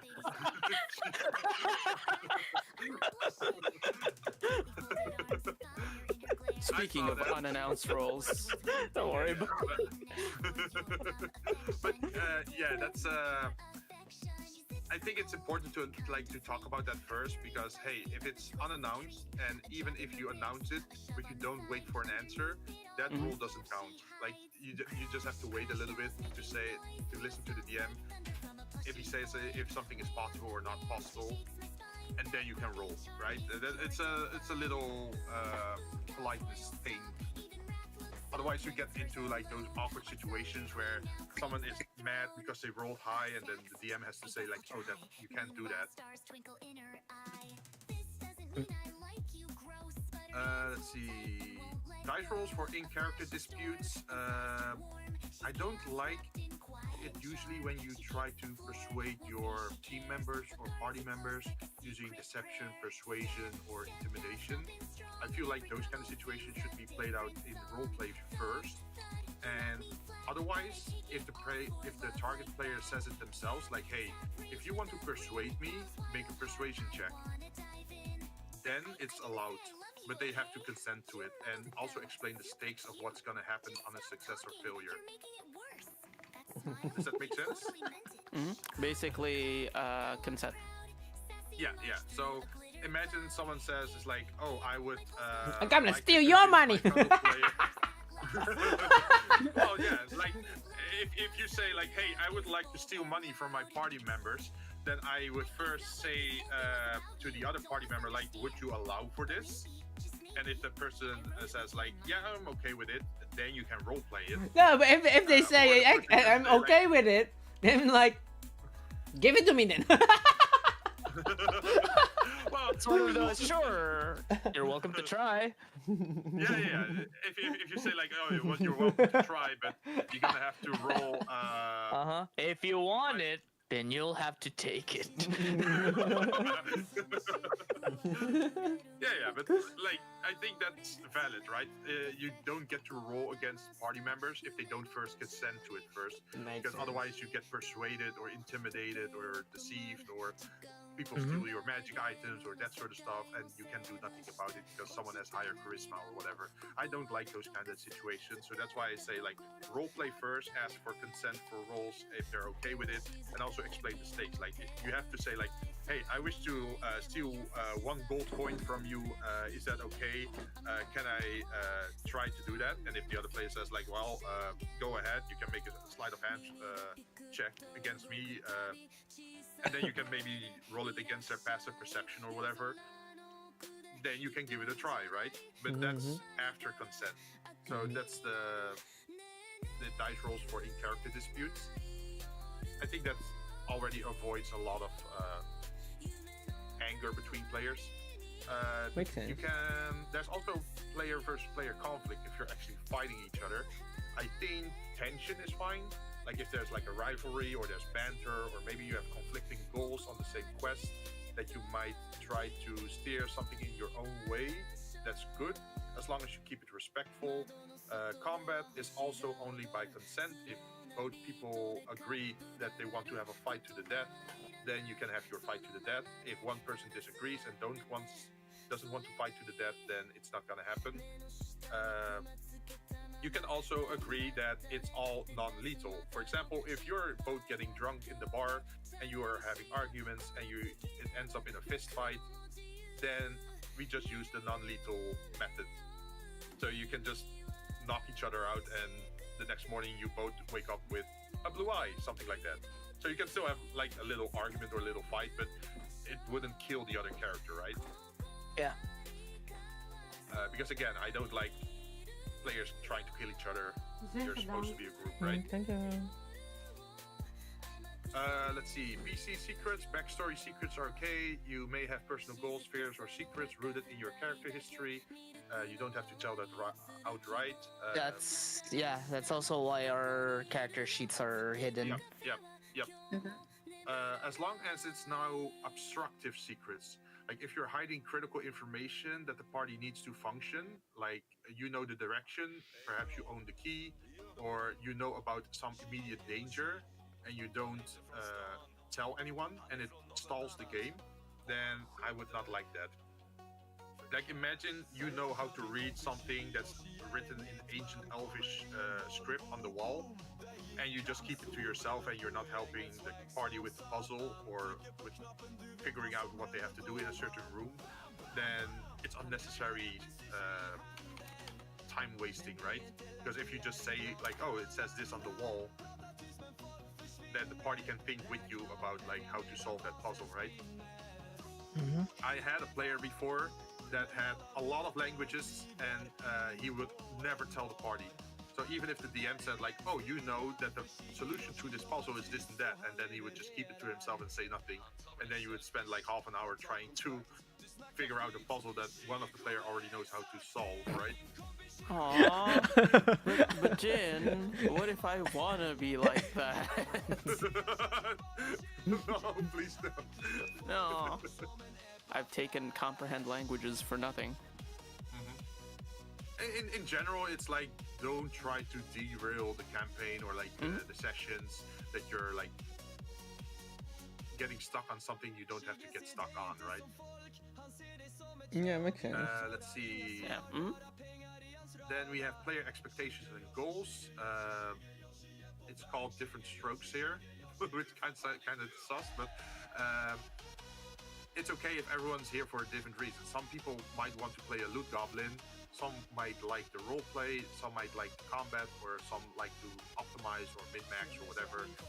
That's all fine. You don't have to perfectly align as long as you're working together.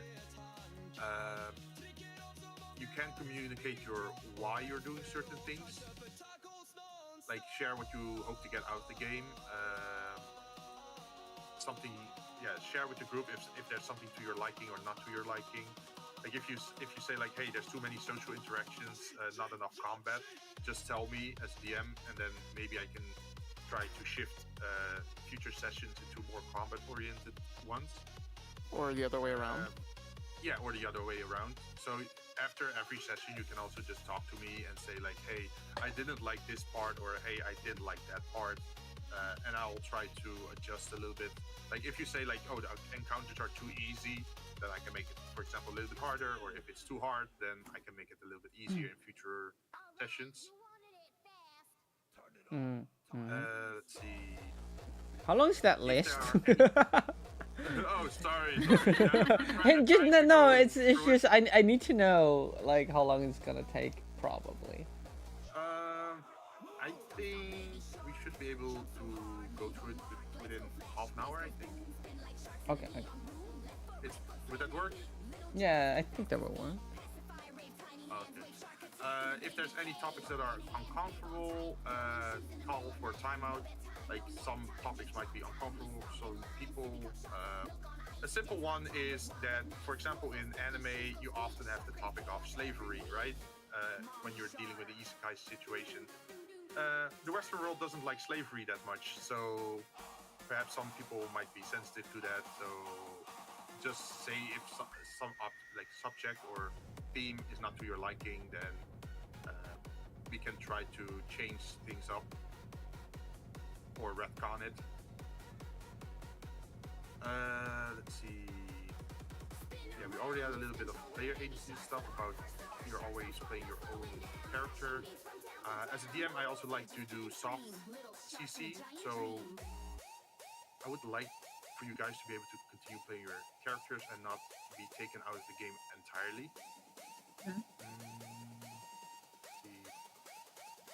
Oh, if you guys, this is also an important one and it can derail certain sessions. If you disagree with certain rules or rulings from me, you can take note of it and then tell me after the session, and if it's valid, then we can adjust something that happened during the game. But I don't want to stay, how do you call it, keep talking about the rules for too long, right? That it derails the session.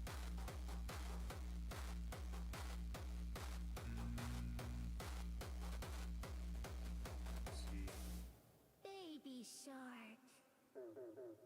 Keep on stomping. Oh, also for if people are not available, we're normally playing in a group of 5 people. Klaus couldn't make it today, of course, but I think we can continue playing if there's 4 people available. But the moment we drop to 3, I think we should probably go into a side quest or a side objective so that the other people won't be missing like big parts. Yeah, makes sense. I've had what is it in the past? I've had a session where out of 5 people, only 3 people could show up, and it was just a session where we were going from point A to point B and role playing the entire time. Yeah, see, that works. Or maybe you're gonna go after some kind of lead in town where you have to, I don't know, find some hidden thieves den and then do negotiations. So the other players are still in the same town, but maybe they're taking a rest day, maybe they have the flu or something, I don't know, in the world. But it allows you to still keep playing with 3 people, but the other people won't miss like the big story elements. I think that works, right? Yep. Yeah. Anyone? Let's see. There is the ethical concerns thing that people talk about. These are like sensitive topics that usually come up. For example, gender roles. Gender role? That's I would probably say I would not talk about it at all. Wait, what do you mean like gender roles? Or So, the characters? So you know how like in previous generations there has been a very stereotypical gender role for man, woman, or certain races or that sort of stuff, right? That's still around. Yeah, But yeah. but like how big of that is that a thing? Because this fantasy world or this campaign is still a fancy medieval world. So how are men and women interacting with each other?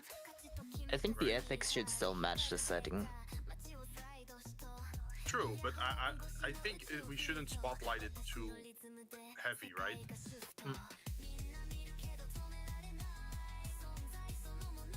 Like in fantasy worlds, you have men and women that can be adventurers or mages or fighters or barbarians. So that's why I think gender roles should probably not play a role at all.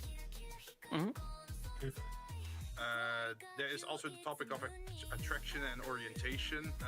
To be honest, I don't really deal that much with romance or sexual themes in D&D. I would rather just avoid them and just focus on like the storytelling and the adventure stuff. I'm not sure how you guys think about that. Run it like how Warframe would run it. If it's essential to the story, then bring it. If it's not, then it doesn't really need to be spotlighted.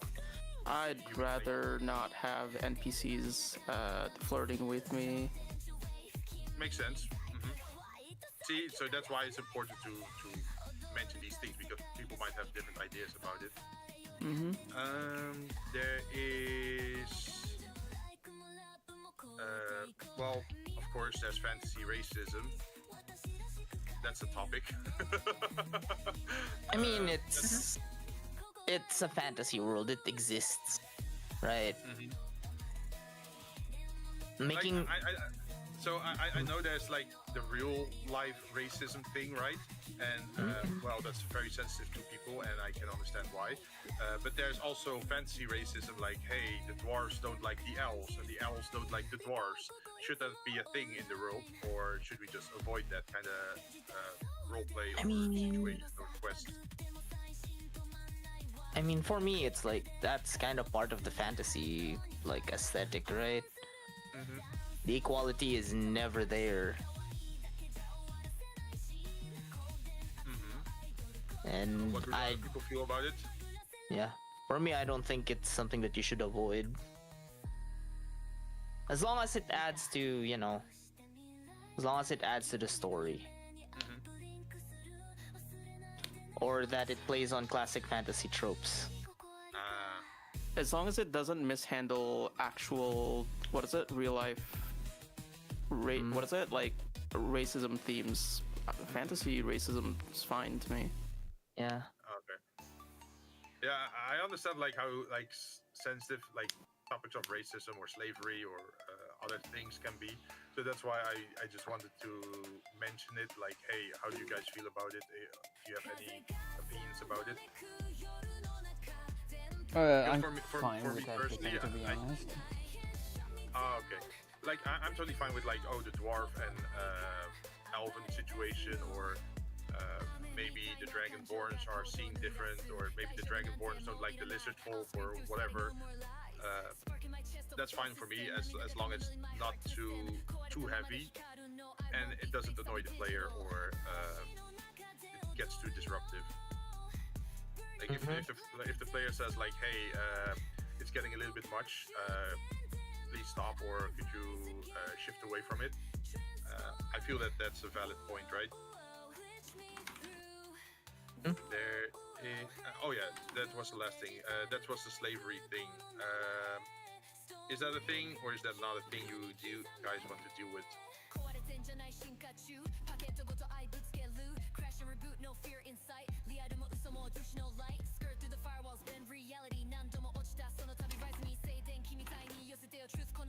Or do you guys not have a strong opinion about it?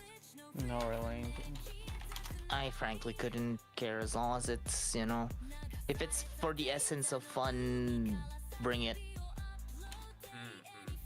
Well, I'm talking more like, imagine that you know that in ancient Rome there were the Colosseum and the fighting pits where people fought each other as gladiators. Those people weren't exactly free people, right? I'm talking more in that sense.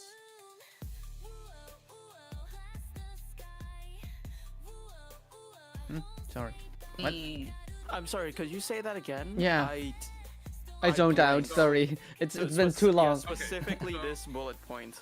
Oh, sorry. So, in Rome, Italy, you know, there was the Colosseum, right? The gladiator fights. Oh no, I don't mean like the what is it? I don't mean the. I meant the core thing that was being discussed that led to talking about Rome. That was part of the slavery theme or topic, if that's okay or not okay in the world. Right.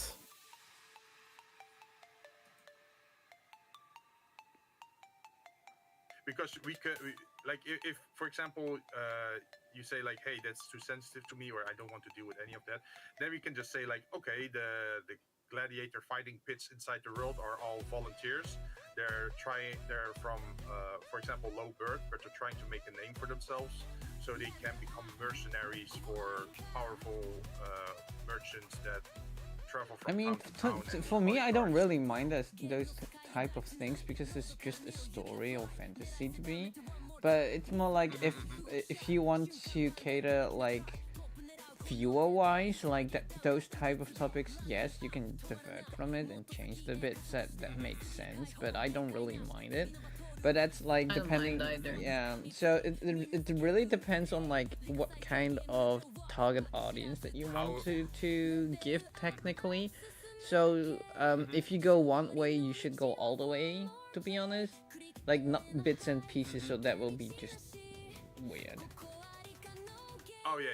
So it needs to have a concrete like storyline in your head. Like, okay, I kind of want to go this way, and if they're asking this and this, and then they will probably respond with this and this, instead of going like, if I do something weird, for example, that doesn't really fit, but you need to change it so that it fits into it, but or you can say that doesn't really fit, or well, I'm not really sure how that will work, but like in the world, it needs to like kind of make sense. Yeah, like I do agree with that it has to make sense within the role and also towards the story and the narrative, right? Yeah. Like, hey, perhaps there are slaves, but you as a party could work towards a goal where you could liberate the slaves or join the resistance or Gonna steal them. something like that. I'm gonna steal their chains. Ooh, those are nice chains. Let me get those. And they suddenly goes, you saved me. What? I wasn't after you. I was after those chains. I need those. Yeah, see, at that point, it can work in different ways. Yeah. I take your chains. I'm gonna take your Oh, chains. thank you. You saved me. Wait, I'll replace it with a better one. I'll be right back.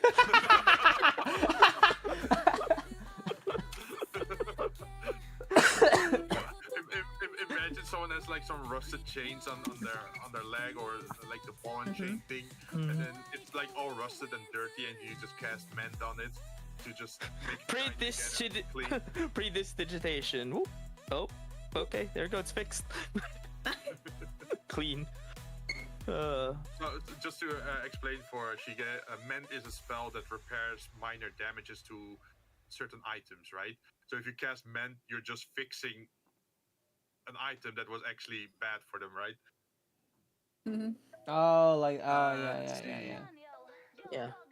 So imagine their chain was almost broken because it was so rusted and old, and you just cast mend on it. Now it's Oh, all they're back to clean square and one. They're trying to break out. Oh, I see you broke it. Let me fix it. Nah, the worst one would be you grab the ball and chains like double it or give it to the next. Would you like double it or give it? Would you like it or double it and give it to the next person? God. Let's see. For the character creation, one thing that is important, by the way, as a next topic, is why your character is an adventurer. Like, why are you on the road? Why are you doing stuff? Well, for Shige, it makes sense because he wants money, right? You want to earn money. Give me all all your money. I'm giving it to the I'm Pope. not sure why, but I'm not sure why, if I'm the only one, but I think there is a double voice coming from you. Am I the only Echo. one? Or... Yeah, From- wait, it's from me? echoing on my end. Yeah. Yeah, for Shige. Double voice. Maybe you hit a button on accident. let me check on it. Is it coming from Roll20 as well? There is a mic option there, right? Oh, I if, haven't if you clicked guys hear it anything. and I don't, maybe it's because what is it? You can Oh, make it so Shige, that it's you. from it's yeah, you from can the Twitch guest star. Oh, oops! I did join something there. Okay. Oops! I didn't. There you go. What the? There you go. Oops! Sorry about Wait, that. is that the No, The it's mic in the in the mic in the guest star? Yeah, in the what's it called? Collab Collaborative thing, the settings? knocking thing. Yeah, I understand. I understand. I reopened it. I Uh, think I accidentally pressed the mic button. Like, it's fine. Yeah, that's fine. But yeah, that's the only thing that I'm asking. Like, hey, make it make sense why your character is traveling across the world, or might be in this one town to solve this issue. For some, it might be that hey, they're looking for someone and they're trying to earn cash on the side while looking for that specific someone. For others, the money itself is the goal. Someone else might want to have reputation or be like a folk hero or be well known or whatever your character motivation is. It should fit, right? Be the If you're trying to best say chief like, oh, in I the want to world. Instantly money.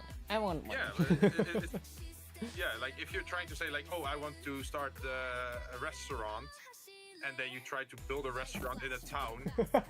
Yeah, maybe. Yeah, who knows? Maybe that's your aspiration. Like, oh, I want to build a restaurant and I want to have a restaurant chain.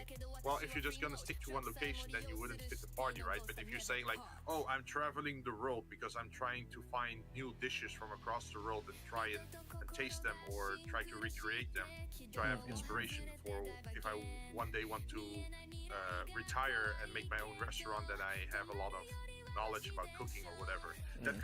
That could fit as a reason why you're on the road, right? Yeah, makes sense. Yeah. Yeah. Let's see. For alignment, I would say in general we are staying neutral or good. It's okay to be lawful or chaotic.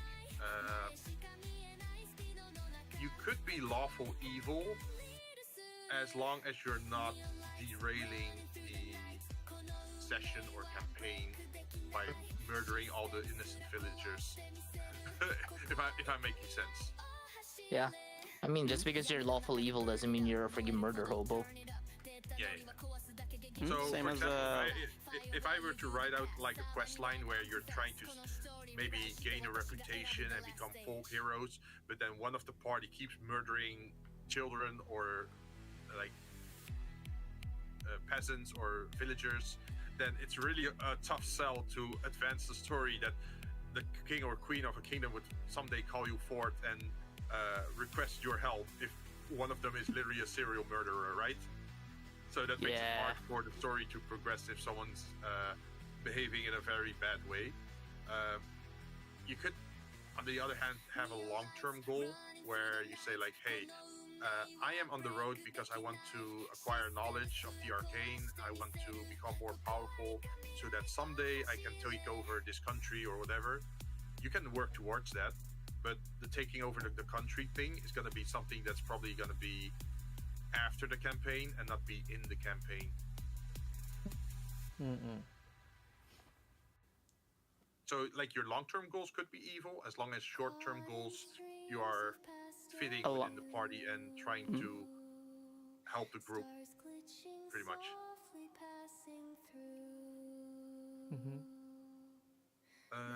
Let's see. Like, you know the what is it? You know the alignment of the stock rogue character? Like the character sheet that you get as a if you just want to jump into the game.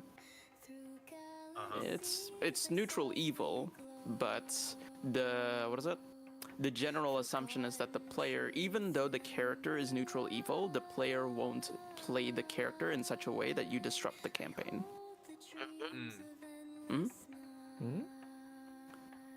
Because the character, what is it? The character is invested in, you know, helping the party get through their goals, even though they're doing it for selfish reasons. Yeah. So imagine you're stealing shit for the party, but you're also putting some coin aside for your own goals for later. Okay, that still helps the party. But if you're like, what would be a good example? Imagine you're a warlock and you're killing a villager in every town that you're visiting, and then eventually the word gets out that you're a serial murderer or a cultist or whatever. That gives a bad name to the entire group because you're hanging out with them, right? That would be problematic at that point. Let me But if persuade you him. just say, like, I know my dog dog dog guild members. Yeah, right. like you, for example, there could be a situation where, for example, if you're trying to steal something, you could steal something from a bad guy, or like maybe you steal a contract that he has over another person, and then you tear up the contract, and then you're still helping the people or like the party achieve their goal, and you can still do your evil deed of stealing shit, right?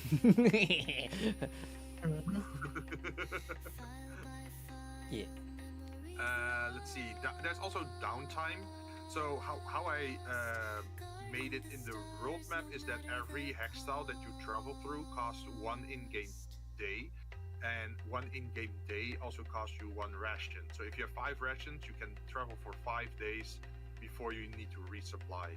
So that's why I'm saying, like, hey, if you stock up 30 rations, you can travel for 30 days. While on the road, every time that you want to take a long rest, it also takes another ration. So if you travel for 5 days and you take 2 long rests in those time periods, that would equal 7 rations used, even if you travel 5 days. I mean, makes sense. Does that make sense? There's also faster ways of traveling. For example, if you travel by horse, or if you travel by boat, or by airship, or I don't know, mounted creature that can fly, you will spend less time traveling. For example, I have a macro for that. So if you, for example, walk 5 days on foot, it would generate this, where it says you traveled 120 miles over 4 days, you need 4 rests for that, and you use 4 rations, for example. But if I were to use the same macro for an airship, and I say you travel 5 days by airship, then you traveled 120 miles in 1 day and you only use 1 ration. So you move a lot faster with an airship than you would move on foot. Okay. Of course, not every method of travel is as cheap, so you need to make a decision on, do you want to spend money on getting a horse, or do you want to travel on foot? Or maybe if you're getting chased, maybe you want to sneak around a little bit so you're traveling slower, but you're not leaving any tracks. Okay, makes sense. Social roles isn't mind control. In other words, you can persuade someone, but only if it makes sense. If you're trying to persuade someone to jump off a bridge and they're an evil overlord or some king of a country, chances are it's not gonna work, right? Yeah. What if we're what if we're like actually genuinely really convincing with our real life words? With your real life words, you mean like torturing someone for like a month long and trying to deny them sleep? You actually break them mentally. Oh God. I can do Like that. yes, maybe we can't like just roll for it once, but what if we actually convince you that it is a good idea? What is it that? Like the idea is What if good. what if we make the idea sound really good for them though? Like outside of the role, Like it's and then like we try to convince them as a role anyway. Well, I think you would first have to come with some very good arguments that would make a lot of sense before I would say you can roll for it. There we go. Yeah. Thank you. Yeah, it makes a more like it does make it more like dynamic instead of you can't do it, instead of it will be then just like you can do it if you can convince me. Yeah. I like that kind of thing. Like if you just say like, oh yeah, it works, and now you roll and then it's over. That's kind of short. But on the other hand, if I just say no, that is also kind of limiting, right? Mm-hmm. Yeah. But if I tell them that if they go and jump off this building, every single problem that their country has will vanish. Do you think a noble cares about the problems of the peasants? They will soon. I will give them a reason to. Something, eat the rich. If you're not gonna do it, I will steal all your riches. See, I already. These are terms Shige maybe not know, but whenever you have a long rest in the game, which means you have 8 hours of rest, you reset your resources. So if you have things you can only do a limited amount of time, then it resets so you can do it again. For example, spellcasters, they can only cast a certain amount of spells before they're out of spell slots. Explosion! Yeah. If you know the reference. Sorta, yeah. If you know the extra. Yeah. Konosuba. Explosion. Explosion! I mean, to be fair, that is literally just fireball. Yeah. Pretty much. Well, A big, extreme big, fireball, very big, probably. very low. But long rests, they take up to 8 hours, and what I said before, if you're doing it in the overworld, then it costs you 1 extra ration. You can also do long rests. Wait. inside town. Hold up. In the overworld? What? Yeah, so there are different sizes of maps, right? You have an overworld map where you travel from town to town, right? Oh, that You have, web. for example, Okay. Yeah, and then you have a local map of, for example, This. a town where you can move around. Like this thing here. And then this one is the smallest map that you're gonna see, and this is like inside a dungeon, or if there's. It's gonna be the combat, tutorial because one. that- We got reincarnated here and we didn't know why. I don't like know. I can already show you, for example, another. Nah, keep it secret. Okay. I'll keep it secret then. But yeah, it has to make sense for when you're resting. Like if you're being chased and you're gonna rest for 8 hours, then you're gonna get caught, right? Yeah. Let's see. I also calculated how much money you should probably try to earn in a month's time inside the world, and that would be around 100 gold pieces a month. to pay for Taxes? your average lifestyle. That's how taxes. Oh god! I need to steal more from you! So, how the player handbook and the DMG explain it is that if you live a certain lifestyle, it costs you a certain amount of currency. For example, if you live like a poor person, then it would cost you 2 silver pieces a day. If you're living modestly, then it costs 1 gold piece a day. If you're comfortable, it's 2 gold pieces. And if Oh, we're doing lifestyles? in town, so only in town. Like if you're spending time at an inn, then it would just be one GP, right, for 1 night of stay Yeah, over. we're doing out- expenses. Let's go. And the other one is if you're in the overworld, that means it just costs rations, which is like 5 SP a day, which isn't a lot, but if you're traveling I don't 10 know. tiles, that is already 50 SP at that point. So it can build up. So always be sure to keep some money on you and don't go broke on buying that sword. I'm Because if gonna you steal do, that sword. then, Why you go buying? What's that? I'm gonna steal your food. I'm gonna steal your couch. I'm gonna steal your horse. I'm gonna steal your wife.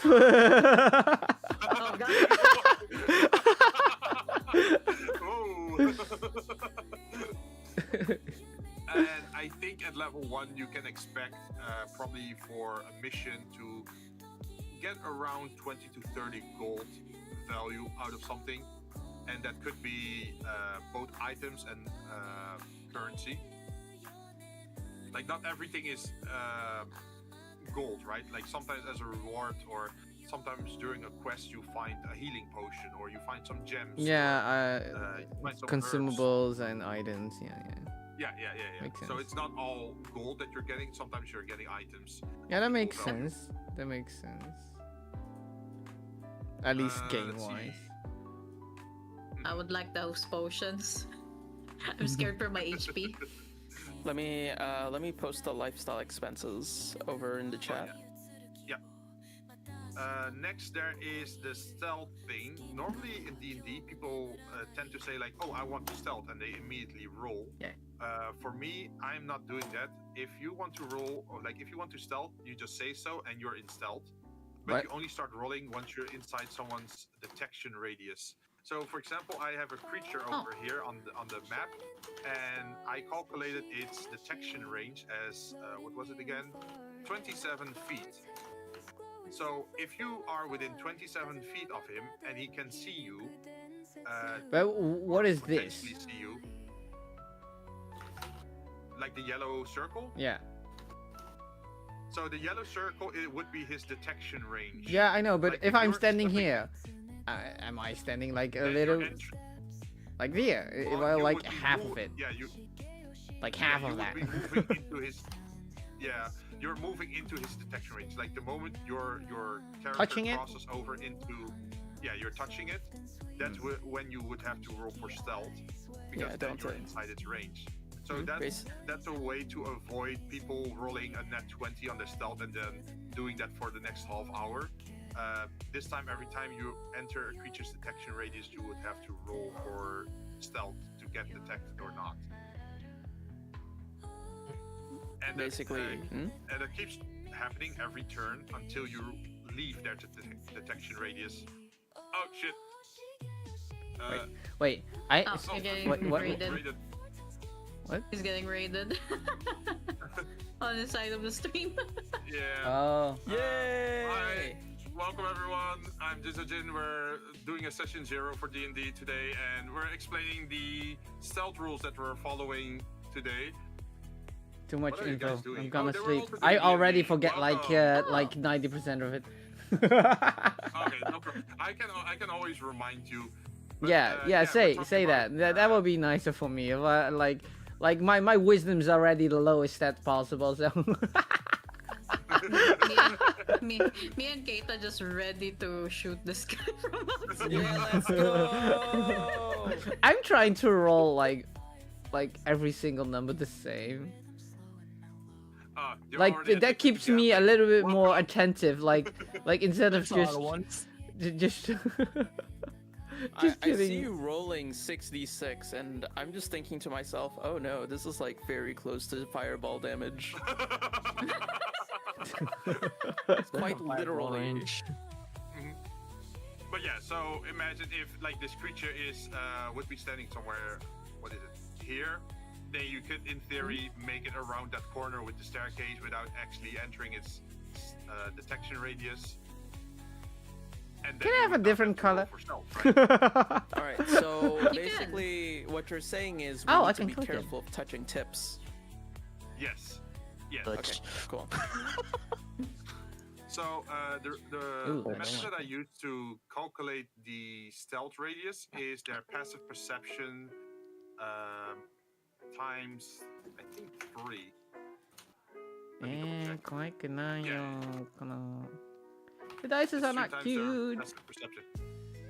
So that means if you are facing a dragon which has a very high passive perception, he would notice you from way farther than a skeleton would.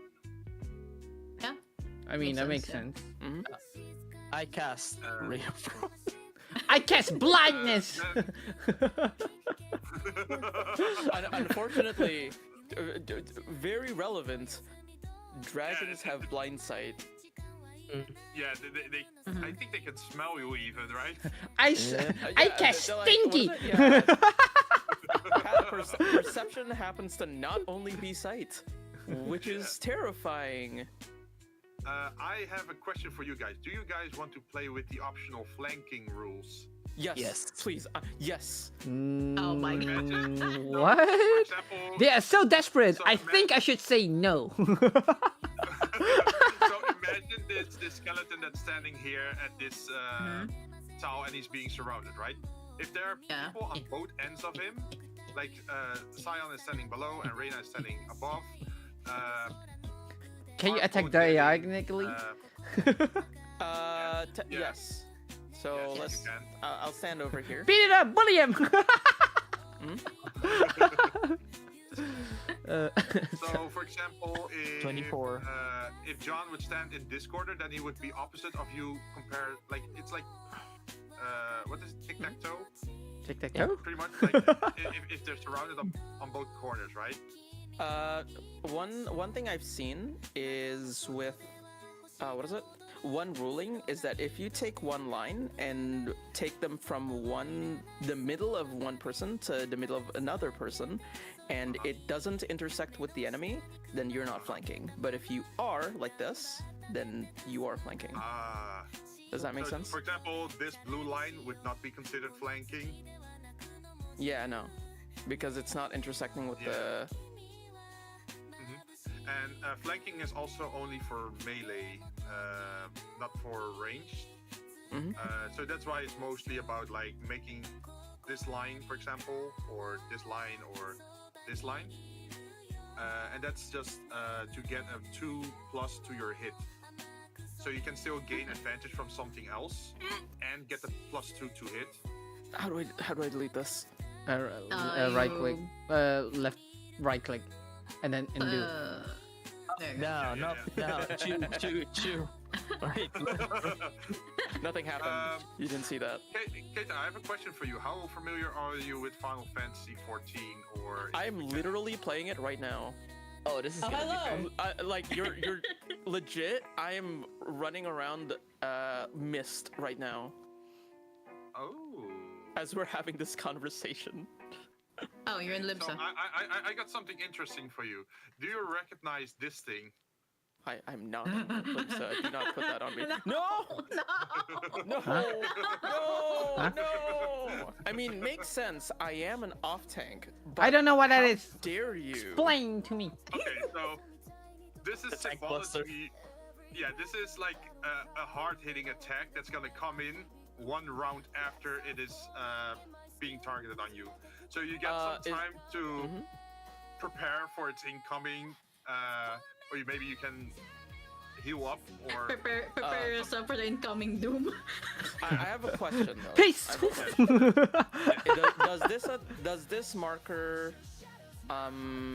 Does this marker differentiate between an attack that is like an attack roll as opposed to a saving throw or not? this is just anything that's targeted to one specific person. Oh no! Dang it! Because here's the thing, I'm an AC tank, which means that if it's an attack roll, I can I can prepare for it accordingly. If it's a saving throw, I'm cooked. I'm so done. It's so over, bros. If one of your allies sees it and they might have to spell, for example, bless, then they can cast bless on you. Wait, so you what- have Or resistance. more- Can I also do this? I'm standing next to it. And I will say push. Can you No, push you someone follow away? him. This thing is following.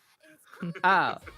Now, there's also another different effect that I also added to the D&D environment, and you're gonna probably recognize this one as well.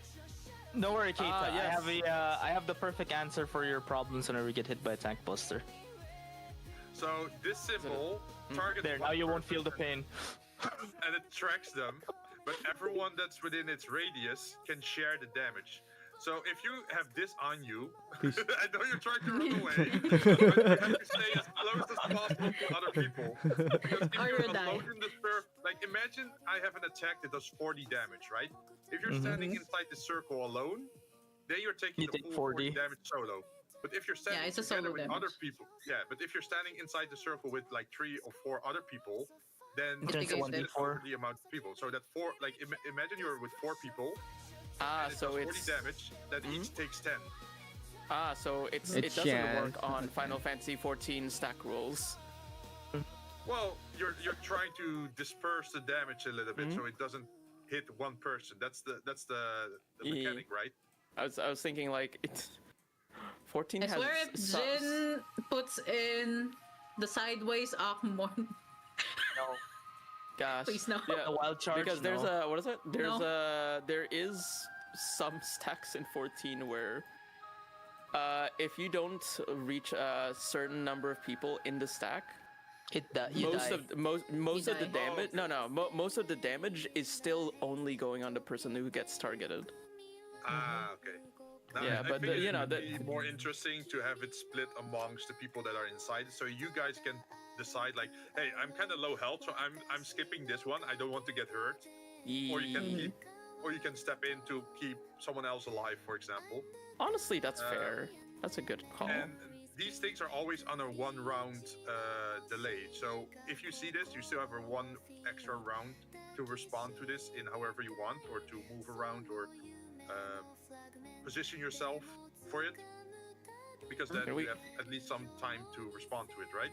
Can we get an echo reset per day? Echo? If this is the case.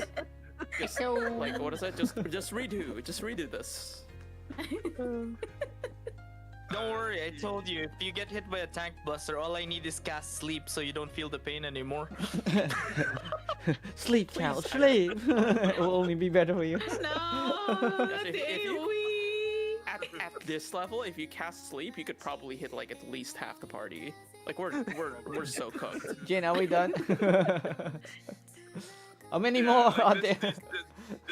this is just the last bit of it. But yeah, this is, well, an AoE. If you're inside it, you get damaged. We also have another variant of it. Oh god, not the push. Yay! I- I act- Displacement! What's that? Wait, no, I don't. Wait, is that no? That doesn't look like the push. That looks It's like the push. That's what is push. it? What that looks like It's is an the AoE. AoE. what is it like? It's the radio Okay, so it is a push. Okay, because for some reason, Push. me looking at that, I'm thinking, oh, is that a So how far are you gonna Ra- get pushed by raise. that though? what is it? Oh, like- The It really depends other. on what encounter you're facing. But in general, if there's a lava pool behind you and you're standing inside the circle, you might want to move so you don't get pushed into the lava. Oh, I'm thinking of a Okay. proximity AOE. My bad. You're taking a prox? Oh, okay. No, it's different. Yeah. Prox is the beating one. And then Ah, there is right, also yeah. then there's also just The the line one. linear. Why is it so yeah. big? That's how big it usually is. Oh. Yeah, it is. Yeah. What a But funny haha in mechanic. general, it won't happen often. It's mostly So- big battles, right? Like Okay, I so see do you understand? You understand it now? Why it's called the Valus Ultimate? Gosh, I'm so freaking. We're so dead. We're so cooked. No, It's so no. Like you can even have AoEs like this where you have to stand in the center to. I not better get get a title Oh. here. Jin. Wait, Nidhogg! Nidhogg! It's literally Hot Wing. What? Yeah. Yeah. What? Hot wing? It's like an attack pattern from Final Fantasy 14 where you just get hit on the side and it's safe on the inside. Like if you stand in the middle line, you're safe. You don't get hit. But If why you're is he standing saying outside- food? It's It's called Hot Wings. the attack is called. Oh Hot my Wing. god, I almost had it! It was inspired by a dragon's wing attack, so that's why it only hits the side and not the center. But yeah, that's pretty much like the inspiration for like more of the special effects for like bigger battles. You won't be fighting a cow or a chicken, and it does. The cow has wild charge run! Gosh, I hear Wild Charge and I start hearing the Pandemonium 10 theme.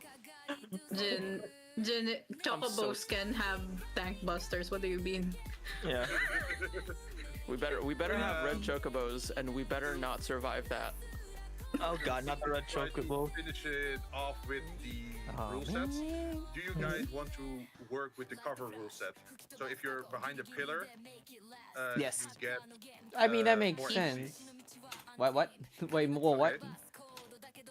So AC stands for armor class, which means your armor.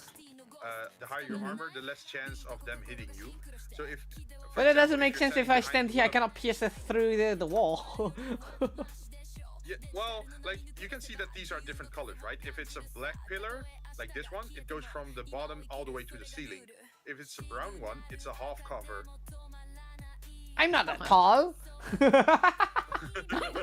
Unless I you mean, crouch, I mean, guess. I mean, I'm really tall. Yeah, I need to watch out for. But I made a. Wait, I have a schematic question. For. Yeah, yeah. So I'm a shapeshifter, right? Can I do that mid battle? Yeah. If it says so in your. I mean, like for example, I'm standing here, and he's trying to throw something, and before before anything, I'm saying I'm gonna be a I don't know, like. Oh wait. Something very short. Any small. Yeah, it's something any short something creature. small but very like thick because I need to have my proportions. I think it said something like that.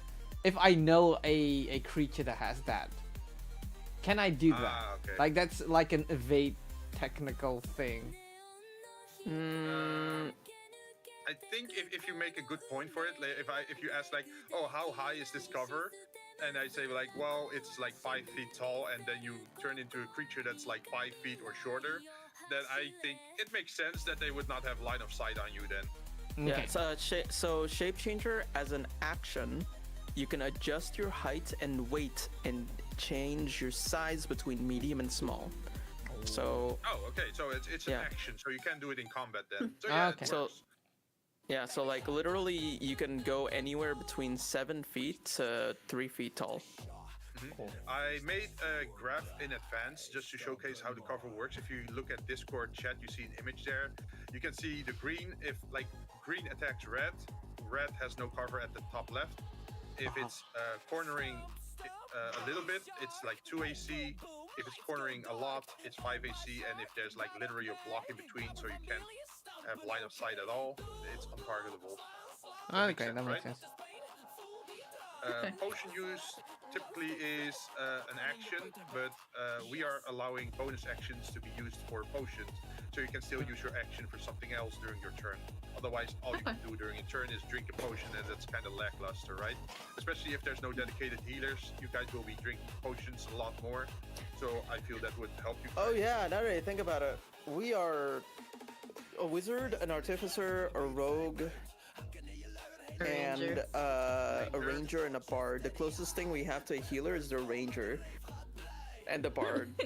Yeah, but hey, it can work if you stock up on your healing potions or a healing kit or like other things that can keep your HP up. Swarm. I mean, I could have gone healer if I took Mark of Healing as my sub race, but poisoning people sounded better. I mean, poison is a side of medicine, right? Yeah.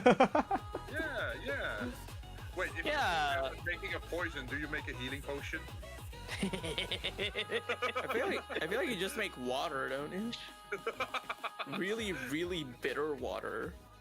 Probably. And that could still find its uses. Also, the last thing I want to talk about that's on the list is the combat fluidity for swarms of minions. Like, if we're fighting, for example, 20 spiders, Oh god. that would be Burn very them. problematic, right? And combat would be very slow because I have to control 20 minions or 20 creatures at the same time. At that point, I'm just combining them all, and just depending on how many creatures there are, I'm just making one token that has 20 times the normal HP and also has their average attack.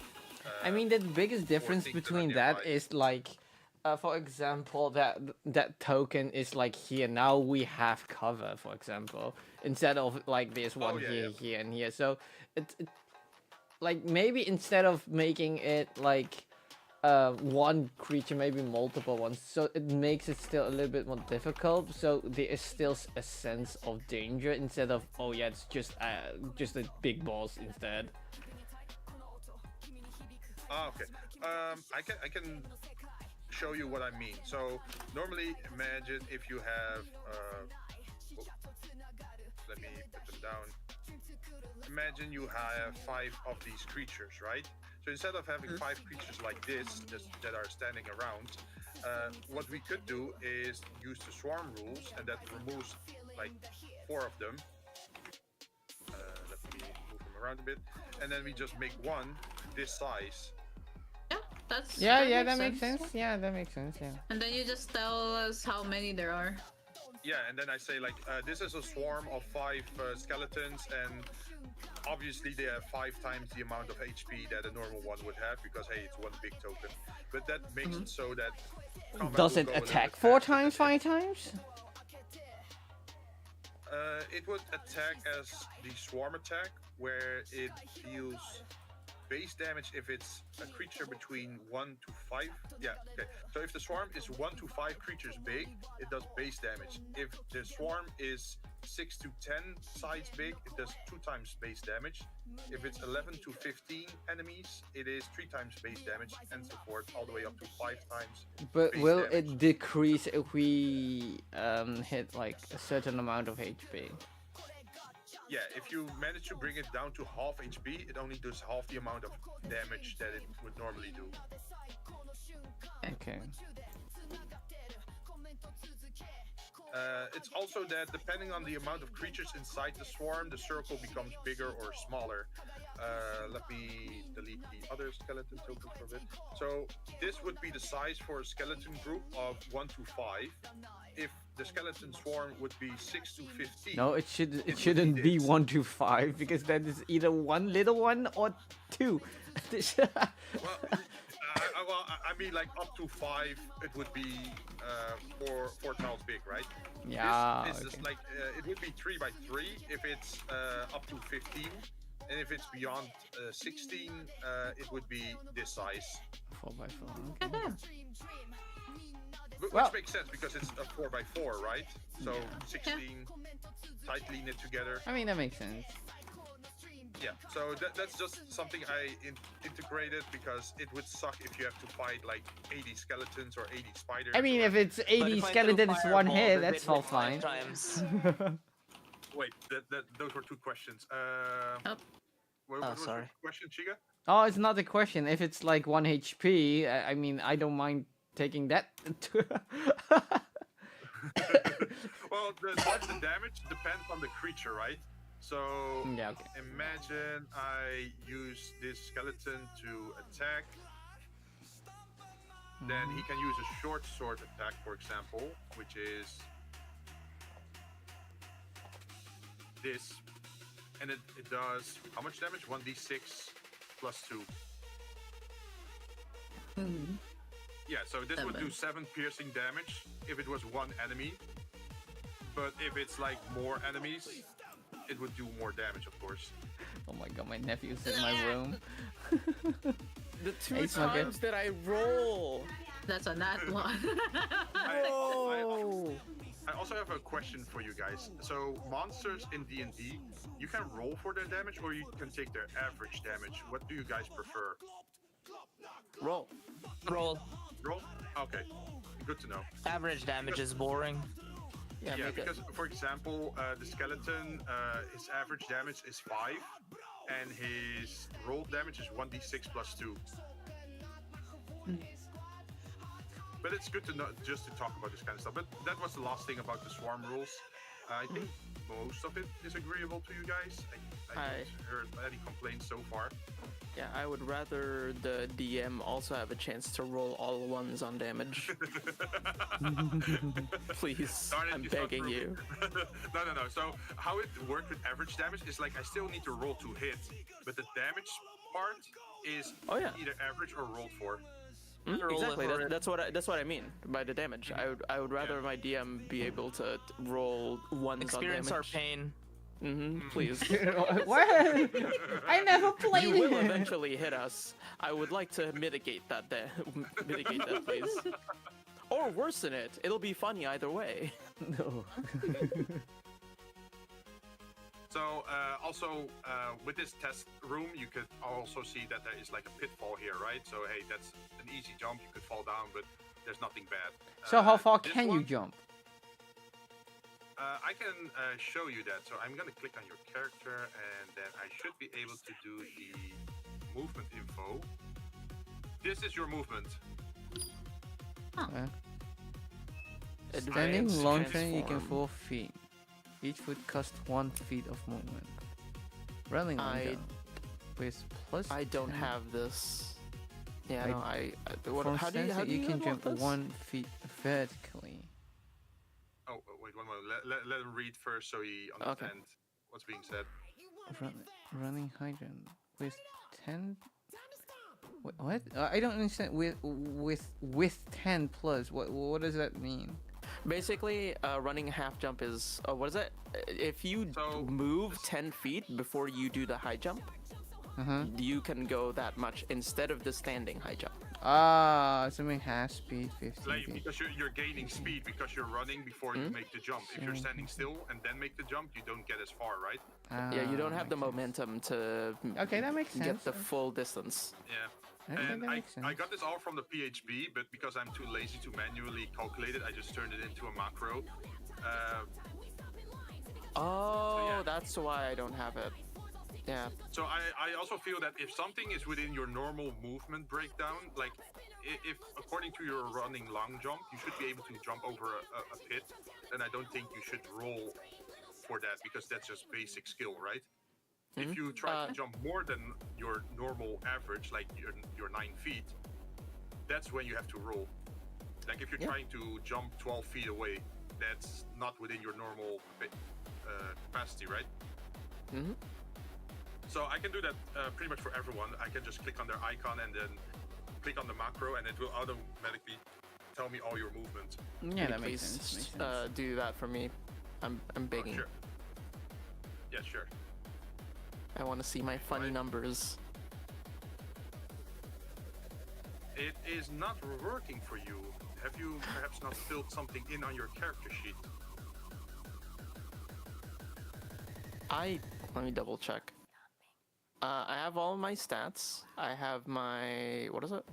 Yeah, I have all my stats. It's more an explanation.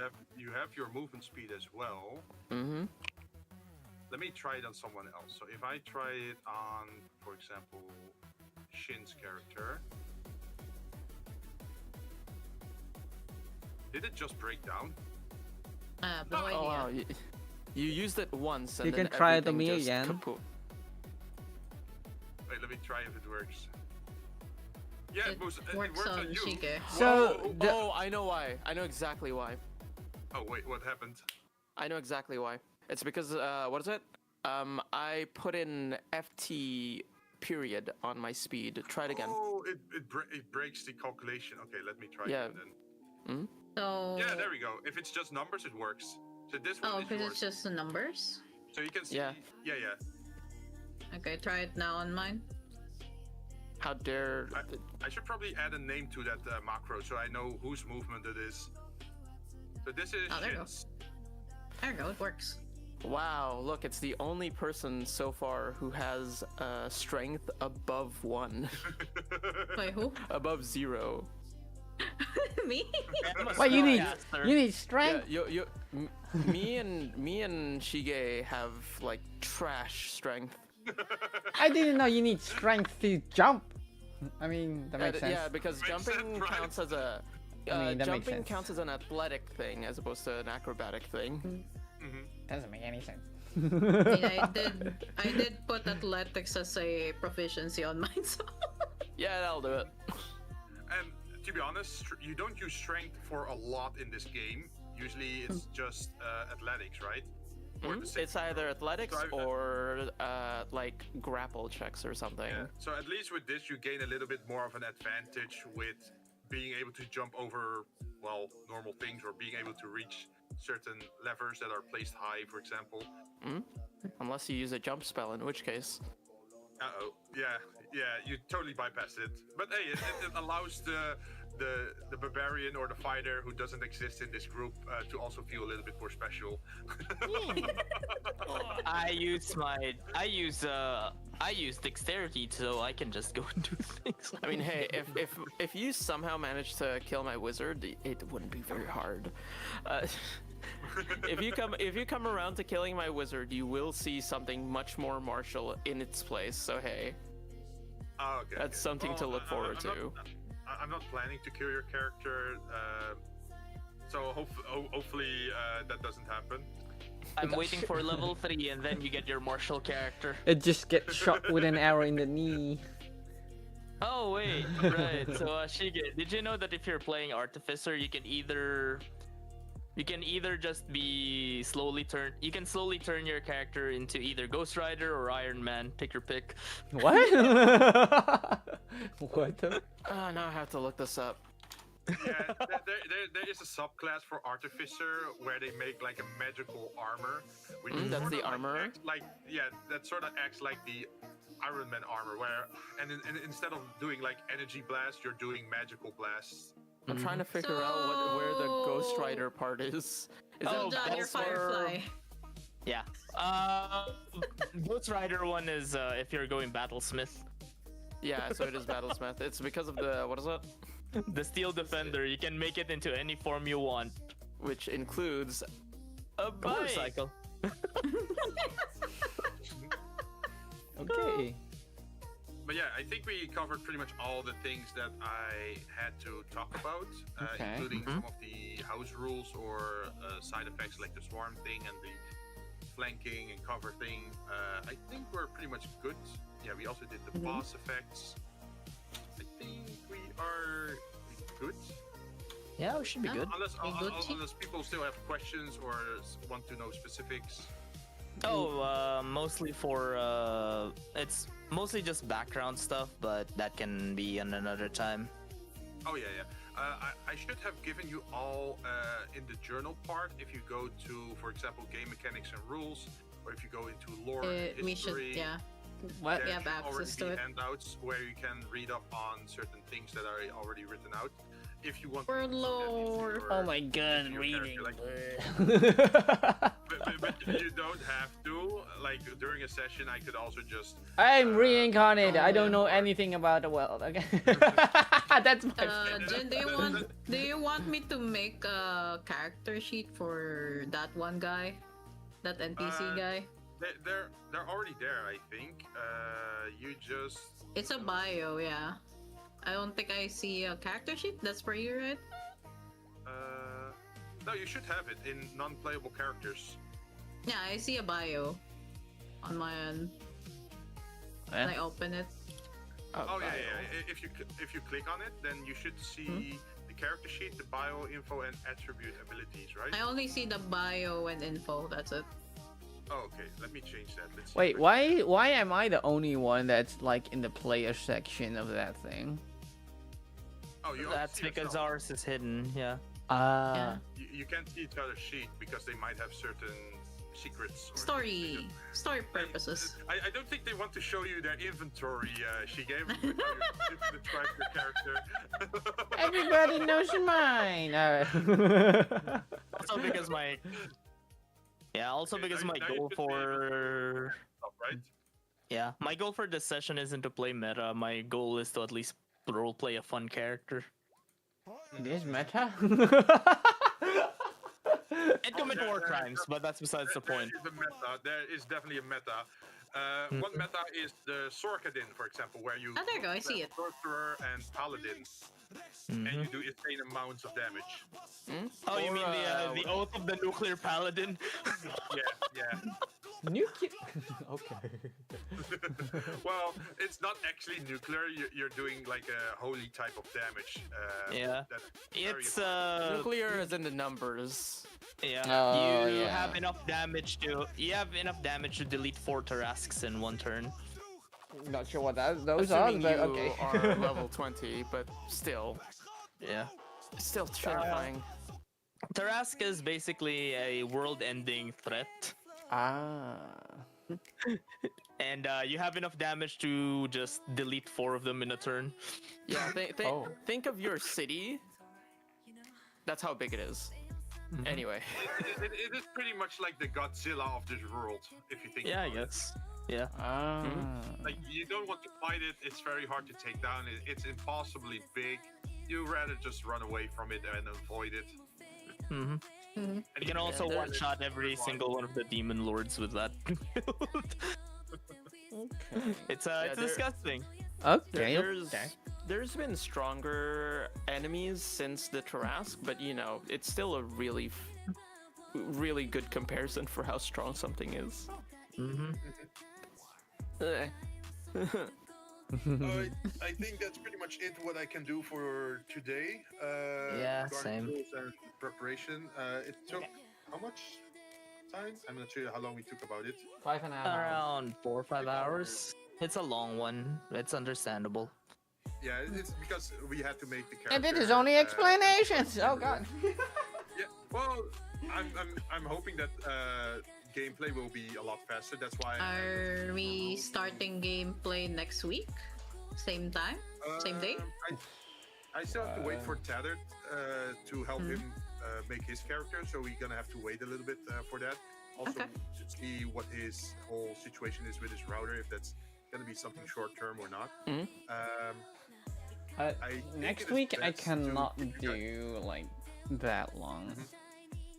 Yeah, understandable.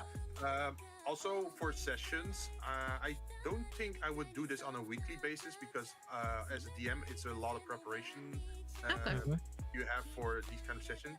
So I think at most it would probably be like once a month to play something like this. We'll just have to. But it's gonna be a long one. Yeah. Just let it be known, it's a long one if it's once a month. Usually I try to start a quest line and then try to also sort of conclude it within the same session so that I can ask what are your plans now, and then you can say like, hey, we want to stay longer in this town, or we want to move on, head to somewhere else. Based on that, I can To be prepare continued. the next bit of story. Because Wait, with that in mind, how long would are you planning the? I'm sorry. Did I? No, you can talk. Okay. With that in mind, how long would you say the sessions would go? Only was it like around 5 hours ish? I was thinking 5 hours ish, but if people want to play longer, that could work for me as well. Yeah, depending on because what. 5 Like hours for me, I gone. work a lot in a weekend, so that's gonna be difficult.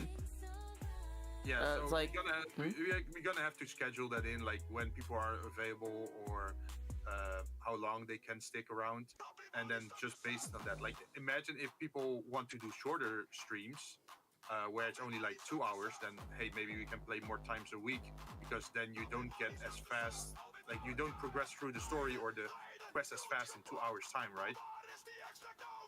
Yeah, because like, what is it?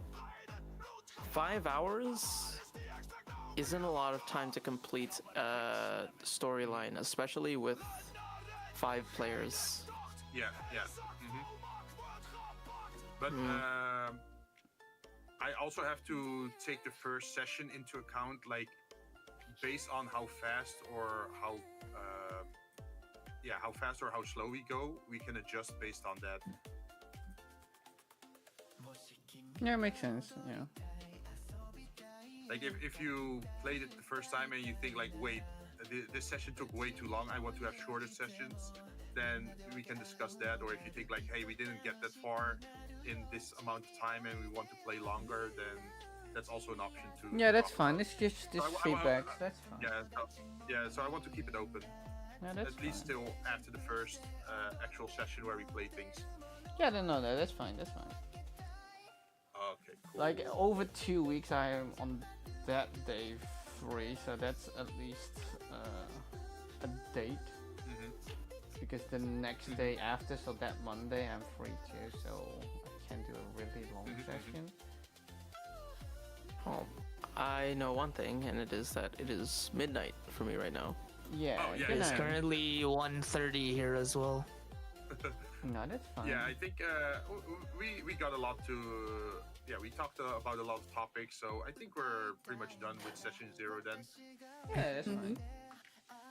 Also, one last remark for people who joined in on the chat side. Sorry if I couldn't really respond much to you guys, but there was a lot of topics I had to go through and a lot of explanations. So sorry if I didn't immediately respond to you guys.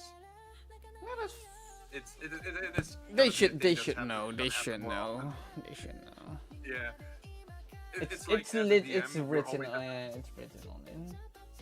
Yeah, like as a DM, you're always talking or interacting with one of the players.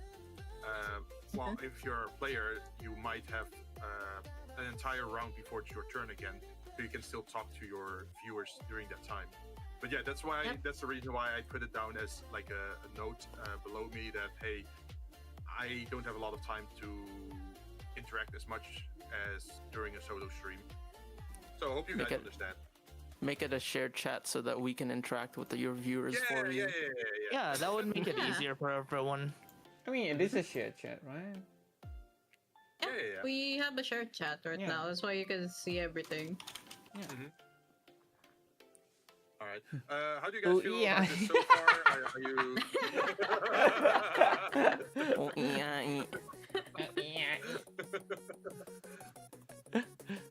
So how do you guys feel about it so far? Are you interested? Too much info. Too much info? I forgot most of it.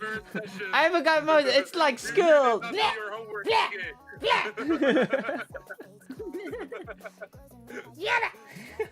Nah, but yeah, it is a lot of info. If this is the first time you're playing it, you have to imagine that this player handbook is already like what 275 pages or longer, and then you have the Dungeon Master book on top of it, and then expansion books.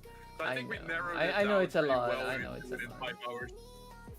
I know it's a lot. Yeah, it's gonna be a fun time.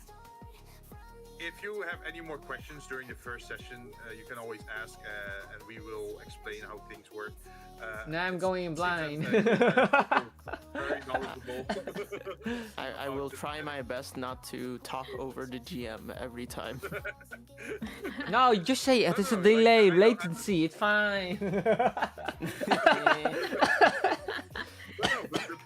The things you're bringing up are very valid, and sometimes I'm faintly remembering like, oh yeah, it was something like this, but then I have to look it up.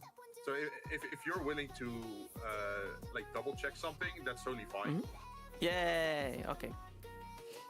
Yeah, I'll be going to play some Apex training thing with my teammates. Good luck. For a tournament. The Gapex, right? Yeah, Gapex. Gapex tournament. I didn't know it was called like that. I know it's Pride. I know it's Pride, but I didn't know it was like it's got a call Gapex. God dang it. I have nothing against anything Pride, but it's like okay, naming wise, you could do better. God. Okay, I'll be calling my teammates. Okay. No problem. Thanks for joining in. And thanks for making your character. Have a goob. See ya. Probably just gonna take my time here for a second and just add. Okay, guys. We are done with that. Let me take a little break. From that, and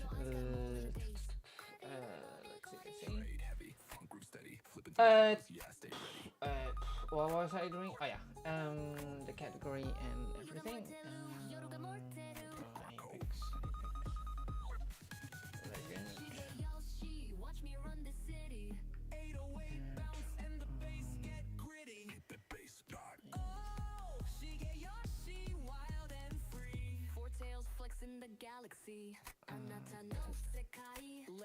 No way, there's so many.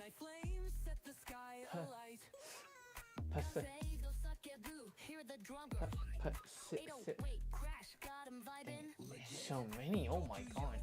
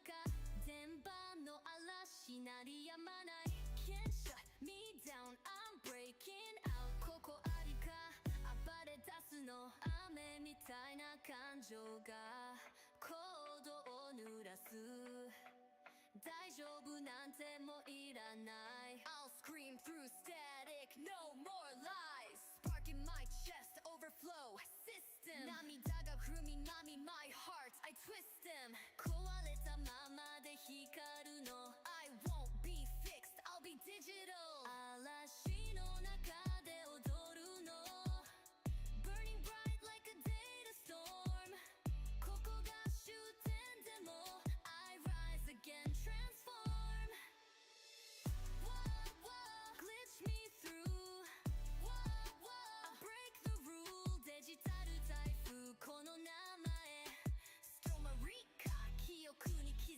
め壊れてんじゃない進化中パケットごと愛ぶつける Crash and reboot No fear in sight リアルも嘘も私の light Skirt through the firewalls Bend reality 何度も落ちたその旅 Rising me 静電気みたいに寄せてよ Truth この嵐こそが私の Proof 痛みもグリッチの Rhythm ね消えたくない流されたデータの海から叫びをアップロード永遠に Fly 嵐の中で君を呼ぶ Heard my name in the lightning bloom ここが最後でも My soul will still resume Whoa, whoa, blast the sky Whoa, whoa, I won't say bye 光るノイズを羽にしてストマリカ世界を照らせ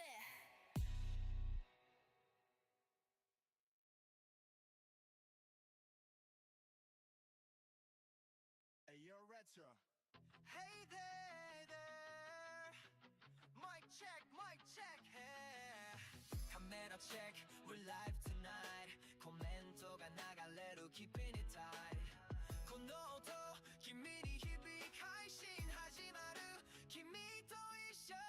ゲームの世界、コントローラー手の中に戦いが始まり見逃せない視聴者とつながる Feel the heat スキル作る Let's go and reach new heights 茂吉と共に進み続ける We're rising up feeling the heat 進めこの瞬間が来る Push it take the shot 今すぐこれがチャンス Don't stop don't stop 今ここで Stream dream みんなで最後の瞬間夢中でつながってるコメント続け声を上げて最高の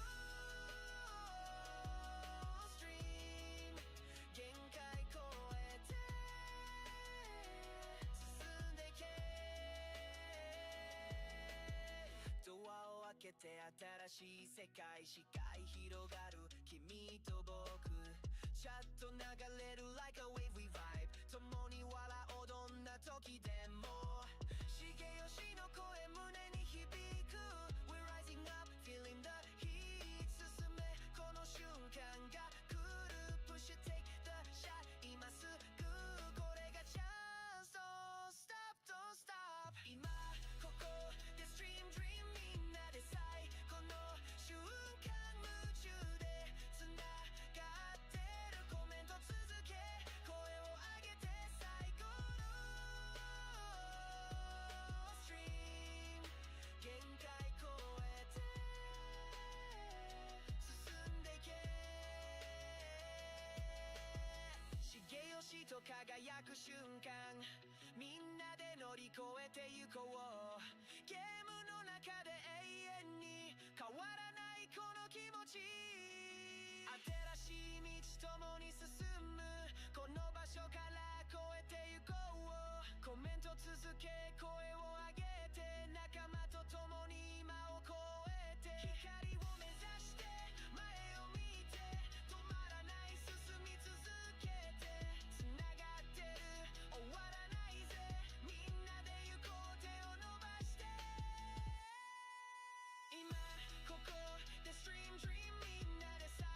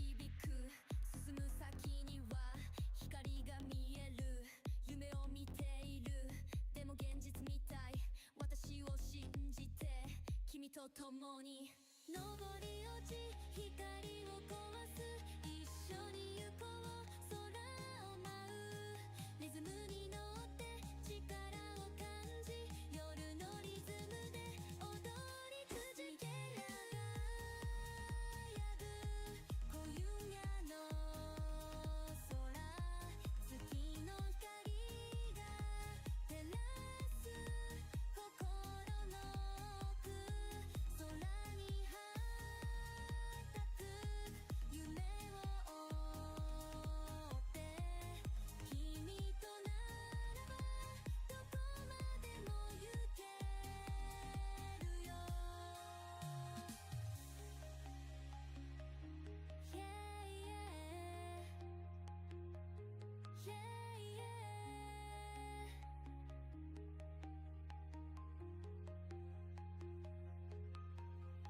昇り落ち光を壊す一緒に行こう空を舞うリズムに乗って力を感じ夜のリズムで踊り続ける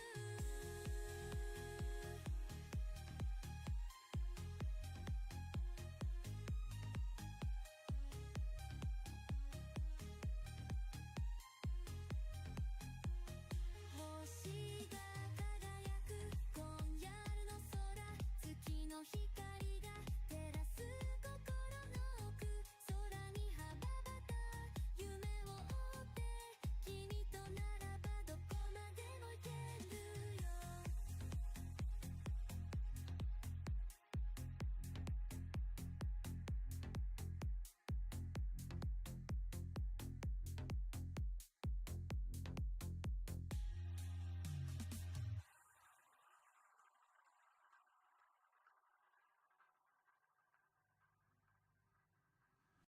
風がざわめく夜の中電波の嵐鳴りやまない Can't shut me down I'm breaking out ここありか暴れ出すの雨みたいな感情がコードを濡らす大丈夫なんてもういらない I'll scream through static no more lies Sparking my chest overflow system 涙がはみまり my heart I twist them 壊れたままで光るの I won't be fixed I'll be digital 嵐の中で踊るの Burning bright like a data storm ここが終点でも I rise again transform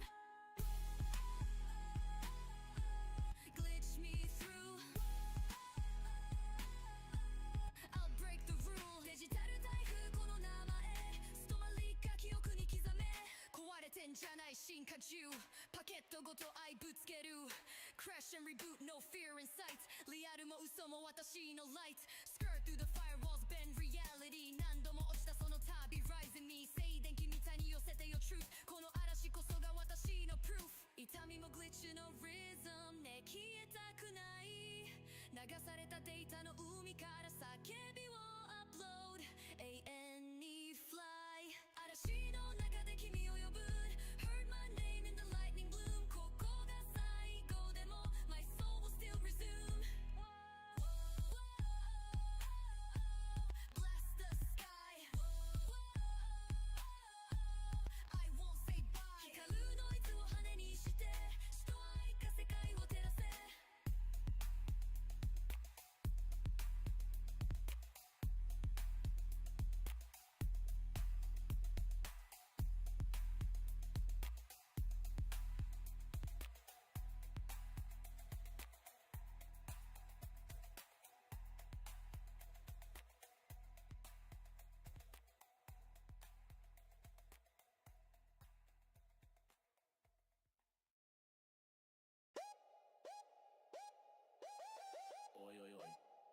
beats en dan klaar.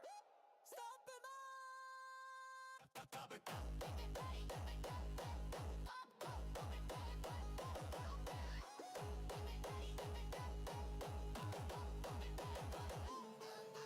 Stampie, stampie, links, rechts, boom. Kop omlaag, bos, zoom, zoom, zoom. Geen tijd voor rust, geen tijd voor slaap. Kapper, hop, klap na klap. Bakkie in de hand, haar recht omhoog. Tracksuit, shine in gezicht als droog. Fiets op slot, body aan de go. Buurman boos, weggehad bro.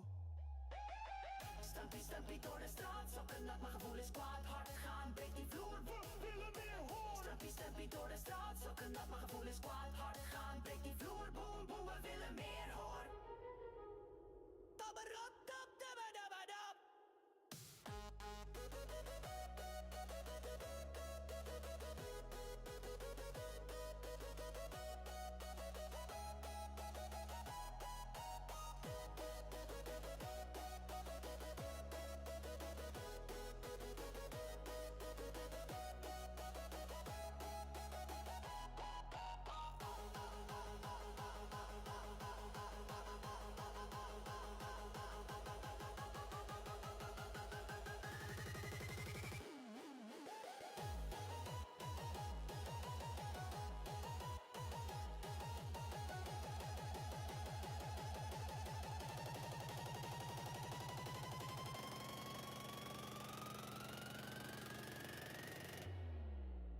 Laatste rond, jongens.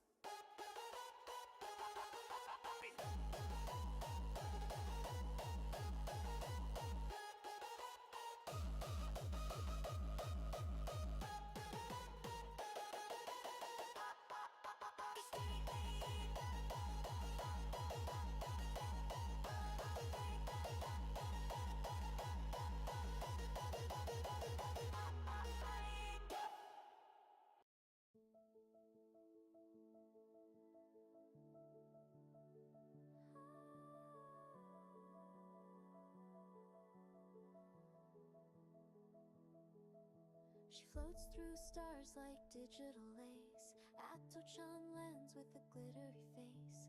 Pixel crown and plasma hands. She rewrites space with pastel plans. Her slime buddies bouncing by her side. They surf the clouds in a comet ride. Knowledge beams with every blink. Facts and sparkles more than you think. Power surge, brain on glow. Lab coat swirl, facts and flow. Did you guess? No, she knew. Adochan's IQ breaks right through. Neon boots, hoodie zip, space girl style, fully equipped. Bleep bloop heart with a sugar attack. Dropping trick bombs back to back. Rings of Saturn under her feet. Dances where the timelines meet. Slime in her pocket, stars in her palm. The universe bends to her glitter. Calm, pure beam me up at Touchon mode. Rainbow warp, upload the code. Slime streak spin, galaxy cheer. Signal burst, she's finally here. Boom in the bass, facts go fly. Alien idol lighting the sky.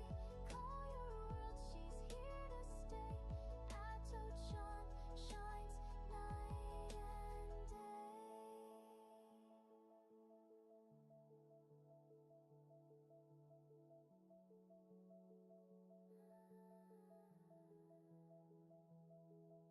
She's coding dreams in candy light, streaming joy through every bite. Glitch core crown, emoji throne. Her signal hums in every phone. Shooting hearts from satellites. Laughs in color, sings in bites. Her power's sweet but wild and free. A cosmic crush in 1080p. Zap, reality twists and play. Adochan hacks the Milky Way. Logic flips with sugar flare. She rewinds time with neon hair. Lab notes, she freestyles them. Crashes facts, then racestyles them. She's the bug in your cute daydream. The glitch pop queen of the data stream. Floating soft through static clouds. She's got the world singing out loud. Quantum steps in candy boots. Star-coded charm. Absolute. Pure beam me up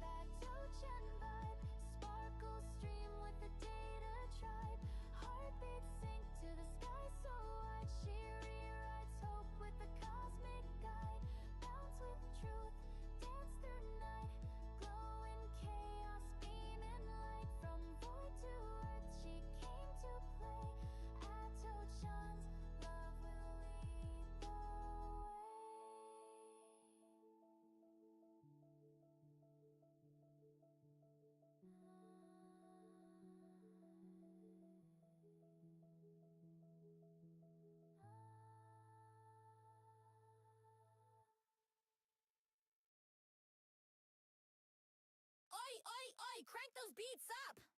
Ready? Time to stomp.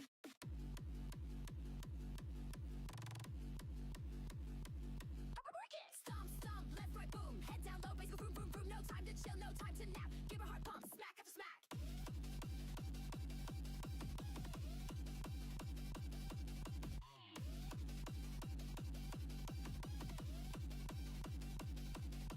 Coffee in hand, hair spiked high, tracksuit shining, deadpan eye. Bike locked up, raves to go, neighbor mad, too bad bro. Stomp, stomp, down the street, socks all wet but feel that heat. Go hard, smash that floor, boom, boom, boom, give us more.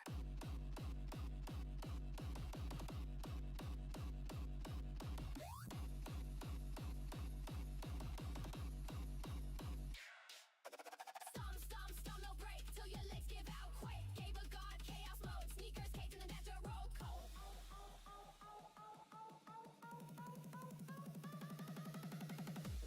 Last round, boys.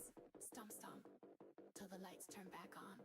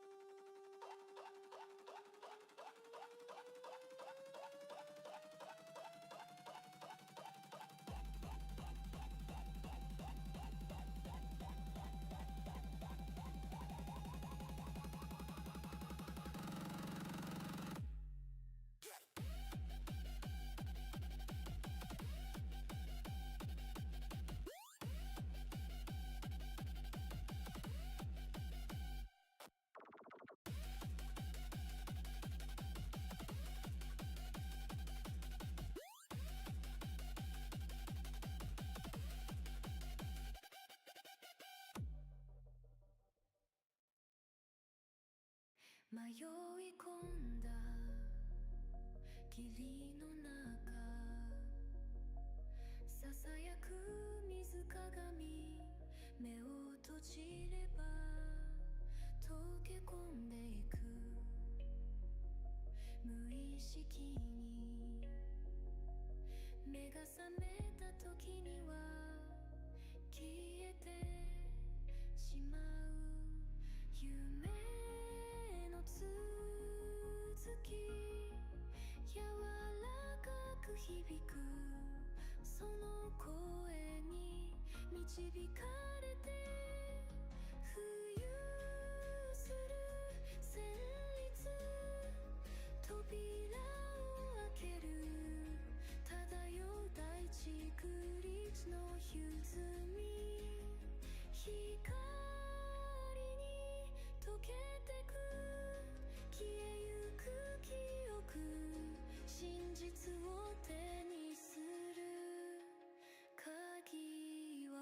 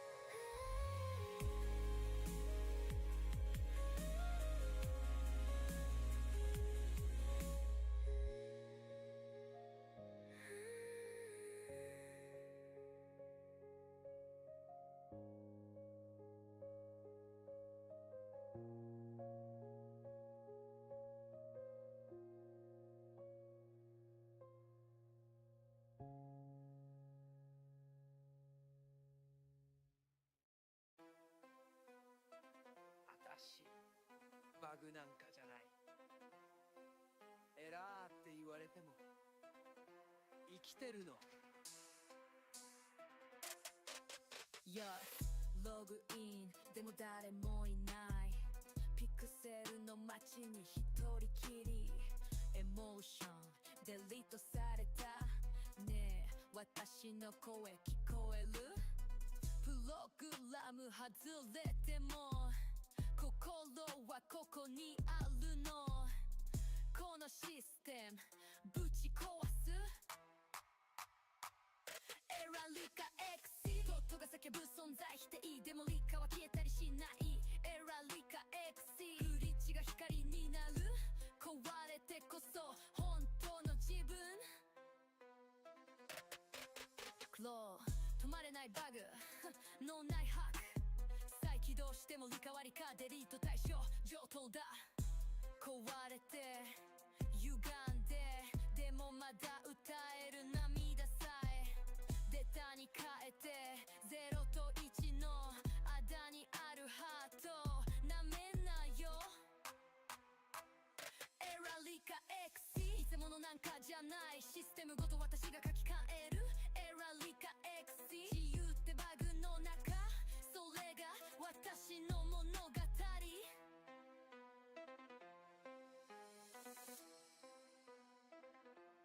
非道管理はここありか現実主義や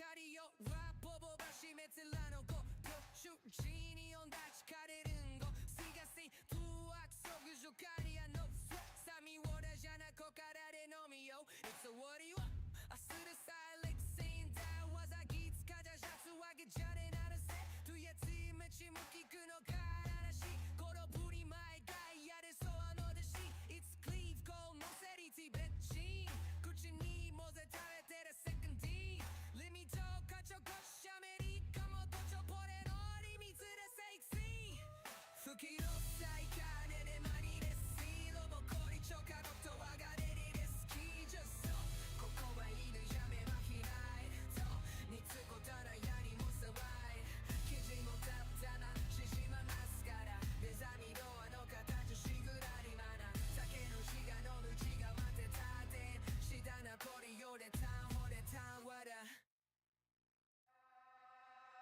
音らちな生このドレスコールはステンマ俺ぬに読みよ即即のただの品がそろどさそとけもボネチェはマヤアイドそびらなゆ重ねちようぞラロコポ on the frame しなわののいつもやちなペサシエツステイ的なとこねらう歌詞のぐねぼけあたとのこのコリネに中心赤いそばみならりおろスーピーもばすりすんはすれてが俺ぐるち化粧はらそれとるわらしつけに咲いたらでれまりですシールを込みじゃだボタンはがのりですキージュスは働いり髪にぎらいと別もだな日々のせばいケズもかったにゃ父があったなへざに用のかばずしけなれなら酒ぬひらのふりばばで立って視界だこびようにタワのタワーだ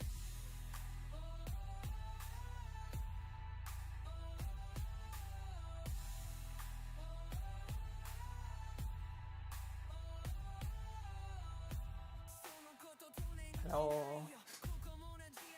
Hello, hello, I'm back. There's a thing I need to do before doing that. There it is.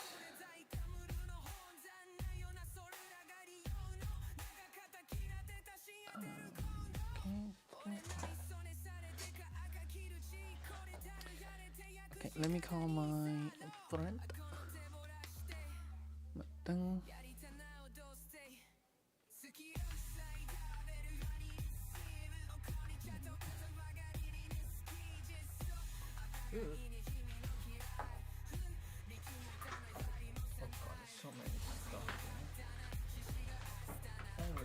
clean my room.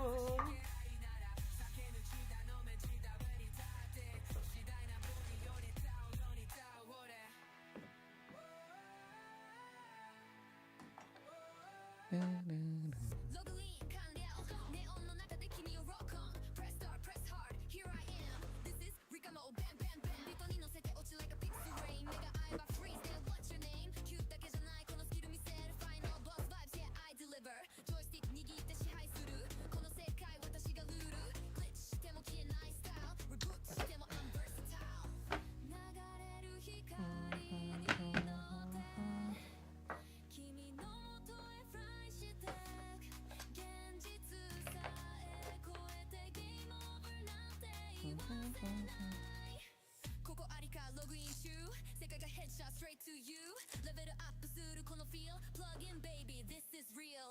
ここありか無敵モード、チャコにセーブしてロード。Bit by bit, I steal your heart, cause I'm the queen of this pixel art.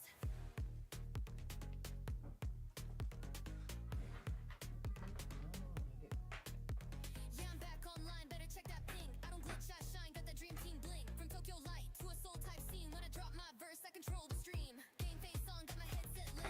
808s, bumping full screen hit. Every chat goes wild when I say hi. This girl's not just cute, she electrifies. ログインしてく記憶の海、君と描くデジタルな未来。One more life, one more try. 一緒なら空も fly. ここありかログイン中、とかくコンボ flawless too. 人にアクセス。迷い込んだ霧の中、ささやく水鏡、目を閉じれば溶け込んでいく、無意識に目が覚めた時には消えてしまう。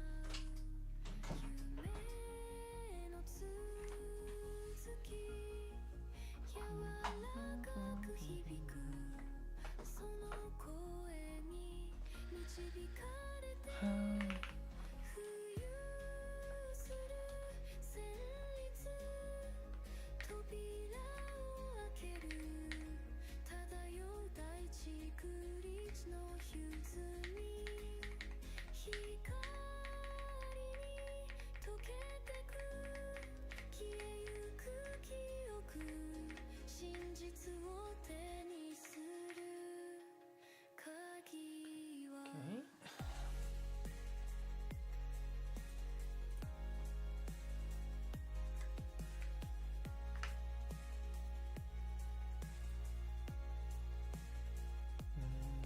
ここにいる誰かと一緒幻だとしても確かにそこにいる君と世界な無理つかりのようのこと数のあれがの音さあ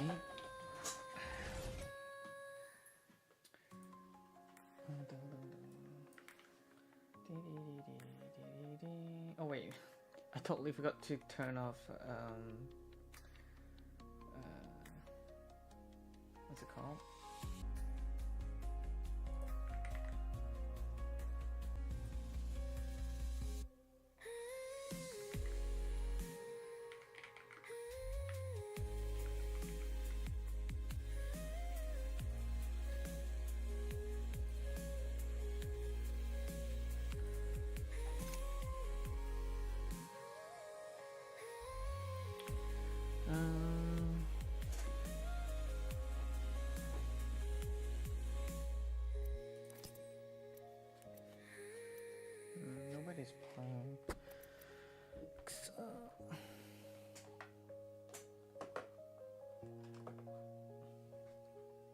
Oh, I accidentally pressed something. Nani? Oh, that's why. Um. エラーって言われても生きてるの。Yeah, ログインでも誰もいない。 Um. の街に一人きり。エモーションデリートされた。ねえ、私の声聞こえる？プログラム外れても心はここにあるの。このシステムぶち壊す。エラリカ X ドットが叫ぶ存在否定でもリカは消えたりしない。エラリカ X ブリッジが光になる。壊れてこそ本当の自分。クロー止まれないバグ Let's see 脳内ハッ here. ク再起動してもリカ割りかデリート対象上等だ。壊れて歪んででもまだ歌える涙さえデータに変えて Hello. ゼロと一の間に I hope I'm not calling at a busy time. エラリカ X いいよ偽物なんかじゃないシステムごと私が書き換える。エラリカ X 自由ってバグの中それが私の物語。 Yeah. You want to put some games? Yeah. Video games? Yeah. 非道管理はここありか現実主義や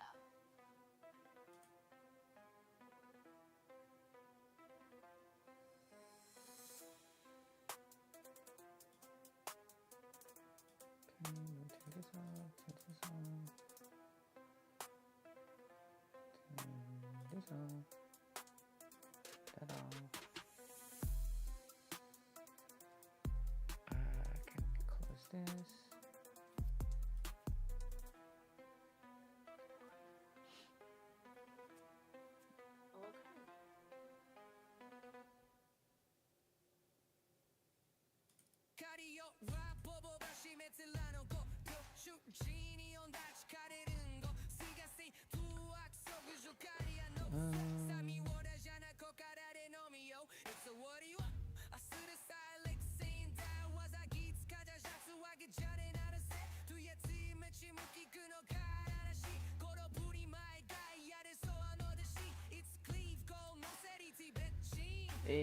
Are you streaming or are you just playing?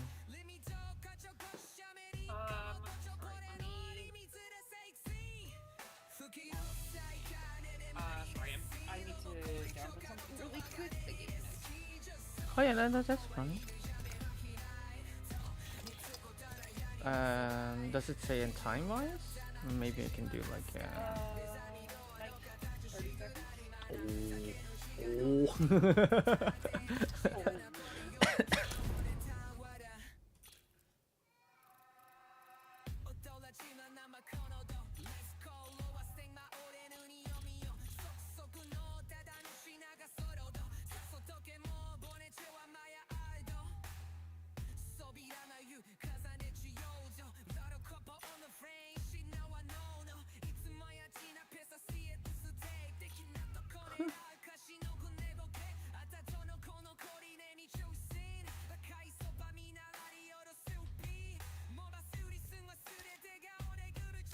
Golden Week Retro. What is that?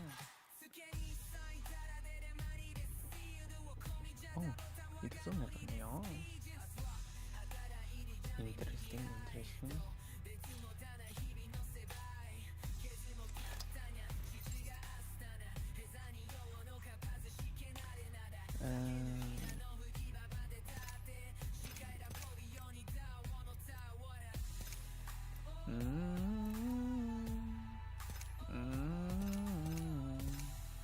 I'm almost level. Oh wait, no, never mind. Well, 18 levels, then I reach 400. And that's max level, and then you can go again and again until 2000.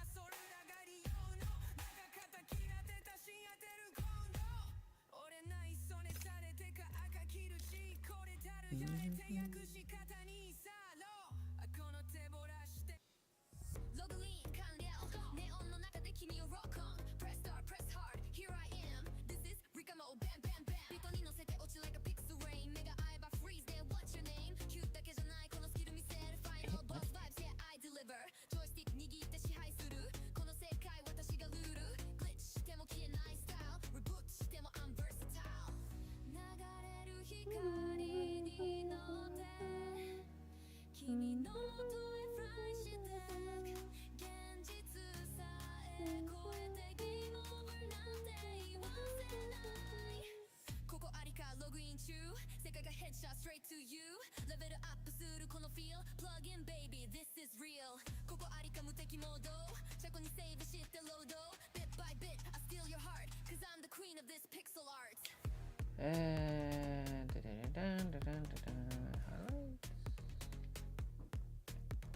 I'm back online, better check that ping. I don't glitch, I shine, got that dream team bling. From Tokyo Light to a soul type scene. When I drop my verse, I control the stream. Game face on, got my headset lit. 808s, bumping full screen hit. Every chat goes wild when I say hi. This girl's not just cute, she electrifies. ログインしてく記憶の海。君と描くデジタルな未来。One more life, one more try. 一緒なら空。ここあるかログイン中。そうかかコンボ flawless too. 鳩にアクセスするスキル。Can't log out, I'm your thrill. ここありか無敵モード。Say me now before I go though. コーデと感情交差する。I'm your player to forevermore.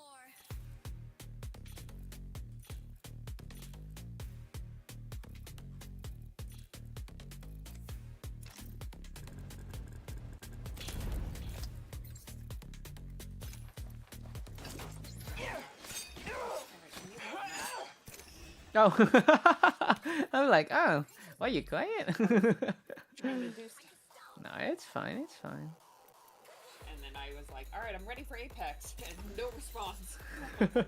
I will shed blood and honor the Allfather. I mean, you did eventually find it.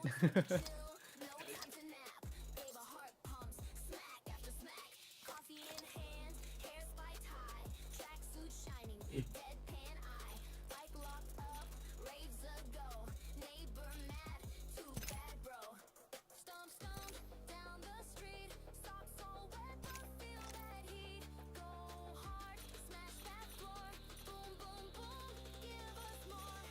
Stomp stomp stomp, no break, till your legs give out, quake. Gaber got chaos mode, sneakers caked in that dirt road code. Oh, cute. Okay, this is gonna make me sound like. Oh, What was your question? I was gonna ask, do you know what game Tom Nook is from? And then I remembered it. Wait, who? Tom Nook? I don't know who that is. He's a character from Animal Crossing. He's like the main guy from Animal Crossing. Ah.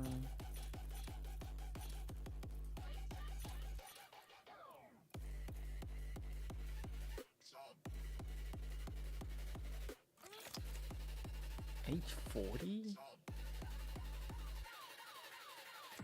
Wait. 31? Oh, wait, what? Their ages? What? I didn't know they had age.